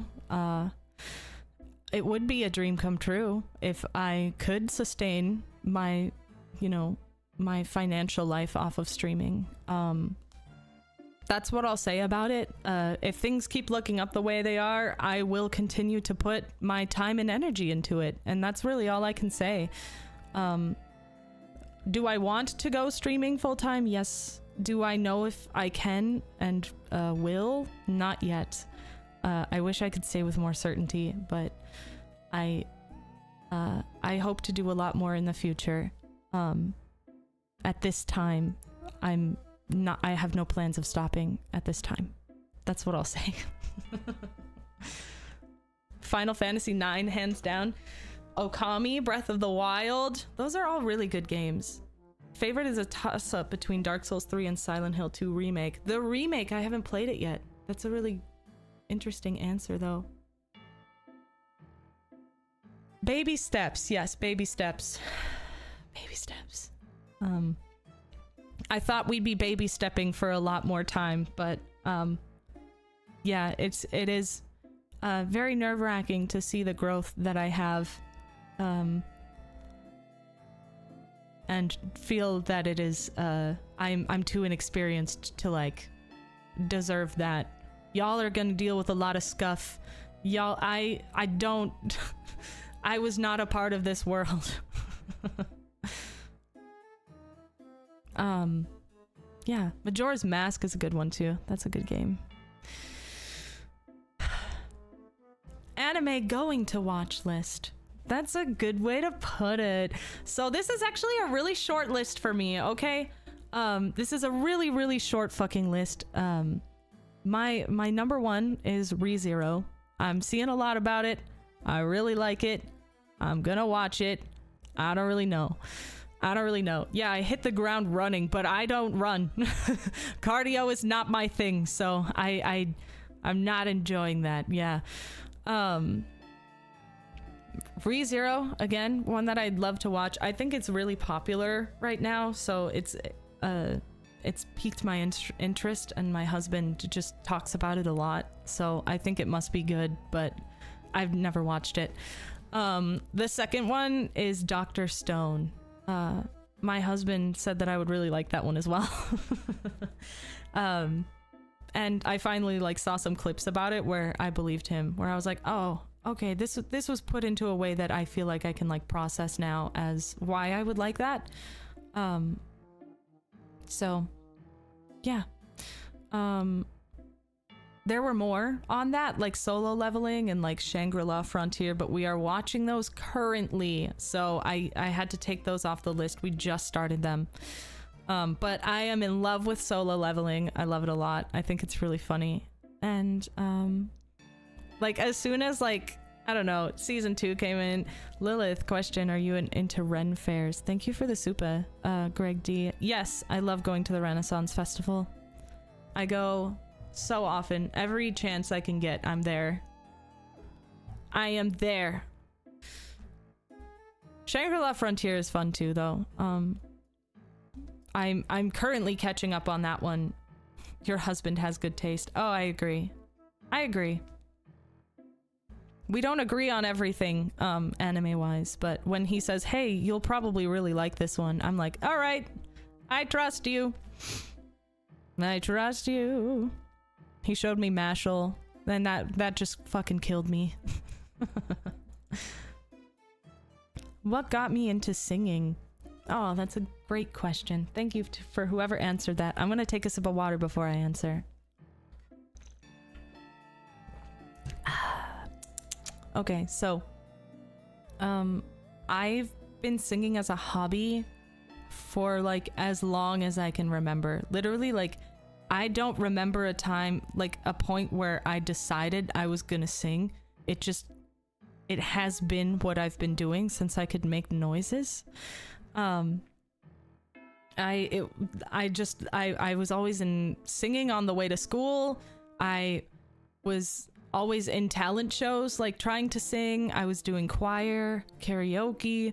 When I got older, my parents would make me sing when they would throw parties. I remember them like dressing me up in a chocolate chip cookie costume and singing Santa D, like singing songs from Greece for a bunch of strangers, making a fucking fool out of myself when I was very young.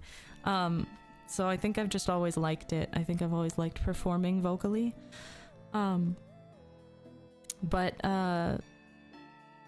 Yeah, that's kind of what got me into singing, I guess, is making noises.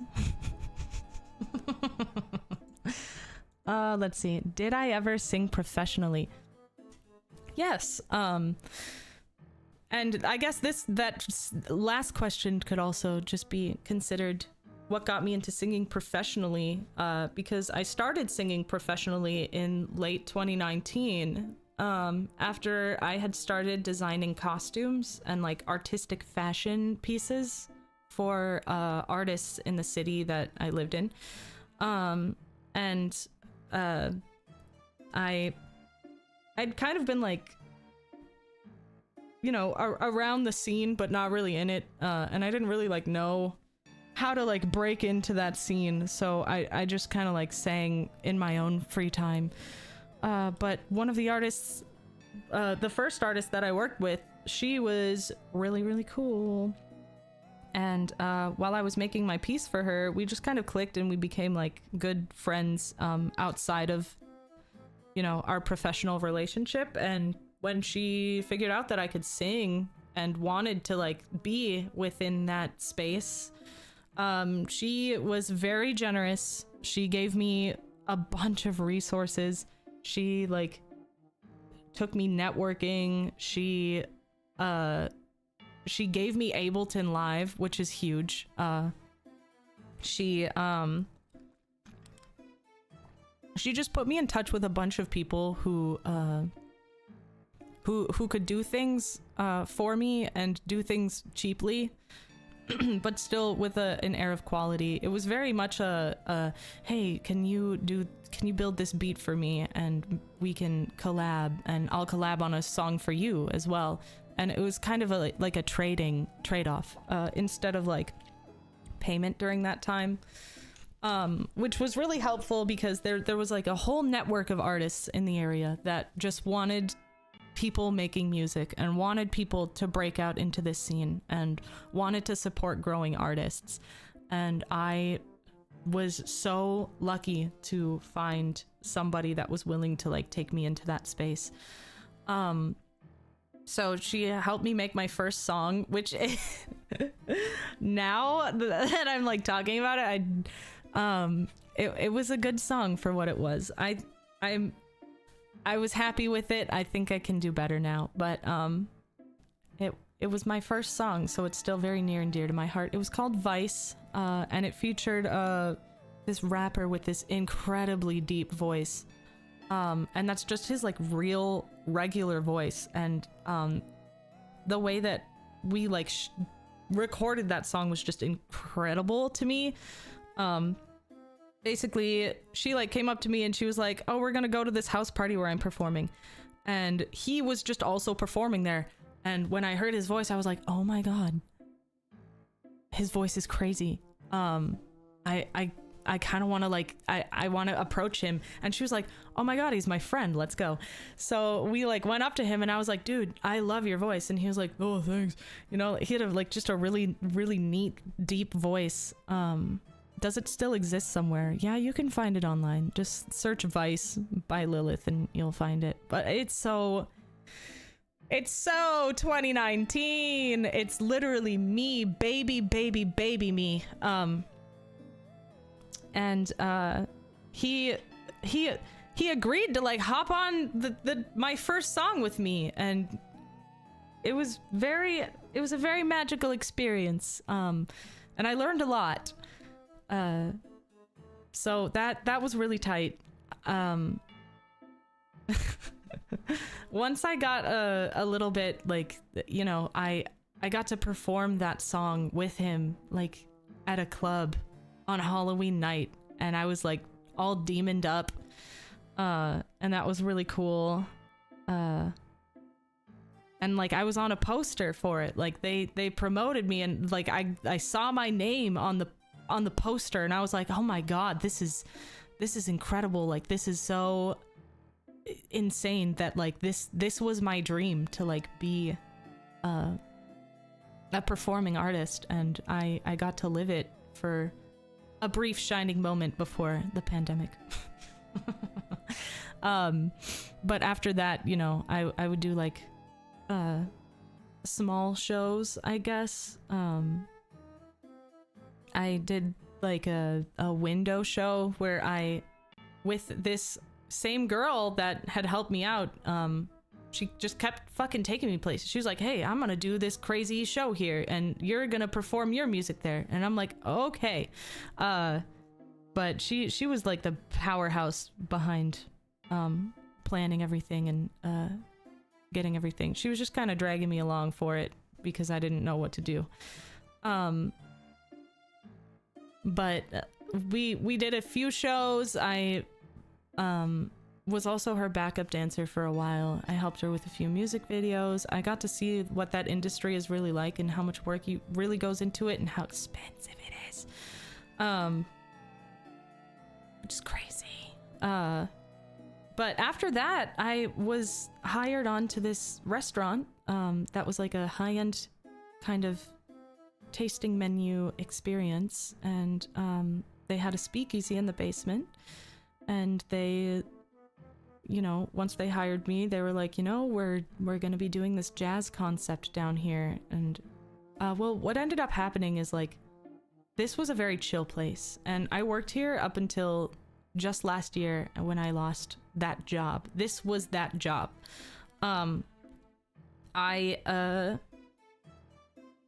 It's a very chill place, and sometimes, like, there are very important people in there and very, like, powerful people that come to eat there. And I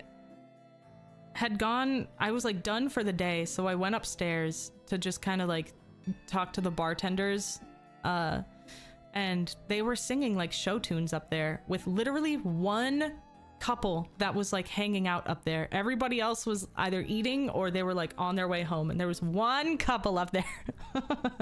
But they were like, oh, you should sing something, you should sing something. And I was like, okay, well, why don't I just like whip out some Defying Gravity or something? So I sang Defying Gravity, no mic, up in this bar area of this restaurant, and it was so hype. And these people were like, oh my god, that was amazing. Do you do private parties? Do you do private events? And I was like, and I had never done a private event before. I was like, yes, I will do one for you. So I did. I ended up doing a private party for these people. And that was a really cool experience as well. It was something I was extremely nervous about, but I got to do that. And then after that, the private party that I had sang for, the chef that was working there ended up collaborating a couple months later with our restaurant that I was employed at. And she mentioned to the owner, she was like, hey, Lilith's got some pipes, okay? And this is gonna be like something that, you know, you might want to utilize her for. So they came up to me and they were like, hey, do you want to sing for this concept? Do you want to sing jazz for this like concept that we're doing in our speakeasy? And I was like, oh my fucking yeah. So I started singing every night for them.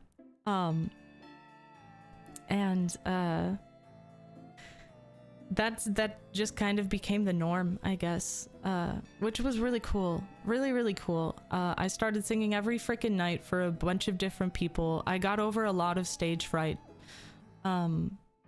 Jazz, that's right. And even like every karaoke, like they even when there wasn't a concept that needed singing, they'd be like, all right, we're gonna kick off karaoke. Lilith, get up here. What do you want to sing? Set the bar high, bitch. So now I'm just imagining you laying on top of a piano. No, it was never like that, I promise. My boy _K, thank you very much for the 5 gifted memberships. That's very generous of you. No, I was standing there very awkwardly. They didn't really have like a space for me to like, you know, do all that. So I was just standing there like in the middle of the restaurant, like, I guess I'm gonna sing for you now. But it's really funny. Since I'm really good, I'm a monster outside of work too. I don't think you understand. So for our Halloween concept, they also gave me special privileges to show up to work looking absolutely terrifying. Like, I was a scare actor, and I would split my tongue tableside for people, and scare the shit out of them. It's very fun. So I did a lot at that job. I did a lot at that job. So that's my professional singing career for you. I had to stop doing shows, unfortunately, just because I wasn't really making... I made one new song within that time, and it was called Sunrise, and it's really, really good, but not really like performance worthy in a club space, you know? Yeah. Do I want to make a music video someday? Oh, yes. It's been a dream of mine. It's really, really been a dream of mine to like make a music video for honestly any of the songs that I've released over the years. I never had the means to make it happen the way that I wanted to. But I think it'd be really fun for me to like do a music video, maybe like an animated music video or something for Final Girl. I think that'd be really fun to shoot, even like as a live action type thing. Petty would be fun.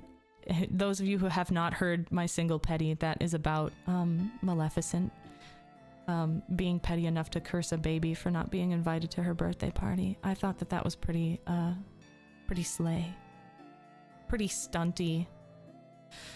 I think those would be really good. I also have like a music video idea in mind for Sunrise, but again, it's things that I just like thinking about and things that I don't really plan to put down on paper anytime soon. Without like proper means, I guess. But it'd be so fun. It'd be so fun. Oh, this is an extremely important question. Bone in or boneless wings? I love bone in. I love bone in. You cannot convince me otherwise. Bone in wings are better than boneless wings, and let me tell you why. Bone in wings are like dark meat, okay? They're dark meat and you have to work for it just a little bit. But boneless wings are all white meat, so they get dry and like gross, and it's all breading. I don't want that shit. I want the bone in. I want the meat. I want the meat. Boneless wings are like flavorless. Boneless are just nuggets, no? I mean, it depends, because a nugget can also be ground chicken, but boneless wings implies that they're like full chunks. Intact chunks. Ugh, I hate fucking chicken white meat. Give me the dark meats. The real question is drums or flats. And honestly, it's flats. You give it a twist, listen, okay? Listen, you take the wing, you take the flat, and you grab it at each end, okay? You hold it like you're about to like bite into it, like it's a little piece of corn on the cob or some shit, okay? And then you twist it. You twist it to break the bones off of the cartilage, okay? All right? And then you just slide the bones right out, and you've got a whole boneless meat right there that is still dark meat. Listen, I'm right. Ugh. Heresy, drum supremacy. The drums got a little bit too much cartilage for me. It's a lot of work.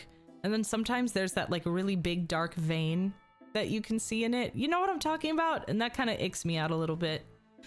I know what I'm eating, but I don't want to see a vein. That's all. I eat the flats first so I don't have to work hard afterwards. I love working for it. Favorite sauce? Not gonna lie, I do prefer drums. I mean, that's okay. You can like whatever you like. I don't care. Favorite sauce though? I like a good like spicy chili. Spicy sweet chili sauce would be really nice. Now I'm getting hungry. Never been so happy to hear Lilith share basically the same sentiments as me. Hey, we vibe if we vibe. Chicken feet are incredible. I could not disagree more. I'm so sorry. I can't do cartilage. Cannot do cartilage like that.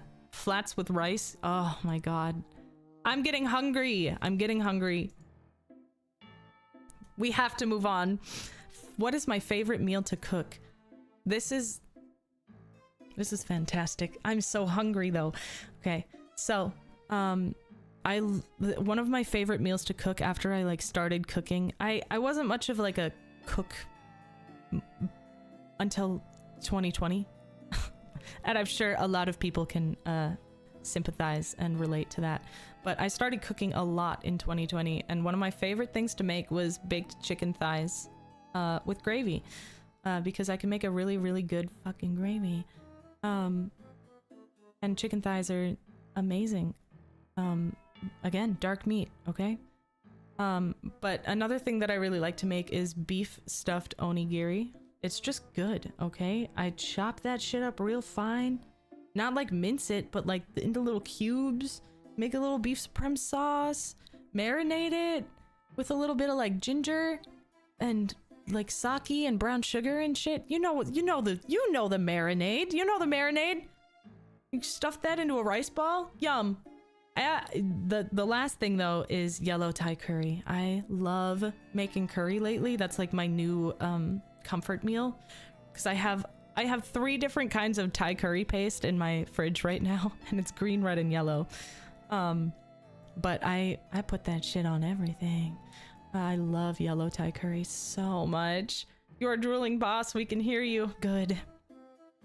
Let me just swallow real quick.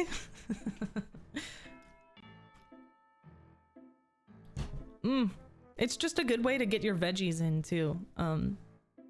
Like with baked chicken thighs, I feel like that's the main event. So I have like a side of potatoes and like a side of vegetables. Beef onigiri, it's meat and rice again, but yellow Thai curry or just any Thai curry, I'm putting peppers in there, I'm putting onions in there, potatoes. What else am I putting in there? Fucking vegetables, bro. I put like Brussels sprouts in there once. I just can't go wrong. I just throw that shit in there. Oh, so good. What is my favorite dessert? I had to think about this one because it does change a lot, but I think I've found my favorite dessert is creme brulee or like panna cotta. Just anything that's kind of like creamy and light and sweet. I need to eat something. I can't take this. I know. What's the difference between the colors? I would describe green curry as very like lemongrassy. It's very fresh and like not as spicy, I guess. It's like lemongrass. Think lemongrass. And then yellow curry is very like homey to me. I would eat that shit with like potatoes and steak, and it would still be so delicious. God, I love it so much. Red curry is the spicy one. Think tomato, think pepper, think carrot and bamboo shoot or something. Vegetal. Yeah, vegetal. Panna cotta's so good. I used to make a bomb creme brulee. It's been too long. Teach me how. I would love to. Yeah, so it's creme brulee or panna cotta. It depends on what is available to me. My sister is a green curry girl. I love yellow the most. They're all good though. Yeah, you really do. I've never had a curry that I don't like, honestly. To be completely honest with you. What is my favorite music genre / song? This is a hard question, okay? Because I don't really have a favorite genre. I have ADHD. So I bounce around between a lot of different ones. I can literally listen to anything besides post 2000s country, okay? I can't listen to 2000s country. 2000s plus. But I can listen to basically anything else. My favorite song right now though is currently at this very moment is called Euclid, and it's by Sleep Token. I really love Sleep Token. Is that a genre of music? I love Sleep Token. Yes, my ears are always hungry for different songs. Do I have any favorite VTubers? Yes. Yes, I do. a new one actually that was brought to my attention was Juniper Actius. And whoever recommended them needs an award, because I would pay just to like be in the same room as her. I would pay to breathe air in the same space. What a cool fucking VTuber. Oh my god. As soon as I was like, yeah, I really want to like draw and rig my own model, someone's like, have you ever heard of Juniper? And I was like, no, who the fuck is that? I look him up and I'm like, oh shit, that is so cool. Like, oh, she's so cool. She's so cool. Yeah, very, very cool person. I would too. Exactly. Yeah. The moth. And I'm a candle, so like it makes sense if we met up sometime or like did something, right? Just moth to the flame, but it's hey, wait, it's reversed this time. It's a flame to the moth. Yes. Oh god. But yes, that's my favorite VTuber right now. Juniper is rad. I agree. I think I had another person, and another person had told you about her. You probably did, Greg. Thank you very much for recommending her, because she's so cool. Anywho, let's move on to the next one. Yes, Juniper. What are your top 3 favorite metal bands? Great question. Sleep Token. Sleep Token is my favorite metal band. Does that count? I don't think they're technically metal, but Sleep Token. Another one is Skindred. I really like the metal reggae sound, and I think that they do it really well. Junie is what we all aspire to be. Thank you very much, Greg, for the supa.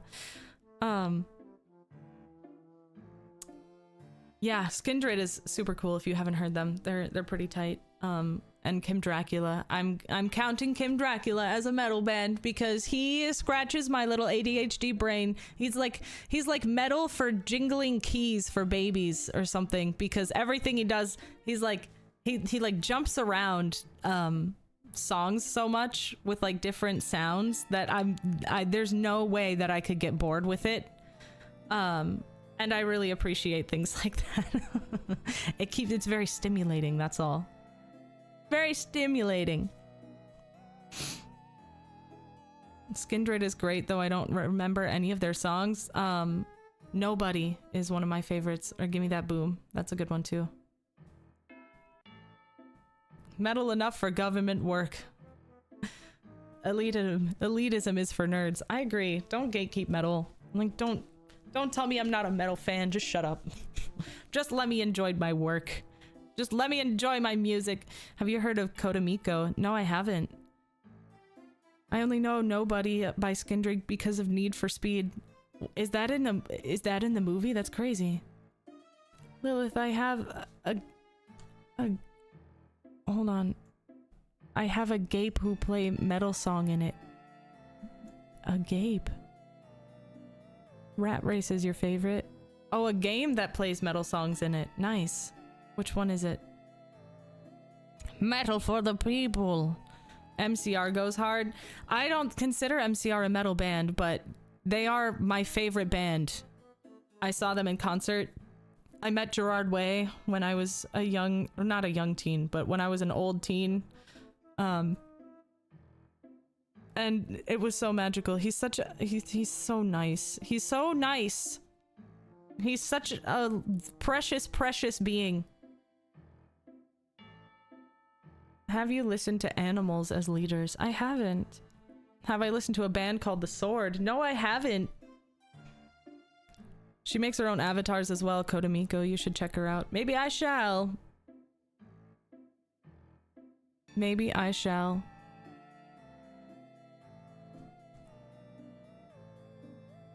Let's move on. What is my favorite book? This is an interesting question because I don't read very much. So this is gonna be a weird answer, but I Oh my god, this is gonna sound so stupid. My favorite book is this nostalgic one that I have. It's a picture book. It's a picture book but it's also a collection of Edgar Allan Poe stories called The Tales of Mystery and Madness. I got it when I was 8, and I got it because I liked the cover, and I had no idea what it was about. But I remember being at Barnes & Noble with my mom and seeing it and being like, I really want this book. It looks really cool. The art is really nice. And she didn't really look at like what it was or anything like that, so she got it for me. And when we got home, there was like a sticker on the book that was like, hey, this might not be appropriate for young readers.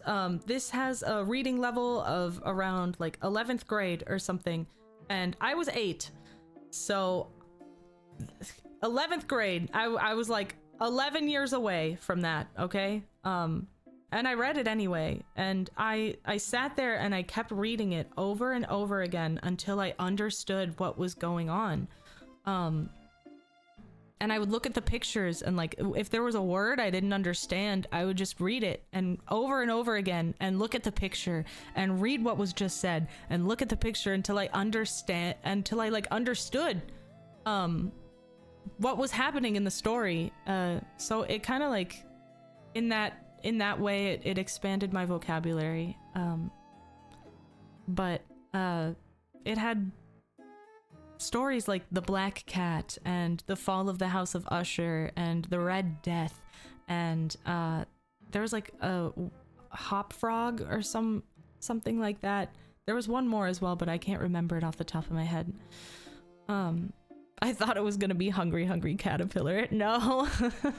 no, just a really well illustrated Edgar Allan Poe book, and that might have contributed to why I am the way I am today.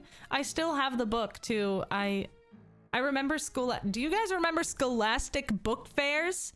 Because I would go to those, no money. I've only bought one book from a Scholastic book fair. And it was when I was 9, and they had a book of monsters like Fenrir and werewolves and like gray aliens. It was just like a cute little book. But I've always been interested in like dark, depressing shit and monsters. So Scholastic Book Fair really I never had any money. I always went there with like $5, and I would get the sticky hands and slap them against the ceiling until they ripped off and got stuck there. But that was the one book that I bought from a Scholastic book fair. Yeah.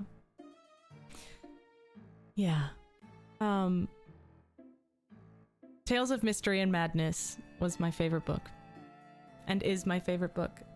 The one single book I got from those was in 4th grade, is how I almost got away with plagiarism on my weekly book reports. Nice. Nice. What is my opinion on vampires?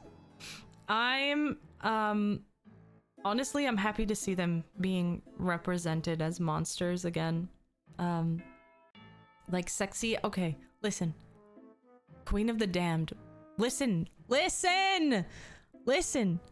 Queen of the Damned will always be one of my favorite vampire movies, okay? But the sexy vampire trope with like the hissing and the fang bearing, it's fun, but like it's kind of corny at this point to me to see that, because vampires are supposed to be monsters that you would smash, not smashable monsters. Does that make sense? They're supposed to be like hideous. They're not supposed to be sexy. You're just supposed to think they're sexy anyway.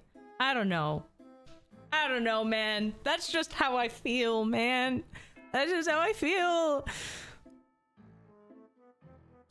I loved Queen of the Damned though. That was like my whole persona as like an early tween was vampire in a rock band. Oh god, it's everything I wanted to be. Lestat singing Korn, exactly. Monster Frisbee, you remember when we used to play pretend and my boyfriend was always a vampire. My boyfriend was always a vampire in a rock band.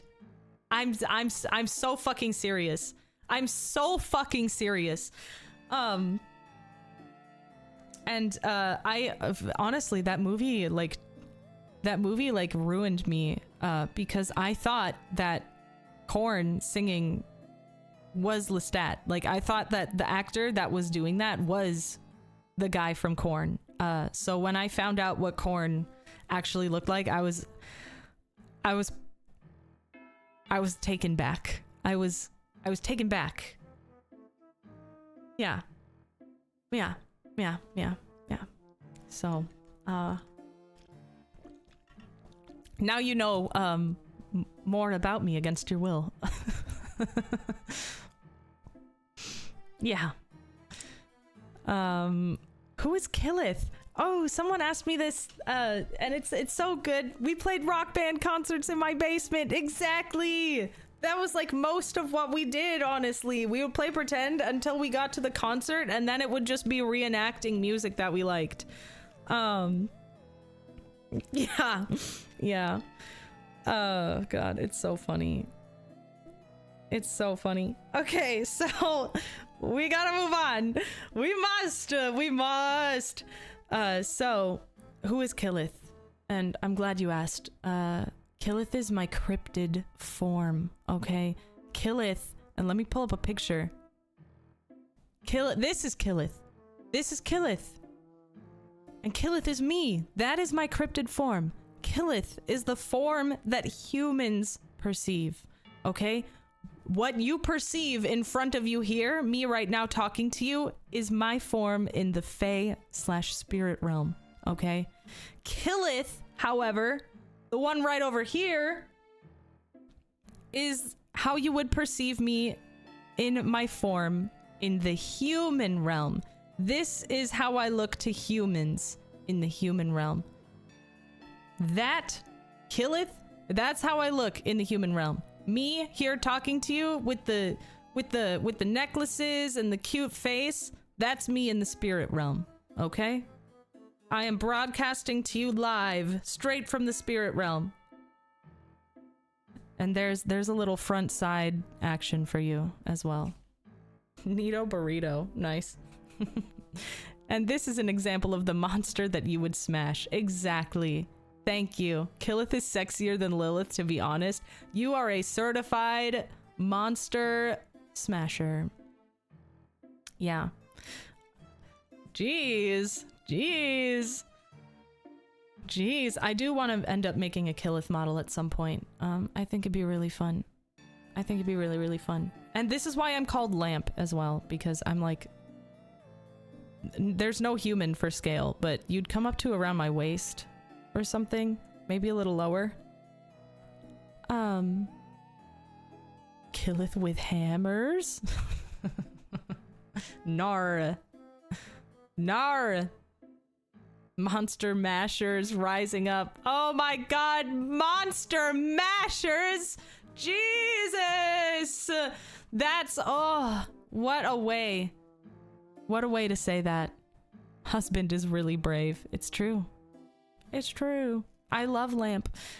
Is this covered in all my mobile plan? What are the rates to call between realms? Hey, it's for free. It's all for free. Oh no, the height difference too? Yeah, I'm like 9 feet tall, baby. I am very, very large. I am very large. So, think about that next time you're trying to sleep. And see what happens. Yeah, so that's Killith, whenever anybody's saying anything about that.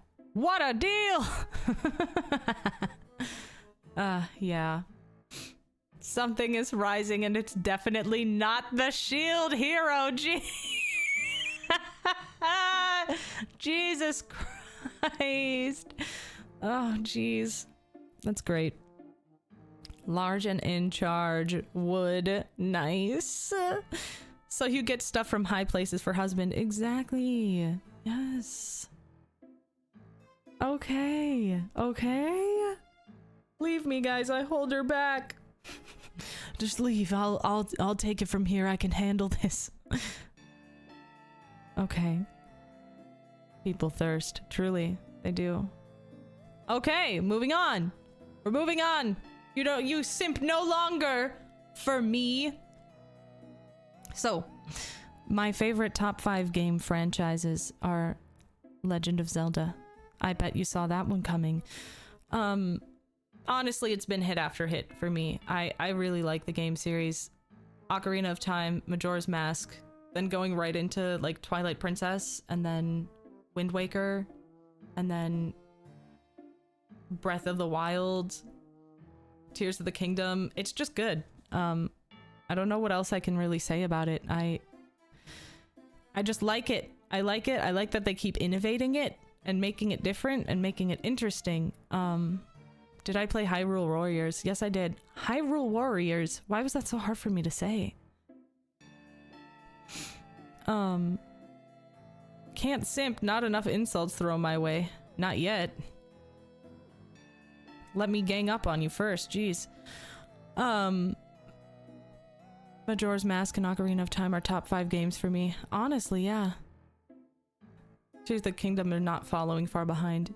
Yeah, I like Breath of the Wild more than Tears of the Kingdom. I had a lot of hype and a lot of hope for Tears of the Kingdom, but did I play Echoes of Wisdom? I don't think I did. I didn't get to play any of the ones that were on the DS.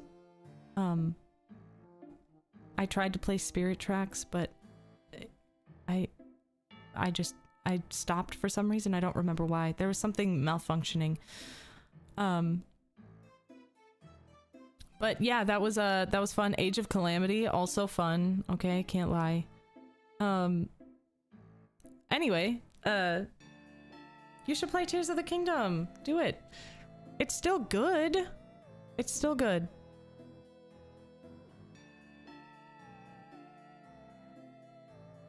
Tears of the Kingdom's your favorite?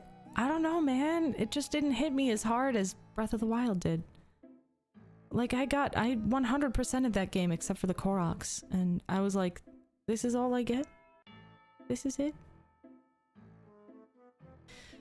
Paper Mario is another franchise.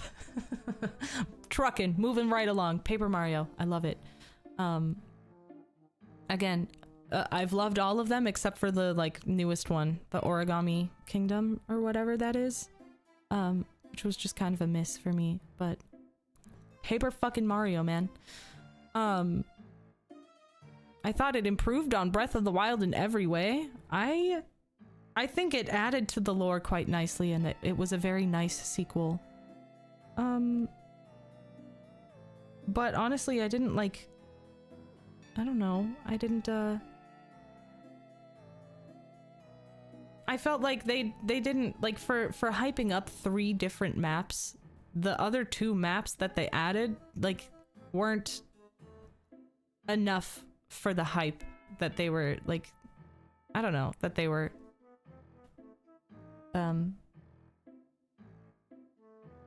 What am I trying to say? That they were what's the word? Dudes, what's the word?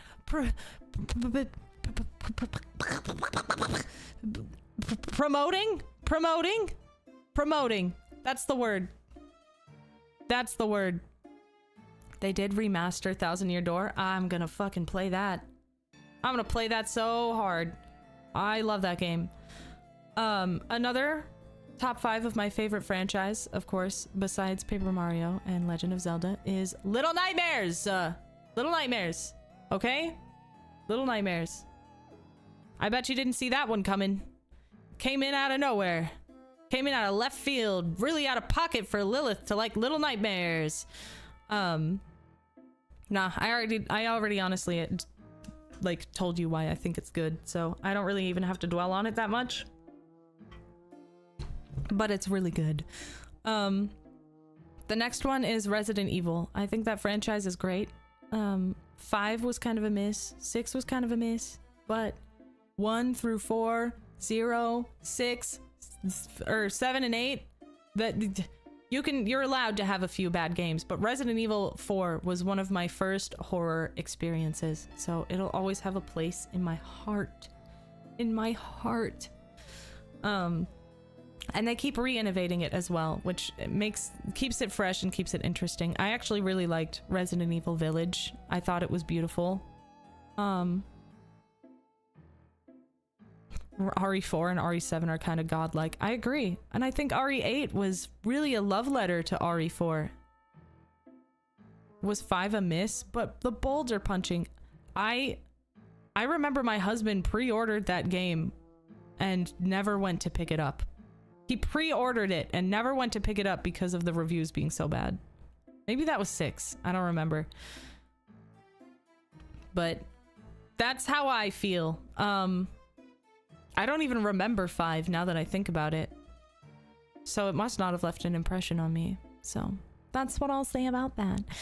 My last favorite game franchise, just to sum it up, we've had Legend of Zelda, Paper Mario, Little Nightmares, Resident Evil, and the last, but definitely not the least, is Silent Hill.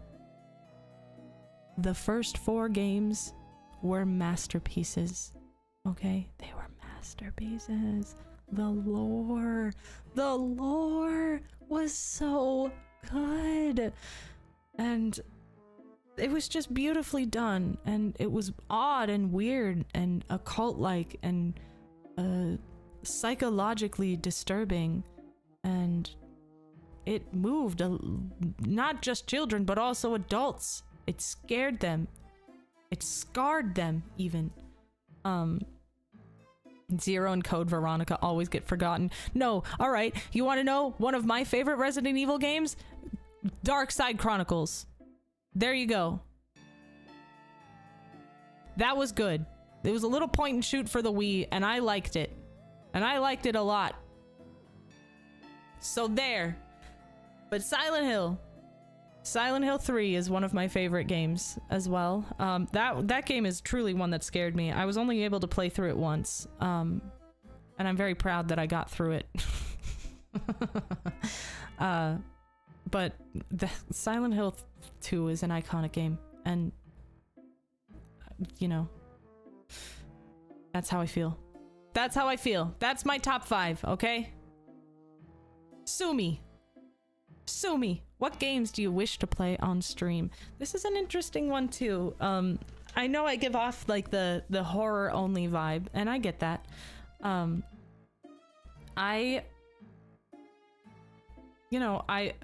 been playing the games that I wish to be playing on stream, especially Haunting Ground. I was like so excited to show people that, which is why it was like one of the first games that I ended up playing. But I'd love to play some co-op games. I want to play like Murky Divers. I want to play Lethal Company, maybe Phasmophobia, but those of you who have been with me for a while know that I suck at that game.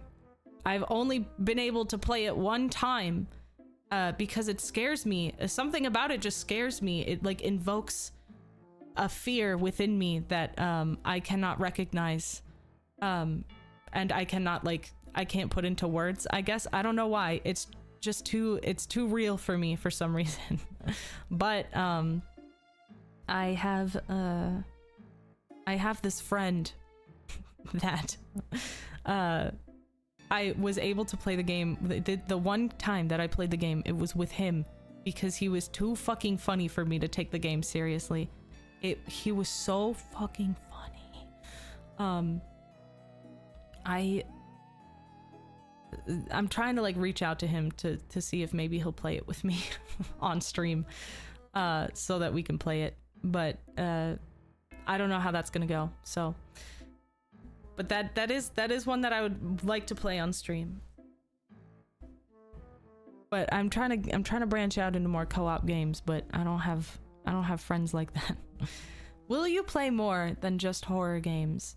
Another fantastic question, because I'm not really tied down to horror specifically, and I'm sure we will play many other kinds of games in the future. I personally right now am just showing you what I personally like and what I love, which is horror games. But I be playing, I grew up on Mario, dude. Like, I love little feel-good games. I love adventure games. I love RPGs. I love Stardew Valley, Harvest Moon, Potion Craft. Like, I'm not necessarily tied down to horror. I'm just, it's a special interest of mine. So yes, I will be playing more than just horror games. I'm just a spooky bitch that likes games. But I bring the spooky. The game doesn't have to bring the spooky. Animal Crossing, I played that. I played that when everyone else was playing it. Are there any movies / games you were surprised to love? Yes. Honestly, Blasphemous. I was really drawn to the art style. When I was sure that I would not like it or keep playing it because it was so difficult. But I ended up really for the aesthetic of the game and like wanting to know the lore and shit, I got real good at it. I got crazy good at that game. And I'm really glad that I did, because it's, oh god, the aesthetic of that game is everything that I've ever wanted. For myself. That game should be studied. I don't know. It was really, really good and really thoughtful and really beautiful and really hard. Yeah. But I didn't think I would like it. I'd never really played Metroidvania before that game, and when I had like looked into it, because it was like on sale or something on PlayStation, the PlayStation store, and I like told my husband, I was like, hey, I think I'm gonna get this game, and he looked at it and he was like, dude, you're not gonna like that. It's a platformer. It's a Metroidvania. You don't like those. And I was like, well, I'm gonna try anyway. He's like, well, okay, but I heard it's like Dark Souls, but for platformers, or for Metroidvania. And I was like, I'm still gonna, it just looks really cool. I'm gonna try it. Do I like any first-person shooters? Yeah. Resident Evil Dark Side Chronicles. Does that count? Does that count? I haven't played any recently. Because I feel like a lot of first-person shooters now are like very competitive, very online competitive. And I don't be having the time to compete and get good with people like that. But, you know, I don't know. Doom? Never played it, actually. I've never played Doom. Isn't that weird? I had a TI calculator and everything, and I never played Doom. But for a movie-wise, something that I was really surprised to love. Are you ready for this answer? I'm about to shout it from the fucking mountaintops, because this was so good. It's not a movie, but it is a musical. And its name is Shrek the Musical! Shrek the Musical! My sister made me watch Shrek the Musical against my will. She forced me to watch this entire musical, and I was fucking so down for it, dude. It was so good. No shame, no fucking guilt, dude. That was a good fucking musical, dude. Ooh, I'm getting heated, man. I was literally gonna say Shrek as a joke. No, Shrek was a good film. Shrek 2 is the best sequel I think I've ever seen in my life. Beautifully beautifully done. Shrek the Musical, great adaptation. Whoever played Lord Farquaad needs extra love, because he was doing that choreography and everything on his knees, man. You have to see it. If you never have, you simply must see it. Yeah, that's it. Boom. It was fantastic. I quote it all the time, and no one ever knows what I'm talking about except for my sister and my husband, because I forced him to watch it, and he was literally like, damn, that was really good. Like, it's good. Just believe me, bro. Please believe me. I promise. Okay. Jeez. Moving on. Moving on. Now that we're calm. Shrek 2 being the best is an ice cold take. How? It's a great sequel. It expands everything. It expands the world. It adds new characters. It sets new expectations, and it's not repetitive. Everything about it was cool. And the music, I need a hero. Like, you can't tell me that that was not a great cover. The jokes, the hot Shrek. Leave me alone. That was a good fucking sequel. I'm getting heated. I'm trying not to swear so much all the time, but I can't help it. I'm sorry. I am not a streamer for children.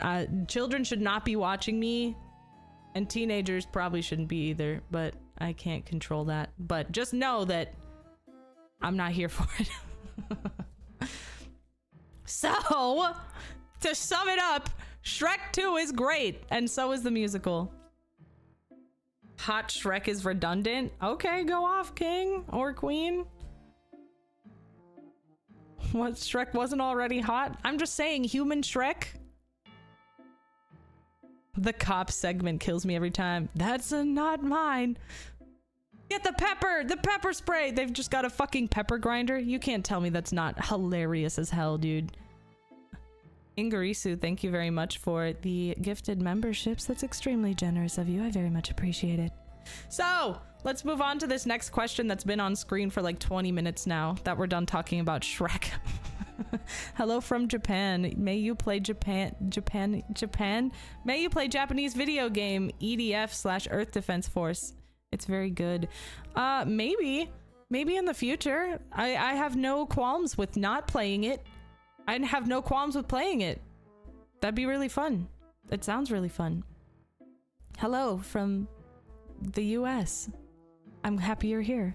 So, what kind of music is easiest to produce for me? I do produce most of my own music. I've produced my most two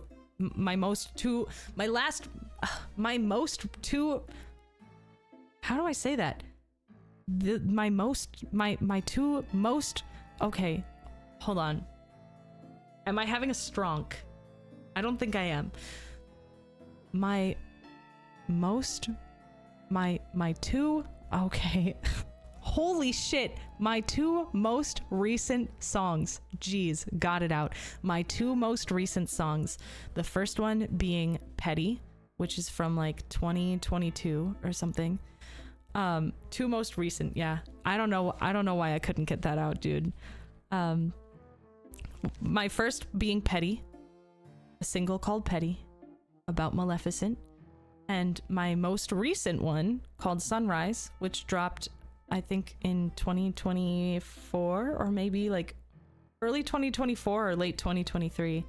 I produced both of those through Ableton Live, and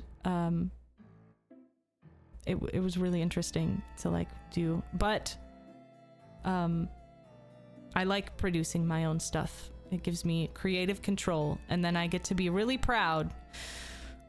But the easiest kind of music for me to produce is rap music. It's rap music, okay? I can make a little rap beat. I'm good at it. It's fun. It's fun to do. It's not the kind of music that I want to keep doing because it doesn't really like show off my vocal prowess, I guess, but it is fun to do. Like, if anybody ever like needs a rap beat, I'm like, yeah, give me 10 minutes. Yeah, I think it's fun, but it's easy, I guess. It's not hard, I guess, for me at least. Favorite mainstream thing and favorite niche thing. This is an interesting one. Cryptid's got bars. I know. Sometimes. I've always been like very, very proud to say that I write all of my own music. I ghostwrite for people here where I live, within the music scene that I was introduced to as well. And I'll continue to do that for people. I love writing lyrics as long as, you know, as long as I'm with it, I guess. Off collab with Calliope Mori. That would be sick as hell, dude. That'd be sick as hell. She's a good rapper. She's a little out of my reach, though. That's out of my league. VTuber and rapper must be my Mori Calliope. Hip-hop is the easiest kind of music for me to produce, too. Yeah, it's just fun. You don't have to worry about, like, a lot of stuff, I guess. Okay, so... Sorry, I'm getting sidetracked. I do like yapping with you. You know that. Favorite mainstream thing and favorite niche thing. So this one was kind of vague, so I answered it in a lot of different ways. My favorite mainstream things are, that I consider to be mainstream, I guess, are pumpkin spice lattes, and I will not be shamed for this. It's a seasonal beverage, and every time they come around in the fall, that is something that I look forward to, is a little pumpkin spice, honestly not a pumpkin spice latte. There's a coffee shop that sells specifically white chocolate mochas with pumpkin spice in it, and that is my favorite beverage. But it counts. It counts as pumpkin spice. Pumpkin spice coffee. Iced coffee in general, I just prefer more over hot coffee. I don't like hot beverages very much. Sabrina Carpenter, I guess, is pretty mainstream right now, but I love her. She's really cute. They're cozy. Yes. What do you want from me? And I don't know what else is mainstream. I like the Barbie movie. I thought it was funny. Does it insist upon itself? Yes. It keeps telling you the same message over and over again, and I still had fun. It was funny. I don't care. But yeah, I don't care. That's the mainstream shit. The niche shit. Okay, I had to think about this for a minute, but once I got it down, it was very specific. Okay. Okay. All right. My first niche thing is a show that is no longer available to watch anywhere on the internet, at least that I have found. So I had to buy the DVD copy after my friend showed it to me when I was in like my like early teens or something. I don't quite remember. It's called The Legend of Neil, and it wasn't on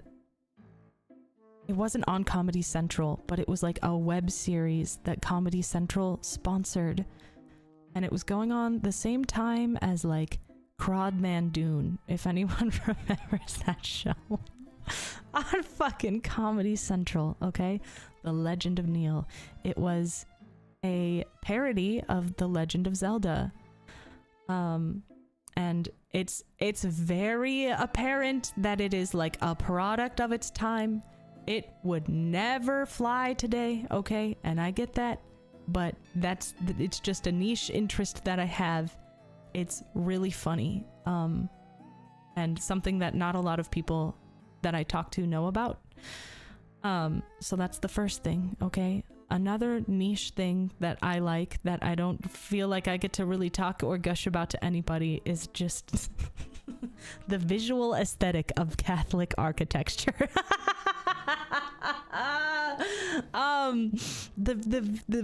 The fucking visual aesthetic of Catholic architecture, the churches, the paintings, the statues, the gilded gold, the bleeding hearts, the like pain and suffering that is like made to be triumphant, and all of this stuff. It's beautiful.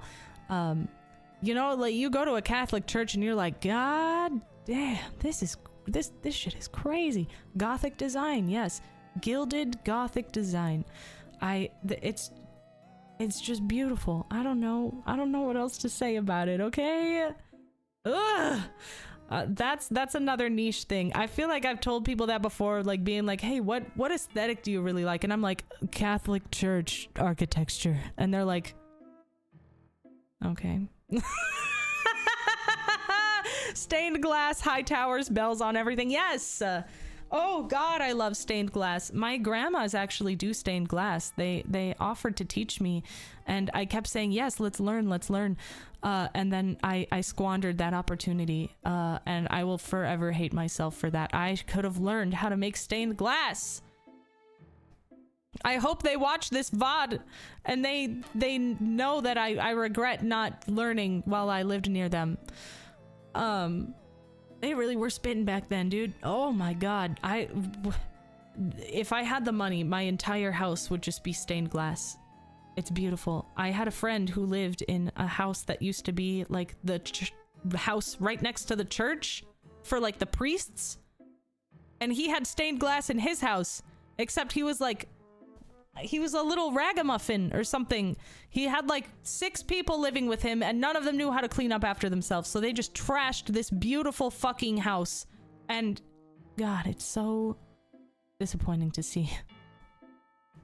They can't reach you anymore. I mean, they can, but I can't just like drive over there and be like, we're gonna learn how to make stained glass now.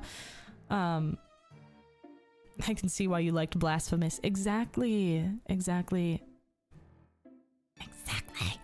I'm not done yet. There's one more niche interest of mine, okay? And it's a YouTube channel. I don't even know if it exists anymore, but it was a YouTube channel called Dead Celebrities and the Illuminati. So this was a YouTube channel that was around, I guess, like in the mid 2010s, and it was just some guy on the internet like comparing very old and grainy pictures of like new and up and coming artists and comparing them to like current professionally shot photos with like good lighting and like digital retouching, and being like, look at how soulless their eyes look at how their posture was when they were like in this photo compared to this photo. They've been overtaken, this person is actually dead, and they've been replaced with an Illuminati clone. And it was like my favorite thing to watch, because I'm sitting there and I'm like, there's no way this person believes this. And it's crazy because he did, and that was the wildest part to me. And like just knowing like he spoke with such confidence about it, and it was so unhinged, and I loved every minute of it. Like he'd be like, yeah, Patrick Stump from Fall Out Boy is actually a trans woman named Patricia, because you can see in this specific photo that he stood with his hand on his hip, which means he's actually a girl, and they forced him to change gender and then killed him and replaced him with a male Illuminati clone. I was sitting there and I'm like, this is, how did you get here? Like, how did you get to this conclusion? I wanted to pick this person's brain. And I remember leaving a comment once on one like video that he had where I was something like, yo, dude, like maybe, you know, they had some plastic surgery or something, because like, he was like comparing somebody's face, and they had obviously had plastic surgery, and he's like, that plastic surgery is not real. Like he addressed it in his next video, talking about how plastic surgery is not fucking real, dude.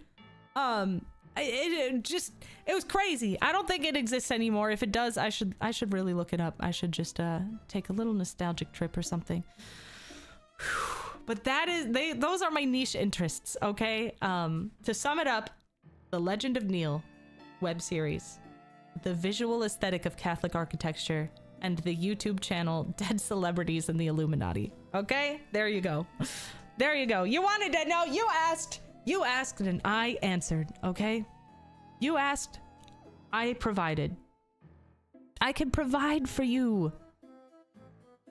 What is your inspiration for songwriting? Okay, we're getting back to some calm ones, okay? Let's just take a deep breath together. Nice. Okay, so what is my inspo for songwriting? I songwrite a lot. I write a lot of songs. I do a lot of lyrics, and I like it. And what helps me and inspires me are like stories that I can tell. I've also been very like fond of just making up stories or like trying to tell a story through song. So I can't write a song if I don't have a story to tell with it. I'm just not a very poetic person. Like you can't compare my lyrics to Sleep Token. That guy's got some crazy, beautiful, poetic, and very like thought out lyrics. And I am not poetic or well thought out, but I am a storyteller. So as long as I can make a song instrumental, and then I feel like it has a cinematic sound of progression, climax, and ending, I can make a cool story to go with it, and I will turn that into lyrics. Concept album stuff, yeah. So that is my inspiration, is just like trying to find a story sound within my instrumentals. This is another question that I feel bears repeating, because people keep asking, so I do want to answer this for a third time. What inspired me to be a VTuber? It was you guys. It was you right there, you watching me right now. All of you are what inspired me to start doing this. I did think the idea was fun in the past, and it aligned with my interests. I honestly, like, I have this question written out because there's a lot that I wanted to say about it. So you can watch the VODs and I'm literally gonna say the same fucking thing. But I felt for a long time that I was not capable enough to entertain in this line of work, okay? I thought that my interests would be too niche, and I had fears that I wasn't well spoken enough, or I swore too much, or I just didn't think that I could do this kind of work, because I stutter a lot and I get like caught up in my own brain. But I still have a lot of those fears now. But I'm grateful to have you guys around, and I'm grateful to have you chatting with me and engaging with me, and I'm so very thankful for those who have given me advice and been in just being enthusiastic about what are still, because I'm only 2 months in, these are still arguably the worst streams of my entire streaming career. And I'm just so happy to be with people who are supportive and still enthusiastic and engaging and thoughtful and generous and supportive, honestly. Without getting choked up, I just hope that I can return the favor through streaming. I hope to do this for as long as I feasibly can. So yeah. So there's that. We're nearing the end of this Q&A, and then we'll like open it up to some like impromptu questions that were not on the slideshow that I made. So I think this is the last question, okay? What do you hope to achieve in 2025 and beyond on this streaming journey? And this is another question that I've been getting a lot. You guys are being so supportive right now. Yes, I do this for you. I appreciate you very, very much. I will never, ever, ever, ever have the words to express how grateful I am that you're here right now with me, experiencing this with me. Like, you are beside me in this, and I appreciate you. So what I hope to achieve,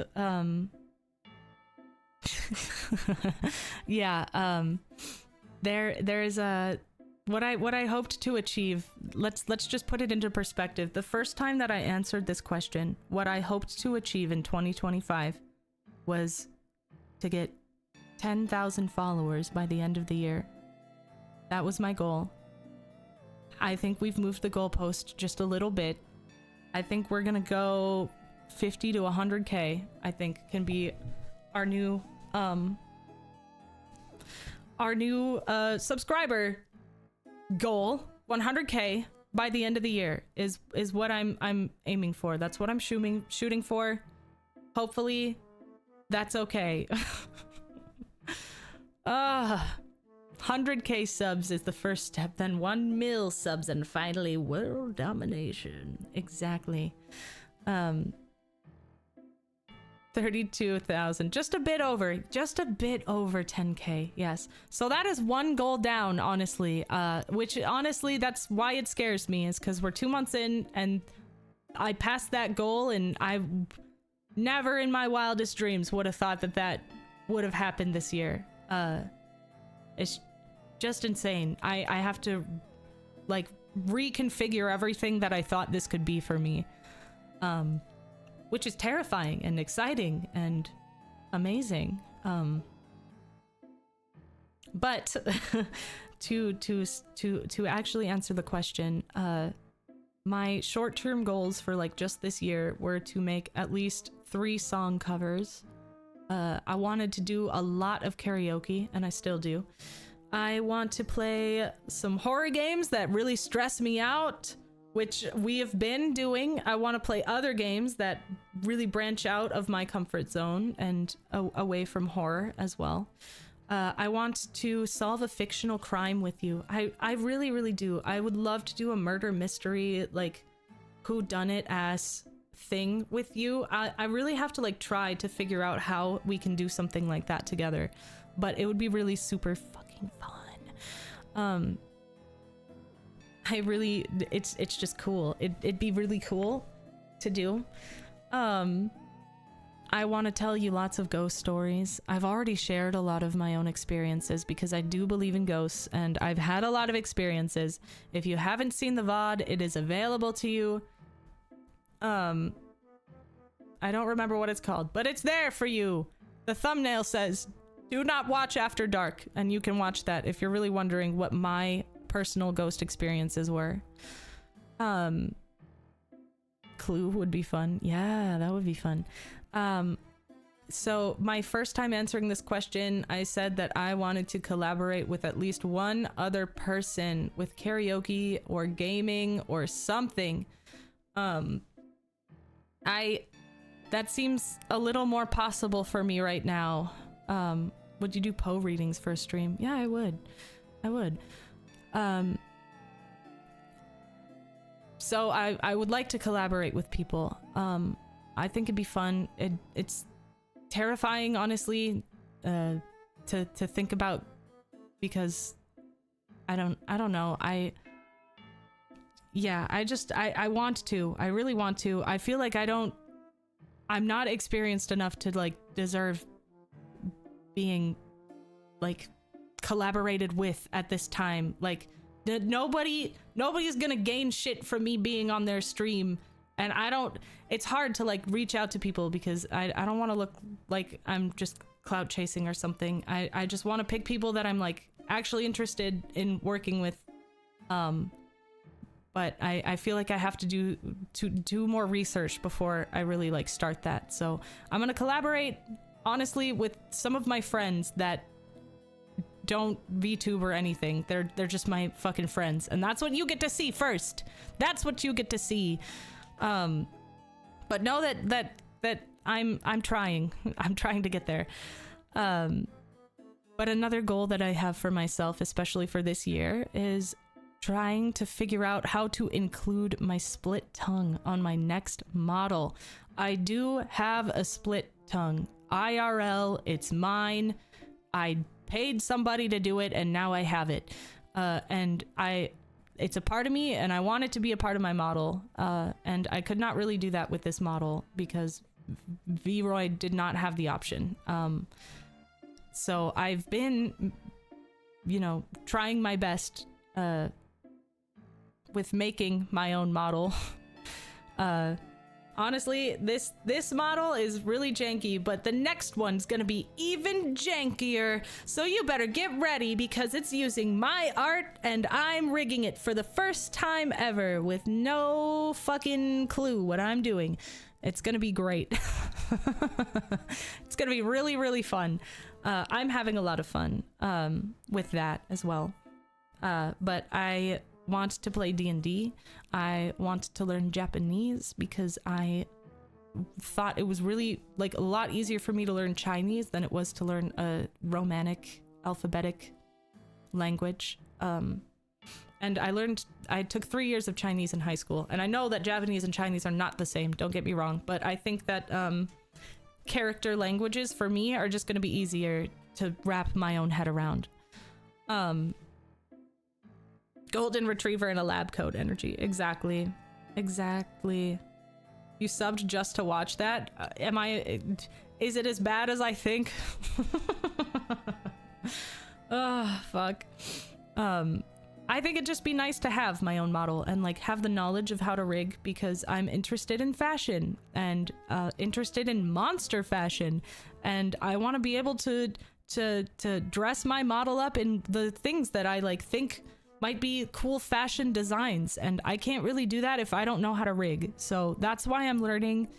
I think it's a valuable skill for me to have with the interest that I have. So yeah, what really screws with people is the Chinese, is the tonality. Yeah, I agree. Yeah. Honestly, the uncanny valley Frankenstein aesthetic fits your vibe. Am I giving Frankenstein? I was going for like cryptid creature, but that works too, I guess. Half the pronouns in Chinese are the same word pronounced very slightly differently. Yeah. You can say hi or I want to kiss you. It just depends on how you say it.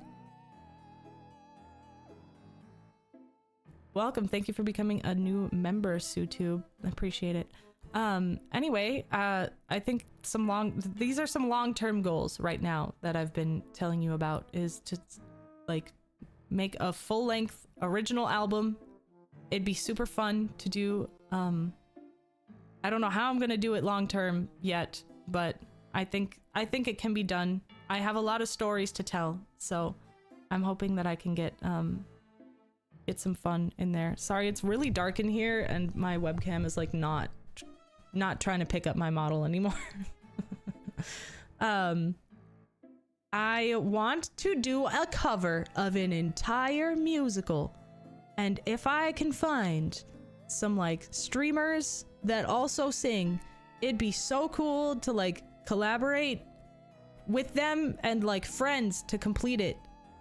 Maybe one with a small cast, maybe like Sweeney Todd to start out. I think that would be really fun. It'd just be really nice to like sing with people and just literally make a fucking cover album of an entire musical. I think it'd be fun. I think it'd be really fun. And my biggest goal throughout this entire thing, this entire endeavor, honestly, is to build a community that can rely on each other to face fears, real or imaginary, big or small, and celebrate all wins, big and little, in the midst of darkness and despair. I really like that. There's nothing worse than not having a middle circle, and I feel like having a middle circle is like really important for us as like people, and it's something that not a lot of people have anymore.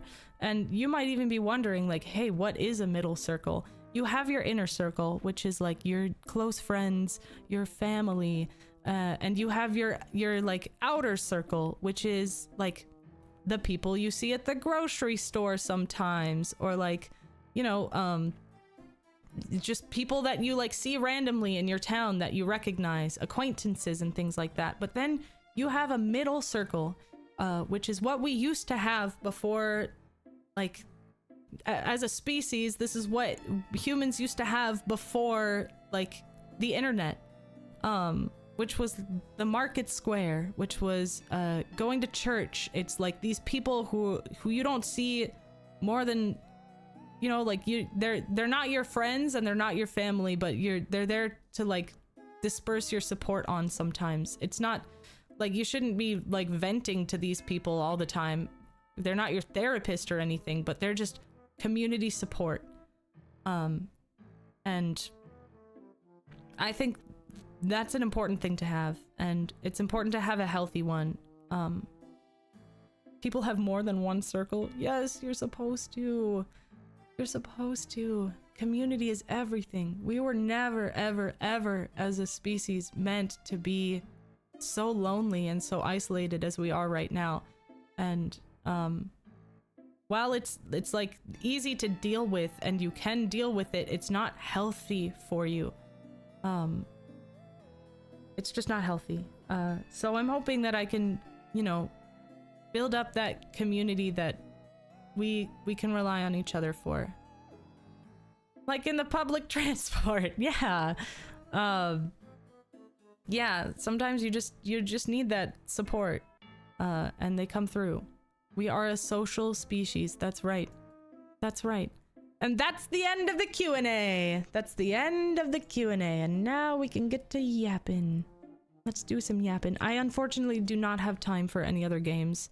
My voice is not doing it right now. So I'm sorry for saying that we had games galore, but we don't. We do not have games galore. Satoshi, thank you very much for becoming a Lost Soul member. That is very exciting. What was your when I grow up, I want to be wish before? I wanted to be a singer my whole fucking life. I wanted to be on the stage singing for people and have albums and do choreography. I wanted to be that bitch. I miss Dead Letter Department. Don't worry.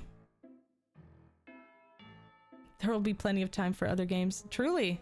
I have a lot in store. Games galorant.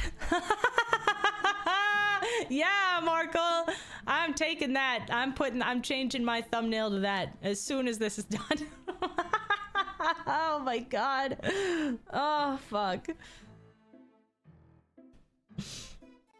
Fuck. That's so good. Gonna have to yap with a lot of vibrating. Yeah, I guess so. Oh boy, I'll watch the VOD. Yes. Do you brush your teeth before or after you eat breakfast? Before, admittedly, but I floss after breakfast. Or if I'm having coffee, I have to brush my teeth after coffee.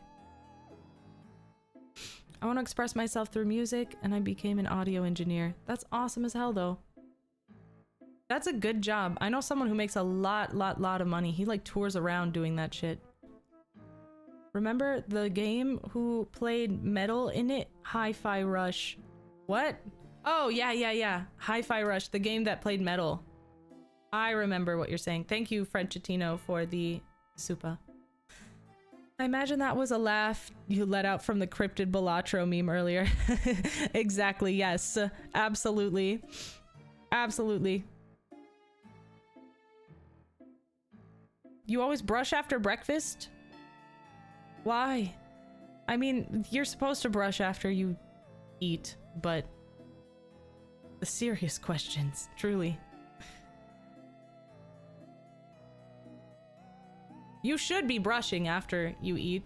You should be brushing and flossing after every meal, but don't brush too hard because you can actually brush the enamel off of your teeth, and then you'll have sensitive teeth until they grind away, and then you won't have any. Have you heard Metal Gear Rising? Yeah. Yes, I have.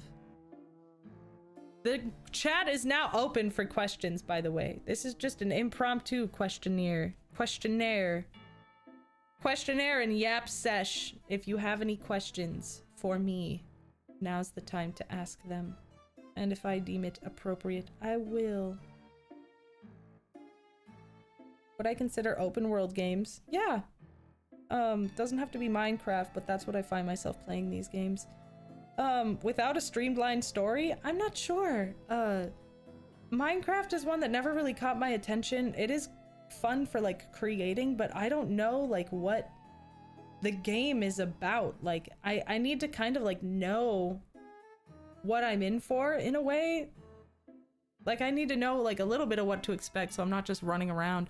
How do you feel about doing live drama, like reading horror stories? Honestly, that'd be really fun. I took public speaking and was a drama kid, you know? If you couldn't tell, I was a theater kid. Will I answer this question? No. How's that? But I love doing dramatic readings. Honestly, me and my husband were thinking of like finding some like really funny fanfics and doing dramatic readings of them for a stream sometime. Can I DM a one-shot for you? Sure. For you, Monster Frisbee, anytime. Anytime. It's the way of Minecraft. Do you have a tag for the clips? Eerie Leerie would be the tag. Hashtag Eerie Leerie. Did you think of your ground rules / guidelines for writing fics? Yes, I did. Okay, this is the internet, man. I can't control what you guys like write, and I'm not gonna. But if my boundaries matter, I like go off. But you know, no children, and no animals, I guess. Dear Miss Lilith, how did you get so slay? So serving of cryptid appeal. Through cold hard determination, I guess. Can you tell me what a good question would be? No, sorry. Dramatic reading of the real Slim Shady. I could do it. I'm all about respecting boundaries, and that's what I appreciates about you, Iltron99. What do you think about tarot reading? I've had my tarot read before, and it was scary accurate. It predicted a lot of things that I didn't expect, and they weren't good, and I never did it again for fear of that bringing negativity into my life, I guess. So keep it legal-ish. Yes, please. That would be great. Facepalm lamp. What? It's an in-joke of ages long past. Oh, sorry. D&D one-shot is what I meant, but great. Yeah, feel free. Do you know the Muffin Man? The Muffin Man? Serious question. What do you think about reading members' ghost stories / experiences on stream? That would be really fun, honestly. It'd be fun to do as long as I have enough information to make it dramatic. So it has to be very in detail, and it has to be like I'm a very visual person, and it'd be weird for me to like follow up on it and be like, can you tell me a little bit more about this? But if I find one that I think gives me the amount of detail that I need to make it dramatic and cinematic in a way where you could hallucinate it while I'm talking it to you, yes, I would do it. I got a question. Why do they call it an oven when if in the cold food and out of the hot food? Oven is hot when food go cold food when oven inside. Do I watch Letterkenny? Yes. Music question. Do you love anything else other than metal, like hardcore style, raw style, house? So I don't know genres very well, but I will literally listen to anything. I will listen to anything that isn't post 2000s country. Do you pour milk or cereal first? Cereal. Hello from Australia. Hi. Hello, Marcus. Let's see.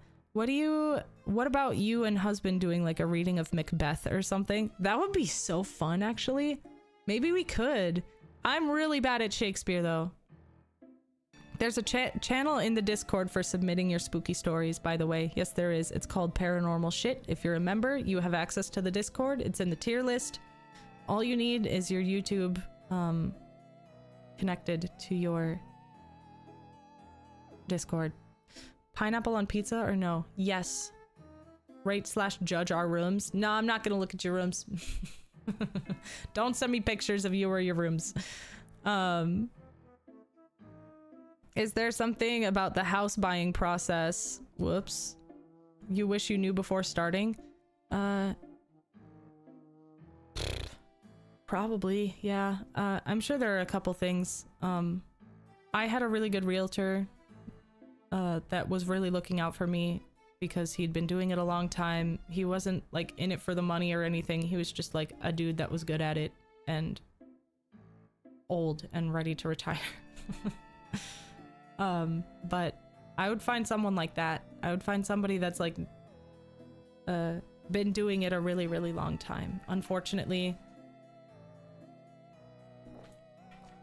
that family friend, you know, you can't really trust family and friends, but that guy was good. He got us a nice deal. I think the one thing that I would say is like really do your research on electrical and really be prepared for like what you're okay with dealing with before you buy a house. You want to make sure you know everything about it. Where's the caveman?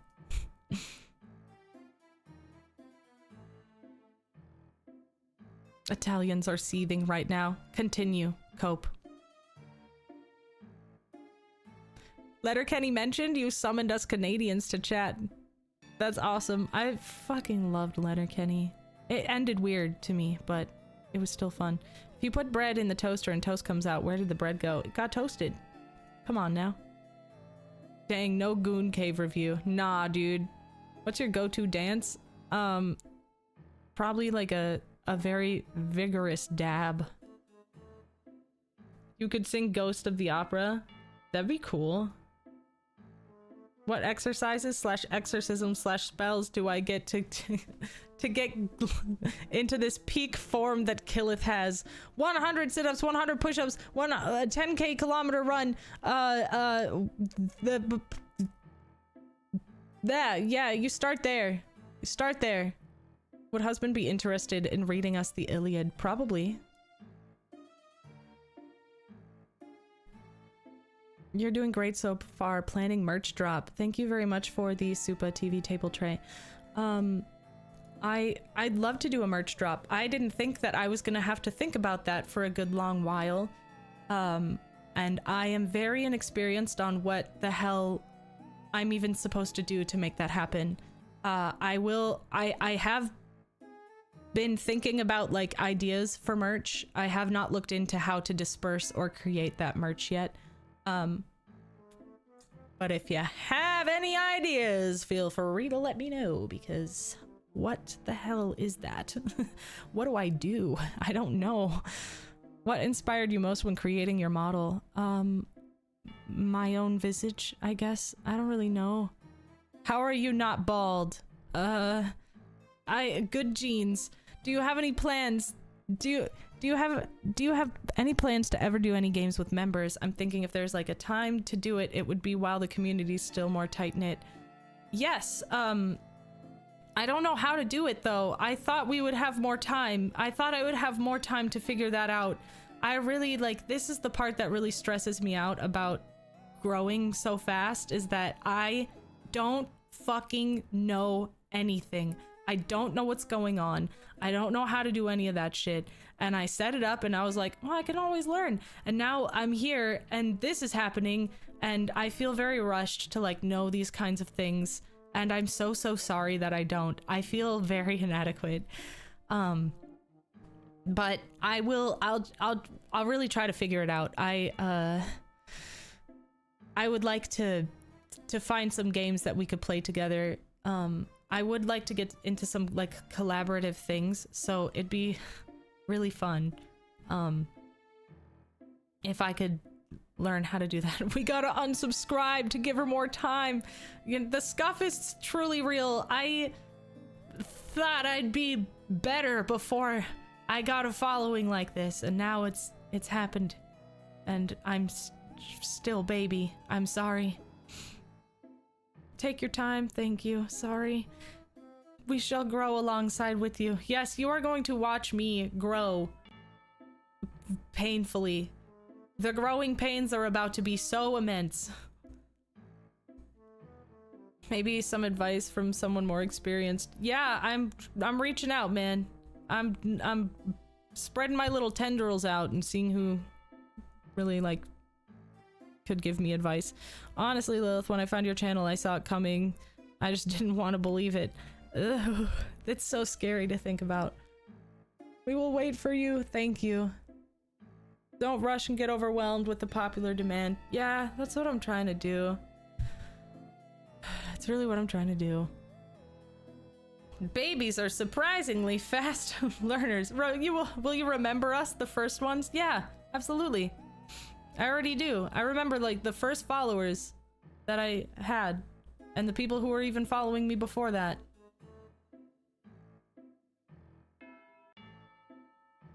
How Discord? Be member. Is it rude to ask how often you bite your tongue? No, that's not rude.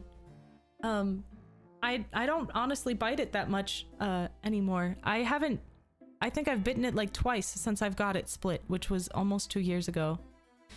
And I used to bite it a lot more than that. I think I instinctually, after getting it done, was like so careful not to bite it because I didn't want to like pop the stitches and like really hurt myself, that I don't really bite my tongue anymore.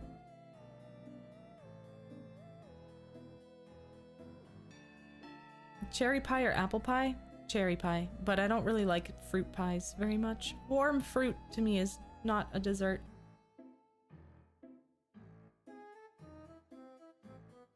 Finally caught up. Whew.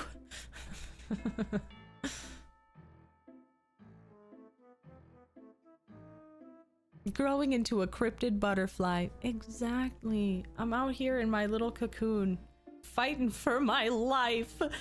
Do you like donuts? If you do, what's your favorite? You know what? Just a glazed donut. A simple glazed donut that's kind of heated up in the microwave a little bit so it's nice and warm and soft. That's my favorite kind of donut. How long is the split? If you don't mind me asking, I've never seen it one IRL. So, it's where you would imagine like a tongue piercing to be, as deep as it can possibly be. I would say, I'm trying to measure with my finger. It's like, my nails are really long right now, so I can't even do that.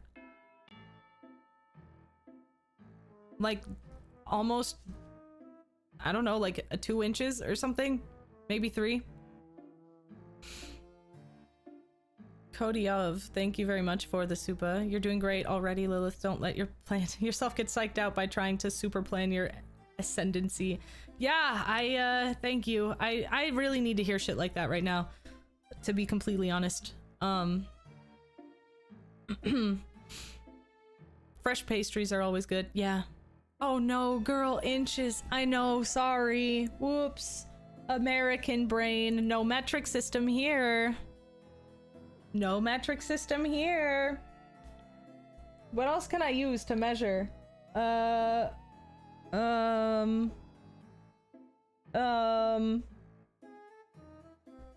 can't use my fingers because my hands are really small, so it doesn't mean much.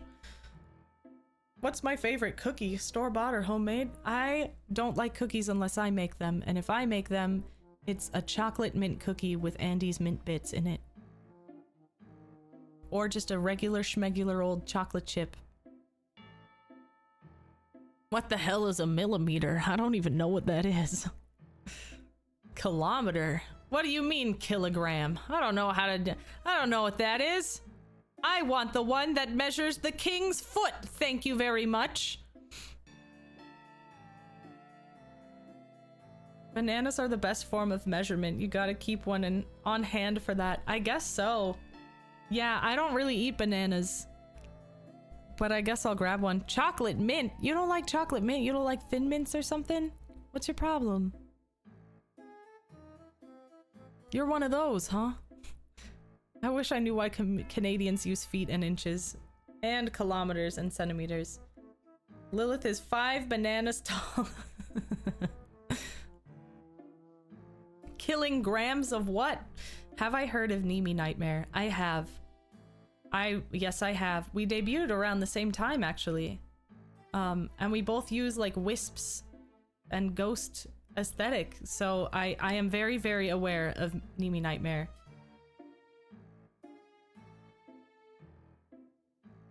So Lilith has never killed a gram. Gotcha. That's right. For some reason, Thin Mints never clicked with you as a chocolate mint. Yeah. It's chocolate mint. Have you ever eaten one frozen from the freezer? Fresh out the freezer? Thin Mints fresh out the freezer are the best. They're the best way to eat them. I like mint, but not with other food. Okay, that's fair. Chocolate mint is one of the few things I involuntarily spat out in my life. Damn. I'm sorry. I really like it. I think it's refreshing. Refreshing chocolate. If us lost souls combined together, would we be able to form a bigger version of the lost soul? Yes. Yes, you would. Kilogram. Exactly. That's the new measurement. The story behind why Americans don't use the metric is hilarious. I know! What the hell is that, dude? York peppermint patties? I don't know if I can do that. Doc, can I be a leg? Gonna have to try that. Sounds awesome. It's so good. A little frozen Thin Mint. Mmm.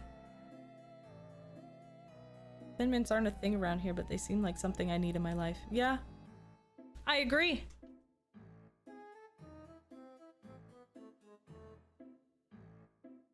How many kilograms do lost souls weigh? 0.01. I don't know.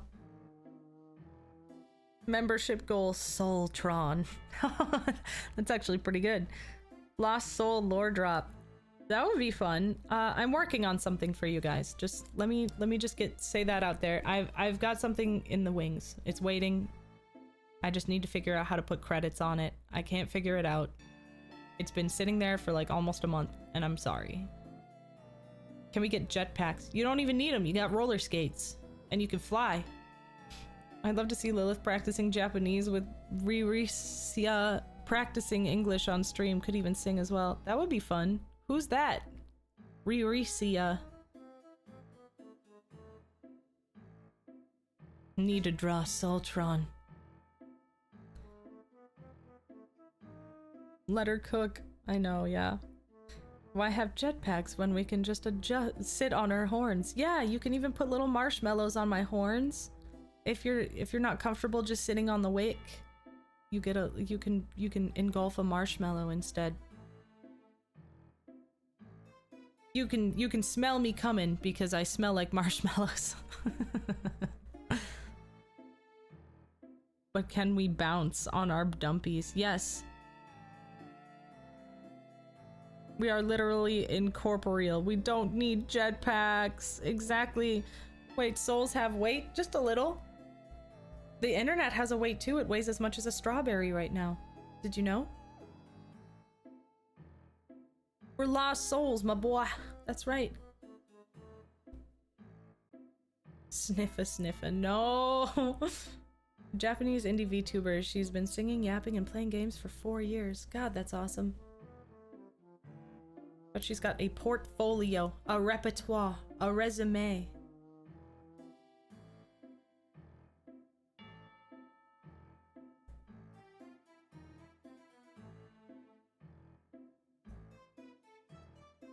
Had to fist fight YouTube, but I made it to the Discord. Good for you, man. Thank you for becoming a member.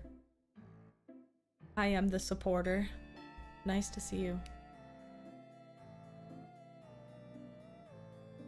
I woke up, looks like no sleep for me tonight. Boo, go back.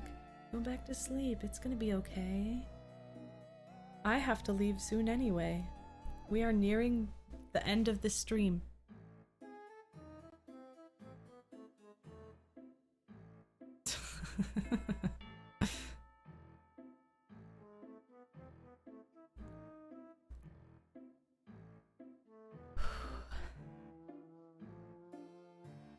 I hope you guys had fun today. I'm sorry we couldn't get to everything. But vocal rest has to be made at some point, especially when it feels like this. What's my night routine? I moisturize my face, and then sometimes I'll put Vaseline on my eyelids, and then I'll put my mouth guard in so that I don't grind my teeth, and then I go to sleep. But it's such a good stream. We played a good game. Almost had a panic attack in the middle, somewhere in there, and then, yeah. Now we're here. What was the other game you were gonna play? I was really excited about this one. I wanted to play Homicipher today, but it's gonna have to wait till next week. Maybe we'll play it on Friday or something. I was really excited for it. I'm super sorry.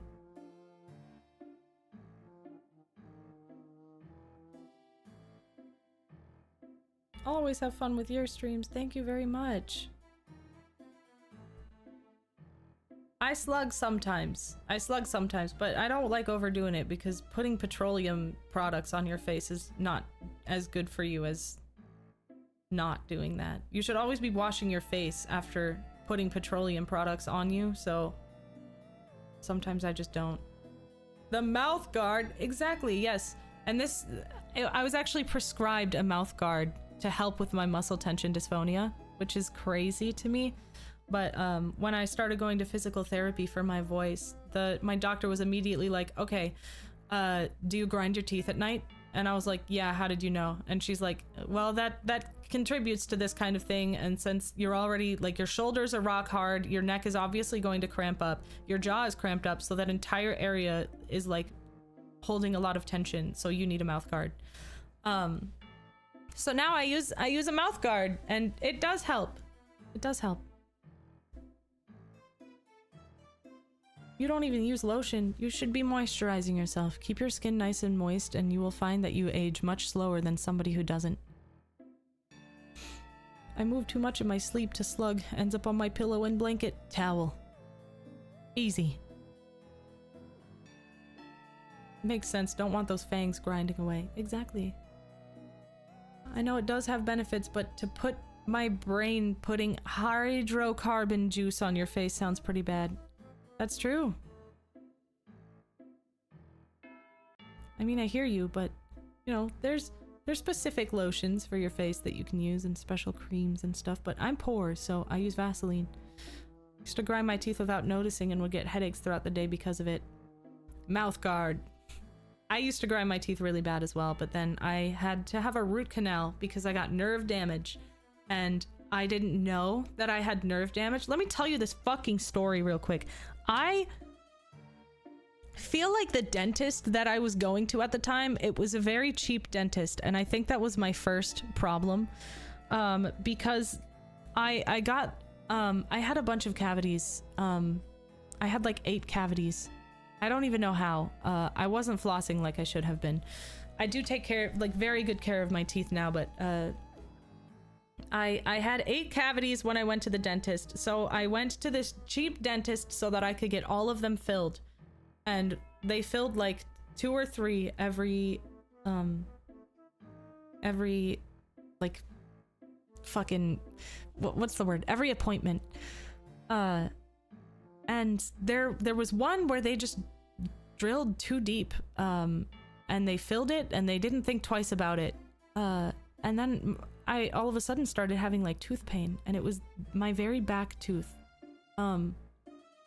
And it started getting really sensitive. It was kind of out of nowhere. It was like a week later or something after having my teeth filled.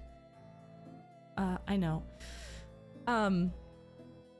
But I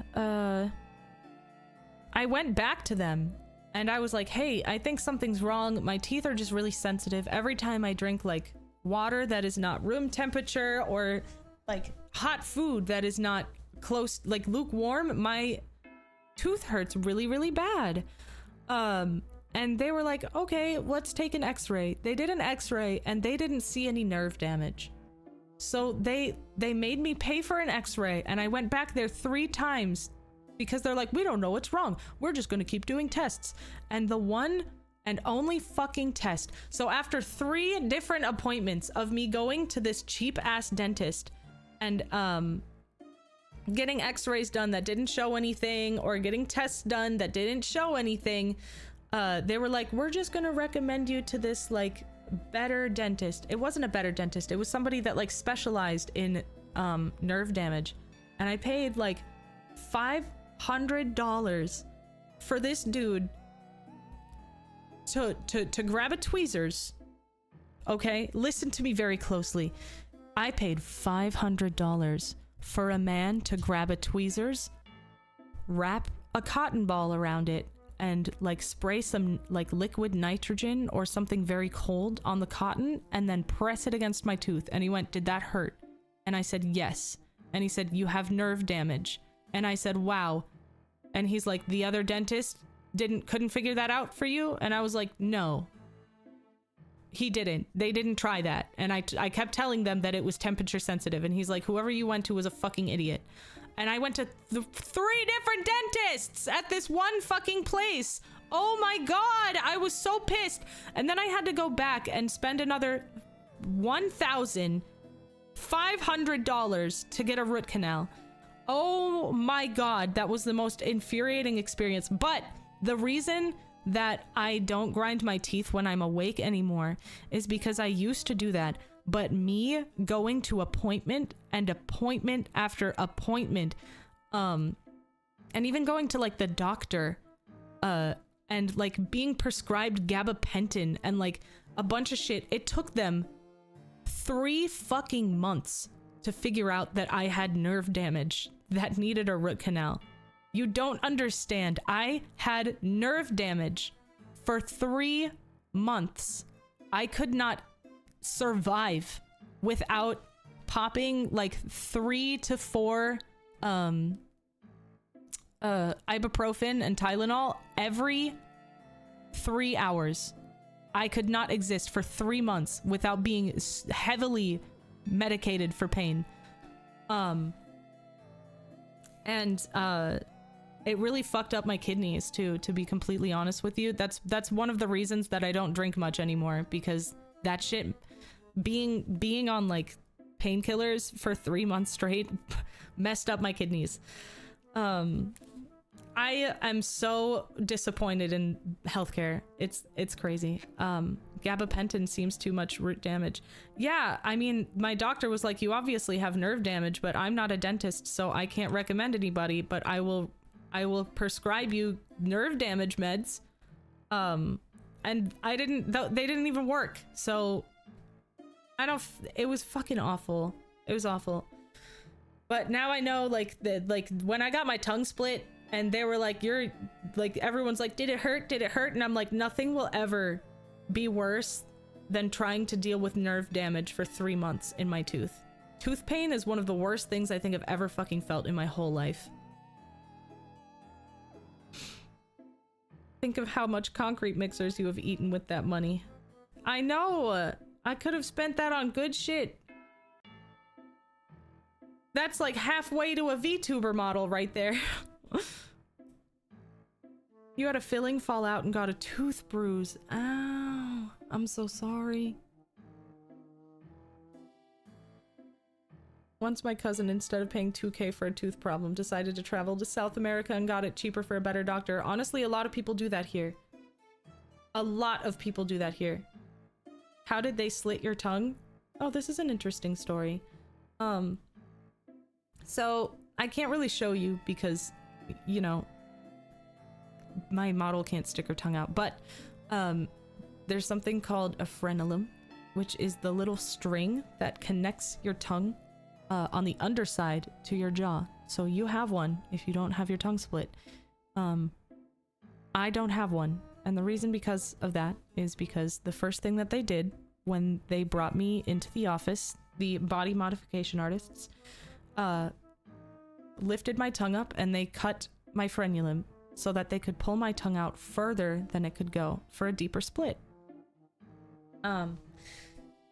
What they did next was they pulled my tongue out as far as it would go, and they took a scalpel, a nice, sterile, clean scalpel, and they punched it up through the underside middle of my tongue and slowly worked their way from the middle to the tip of my tongue. And then they just pulled it apart and they like stitched up the open wounds, and then they were like, okay, bye. It took like 30 minutes. It could have taken 15, but I took I took three 5-minute breaks because I felt like I was gonna faint. Have a good one. Okay, bye. Bye. Sorry about that. So that's how they split my tongue. But I almost fainted like 3 times. But I had a Gatorade on me. They told me to bring a sugary drink to sip on because it would keep me it would keep my blood sugar like going, and it would help me from fainting. So, would I recommend it? Probably not. Awake? No. Well, yes, I was awake, but did they numb me? No. I was awake. That's why I almost fainted 3 times, is because I kept seeing the like devices that they were coming at me with, and I was like, oh god.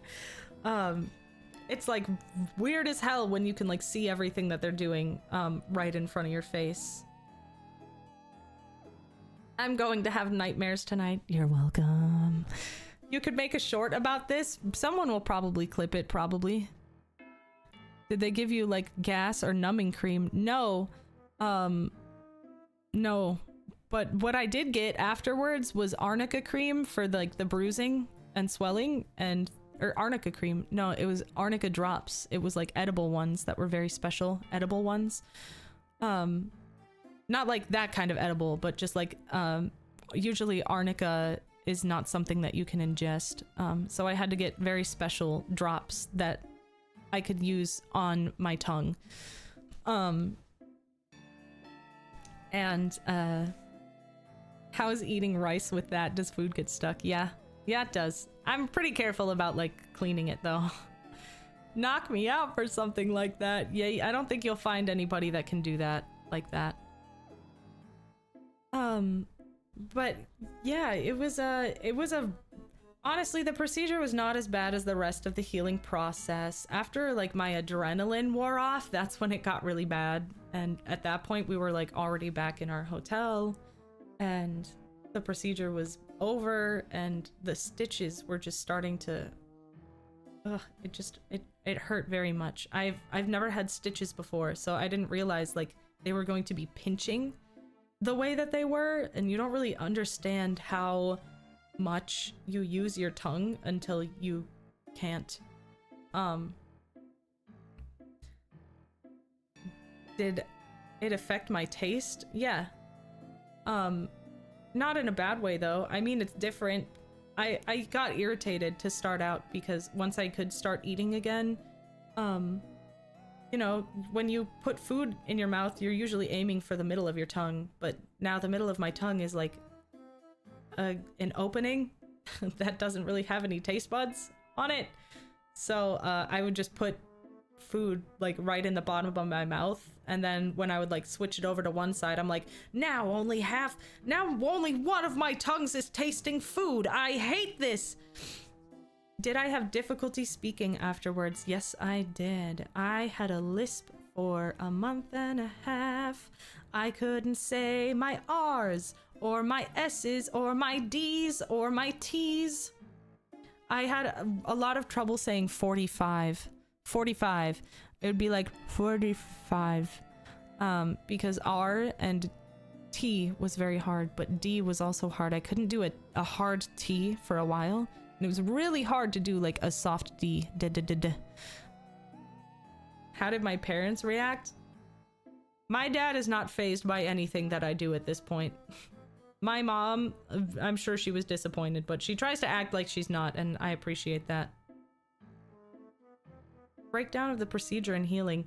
Well, I just did a breakdown of the procedure. The healing took 5 days, so it was a very quick healing process. I mean, the initial healing, what you would think would be the healing process took 5 days. After 5 days, I got my stitches out, but it was the worst 5 days I think I've ever experienced, honestly.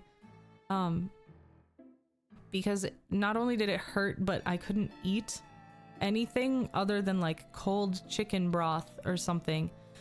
And it was really gross. You can't eat anything that isn't alkaline or liquid. So that leaves chicken broth. You can't have like fruit purees. You can't have tomato sauce. You can barely have any vegetables. Anything that has a little bit of acidity is going to burn and hurt like crazy. You can't have dairy, but honestly, it's the thing that sucked was the drooling, because I drooled enough to soak 6 full adult-sized towels every single day. So I had to make sure I was extremely hydrated, but I wasn't, it wasn't like normal drool, like watery drool. It was that mucusy, stringy drool that you get when you're like, I don't know, it was like fucking mucus. Like you can't just wipe it away from your chin and your mouth. You're literally tearing it out of your mouth. And there's always some that's in the back of your mouth that's too forward to swallow, but too back to like spit out. So you just have to sit there and like come to terms with the fact that you are going to have old mucus sitting in the back of your mouth that you can taste at every moment, that you can feel at every moment, and that you can smell the smell that you cannot escape.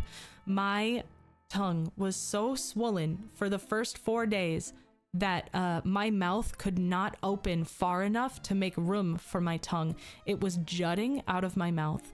And every morning, I barely slept, by the way. I slept not one wink the first 2 days. And by the 3rd day, I had found that if I propped a plastic baby spoon handle in my mouth to like keep my teeth from trying to like shut while I slept, I could sleep a little bit.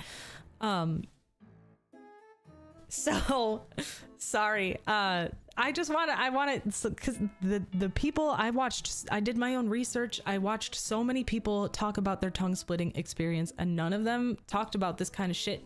They were like, oh yeah, you drool a lot, and you know, I got an infection, so I was bleeding a lot, but like they don't talk about how shit it is, because there's like things that you just have to come to terms with and that you have to stick out, and it's really nasty because I've never smelled the smells that I've smelled like healing from a tongue split.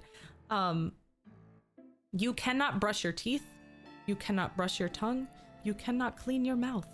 And if all you can eat is chicken broth and like oat ice cream and alkaline things, your mouth is very quickly going to smell. Not only that, but your tongue is going to start shedding its outermost layer and turn white as it's healing. Which also smells, because then you have a lot of dead skin and dead cells and saliva and food residue that is sitting on your tongue directly under your nose that you can never escape from. Okay? And on top of that, you can't close your mouth. You're drooling everywhere.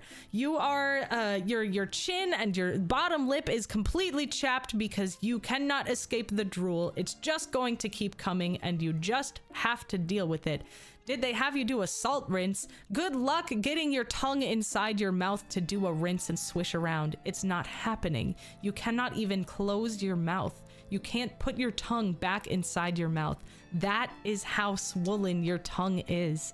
Okay? And the smell was honestly one of the worst things to deal with for me. And whenever my mouth, like if I catch a whiff of that at any point, like old saliva, there was a point where I was like doing, just a side note, okay? There was a point where I was doing Halloween at my job and I had this mouth dye that dyed my tongue black. And so I was sticking my tongue out a lot and like drooling a lot. And as soon as it dried, I got like one whiff of like the smell of the saliva, and it gave me flashbacks and I started gagging. Like, I can't stand the smell of mouths anymore because of that. But yes, I used the split for Halloween, absolutely. So the smell was honestly the worst part for me, but it was followed closely in second by the not being able to eat anything. I got very, very weak, and I got very, very, very jealous of husband. Husband stuck with you at your stinkiest and drooliest. Yes, he was my rock in this situation. There were times when he offered to like chew food that I was craving for me and try to spit it down my throat through a straw. He never did. We never got that desperate, but he did offer, and that's what I appreciate. I'm off. Have a good night. Goodbye, Catastra. Yeah, so that's my tongue healing story. After, okay, listen. The stitches were also really bad because they were pinching, but I never got any infections. I really tried to like clean it when I could. The shit part about that though was that I'm sorry, all I hear is my cousin talking about the drool from his Saint Bernard. Honestly, it's true though. Thank you for the Supa Seedwad and Nade call. I think I butchered that, but thank you very much for the Supa. It was very much that kind of mucus. Yes, stringy, gross. It might depend, but do you have control of the two ends? Yes, I can move them individually, but it did take practice. You can't just do that right off the bat. But yeah, I can move them individually. I'm glad that I did it. I wouldn't do it again because that's not the end of the healing process, okay? There's more to this horror story, all right? You thought we were done? You thought we were safe? The other thing that happened was, so the reason I say that healing took 5 days is because by the 5th day, my tongue was not swollen anymore, okay? It was literally so swollen the first 4 days that I would wake up with bruises. My tongue would be purple, all down the middle of both of the tongues from where my teeth were sitting, because it was so swollen, it was pushing up into my teeth. And I would use the arnica cream or arnica drops every single day to like try and reduce the swelling and reduce the bruising. And by the 5th day, I could comfortably put my tongue back in my mouth, but the stitches were still there. And I was so ready to get them out by the 5th day. By the 5th day, my tongue wound was healed enough to permit getting the stitches taken out. I could have waited 2 more days, but I was not about to do that. I could not stand it any longer. So I had made all these plans in advance, okay? Like, we prepared vigorously for this. We got waterproof sheets, waterproof pillowcases, like a bunch of shit that you wouldn't think you needed until you needed it, but I had it in advance.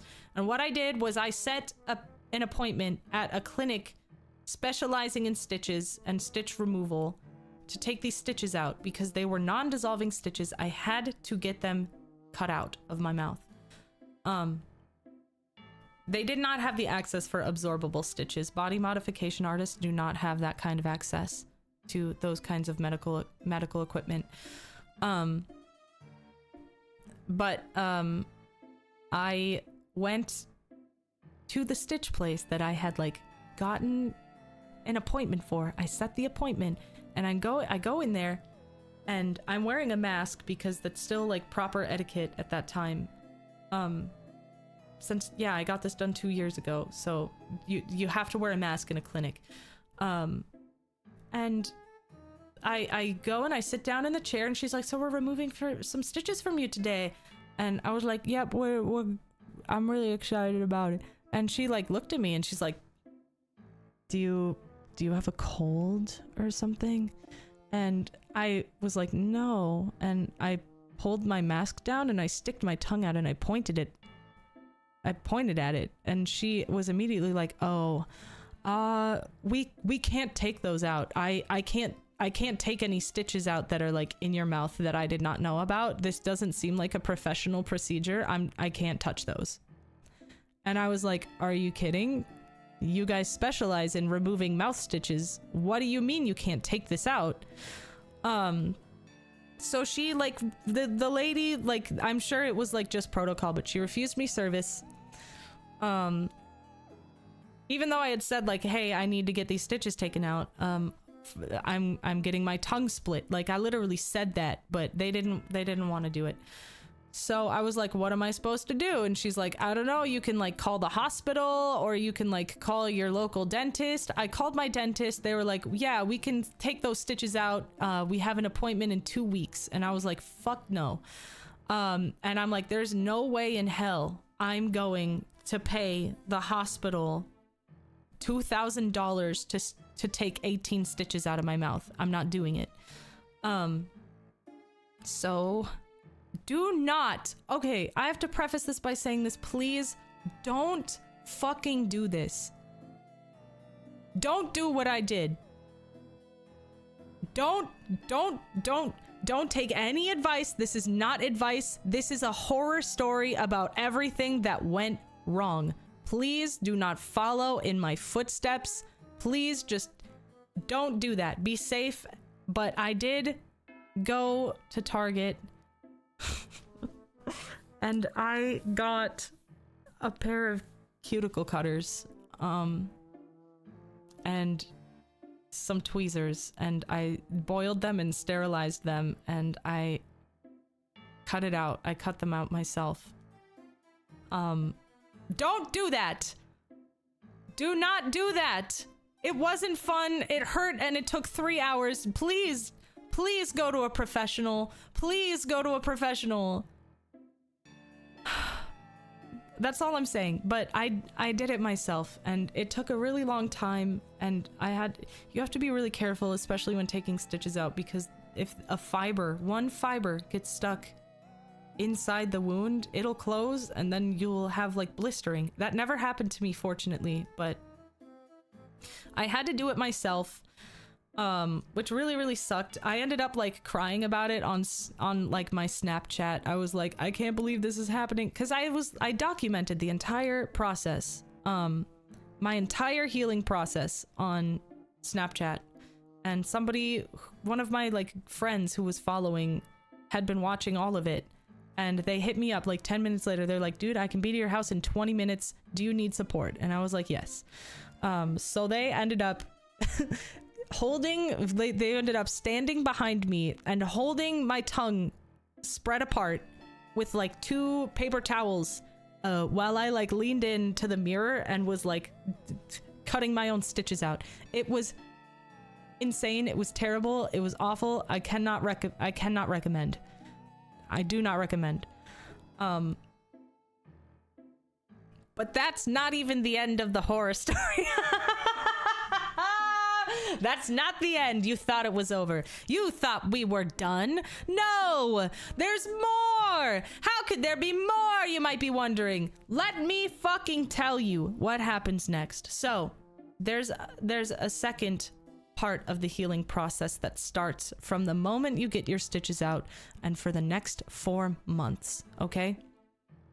Every single day. Part 3, Act 3, okay? Act 3, from the moment you get your stitches out and for the next 4 months, every day, 3 times a day, for 20 minutes each time, you have to stretch your tongue. You have to take the tips, you've got to stretch both of them down, stretch both of them up, pull everything apart, twist them. You got to hold them in these positions that are absolutely grueling and awful. Because if you do not, your scar tissue will not soften. Not only that, but the middle of your tongue will start to close. Because it's still kind of a wound. Your body is trying to heal and close this wound by healing your tongue back together. So if you do not pull it apart, you are literally ripping open a new wound for yourself 3 times a day for 4 months until it stops trying to heal. And that sucked too. I was at work in the bathroom for 20 minutes a day, stretching my tongue, and they're like, you good in there? And I'm like, yes, I'm doing my little stretches real quick. Like, it does sound a lot for a cosmetic appearance, but I wanted it and I was gonna have it, and I was gonna do it the right way. There are people who pay to get it resplit, but I'm poor and I'm not fucking paying for it again.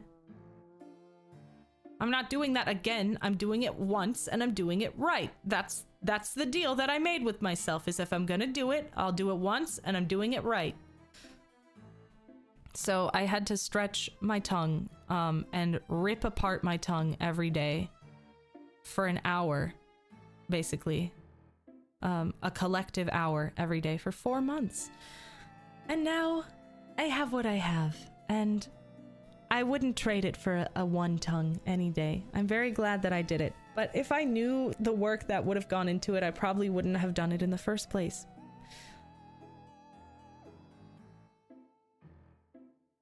And that's the story. That's it. The end. Boss makes $1, I make a dime. Stretch my tongue on company time. Yep. That's how it works. That's just how it works. 11 hours, and we are still on the tongue story. We're not at 11 hours, don't even, but it is 6 hours. We did another 6-hour one. Speechless. Now you can scare people at Halloween and get sussy comments from regulars. Exactly, that's all that happened. I'll talk about that again in another stream sometime, but it is time for me to go. That is all the time that we have left tonight. I really hope you enjoyed it, though. A riveting tale indeed. I thought part 3 was gonna be longer. Nope. You just you get the visual of me ripping the middle of my tongue open again and again and again. Must snip. Thank you very much for the supa, for the pain and suffering. Thank you. Thank you. I appreciate you. Truly did hurt, but everything's okay now. Thank you for the mouth-watering story, Lily. Oh, call me Leerie instead. I like that more. But I'm glad you enjoyed it. Have a great night. Had lots of fun. Good. Good. Thank you. I hope it was as vivid for you as it was a recollection for me. If anybody, like, honestly, if anybody wants to see it, I have, like, a story highlight with some of the snaps and the process, but I will... Content warning, because you see stitches and body graphic, you know, body horror stuff on my Instagram. It's on my Instagram. Okay. Goodbye. I love you. I hope you stay moisturized. I hope you stay hydrated. I hope you have 3 meals a day. Okay? Today. I want you to eat 3 meals today. All right? Feed yourself, and you better eat good, or so help me God. And of course, good night. Sleep tight. And don't look under your bed tonight. Try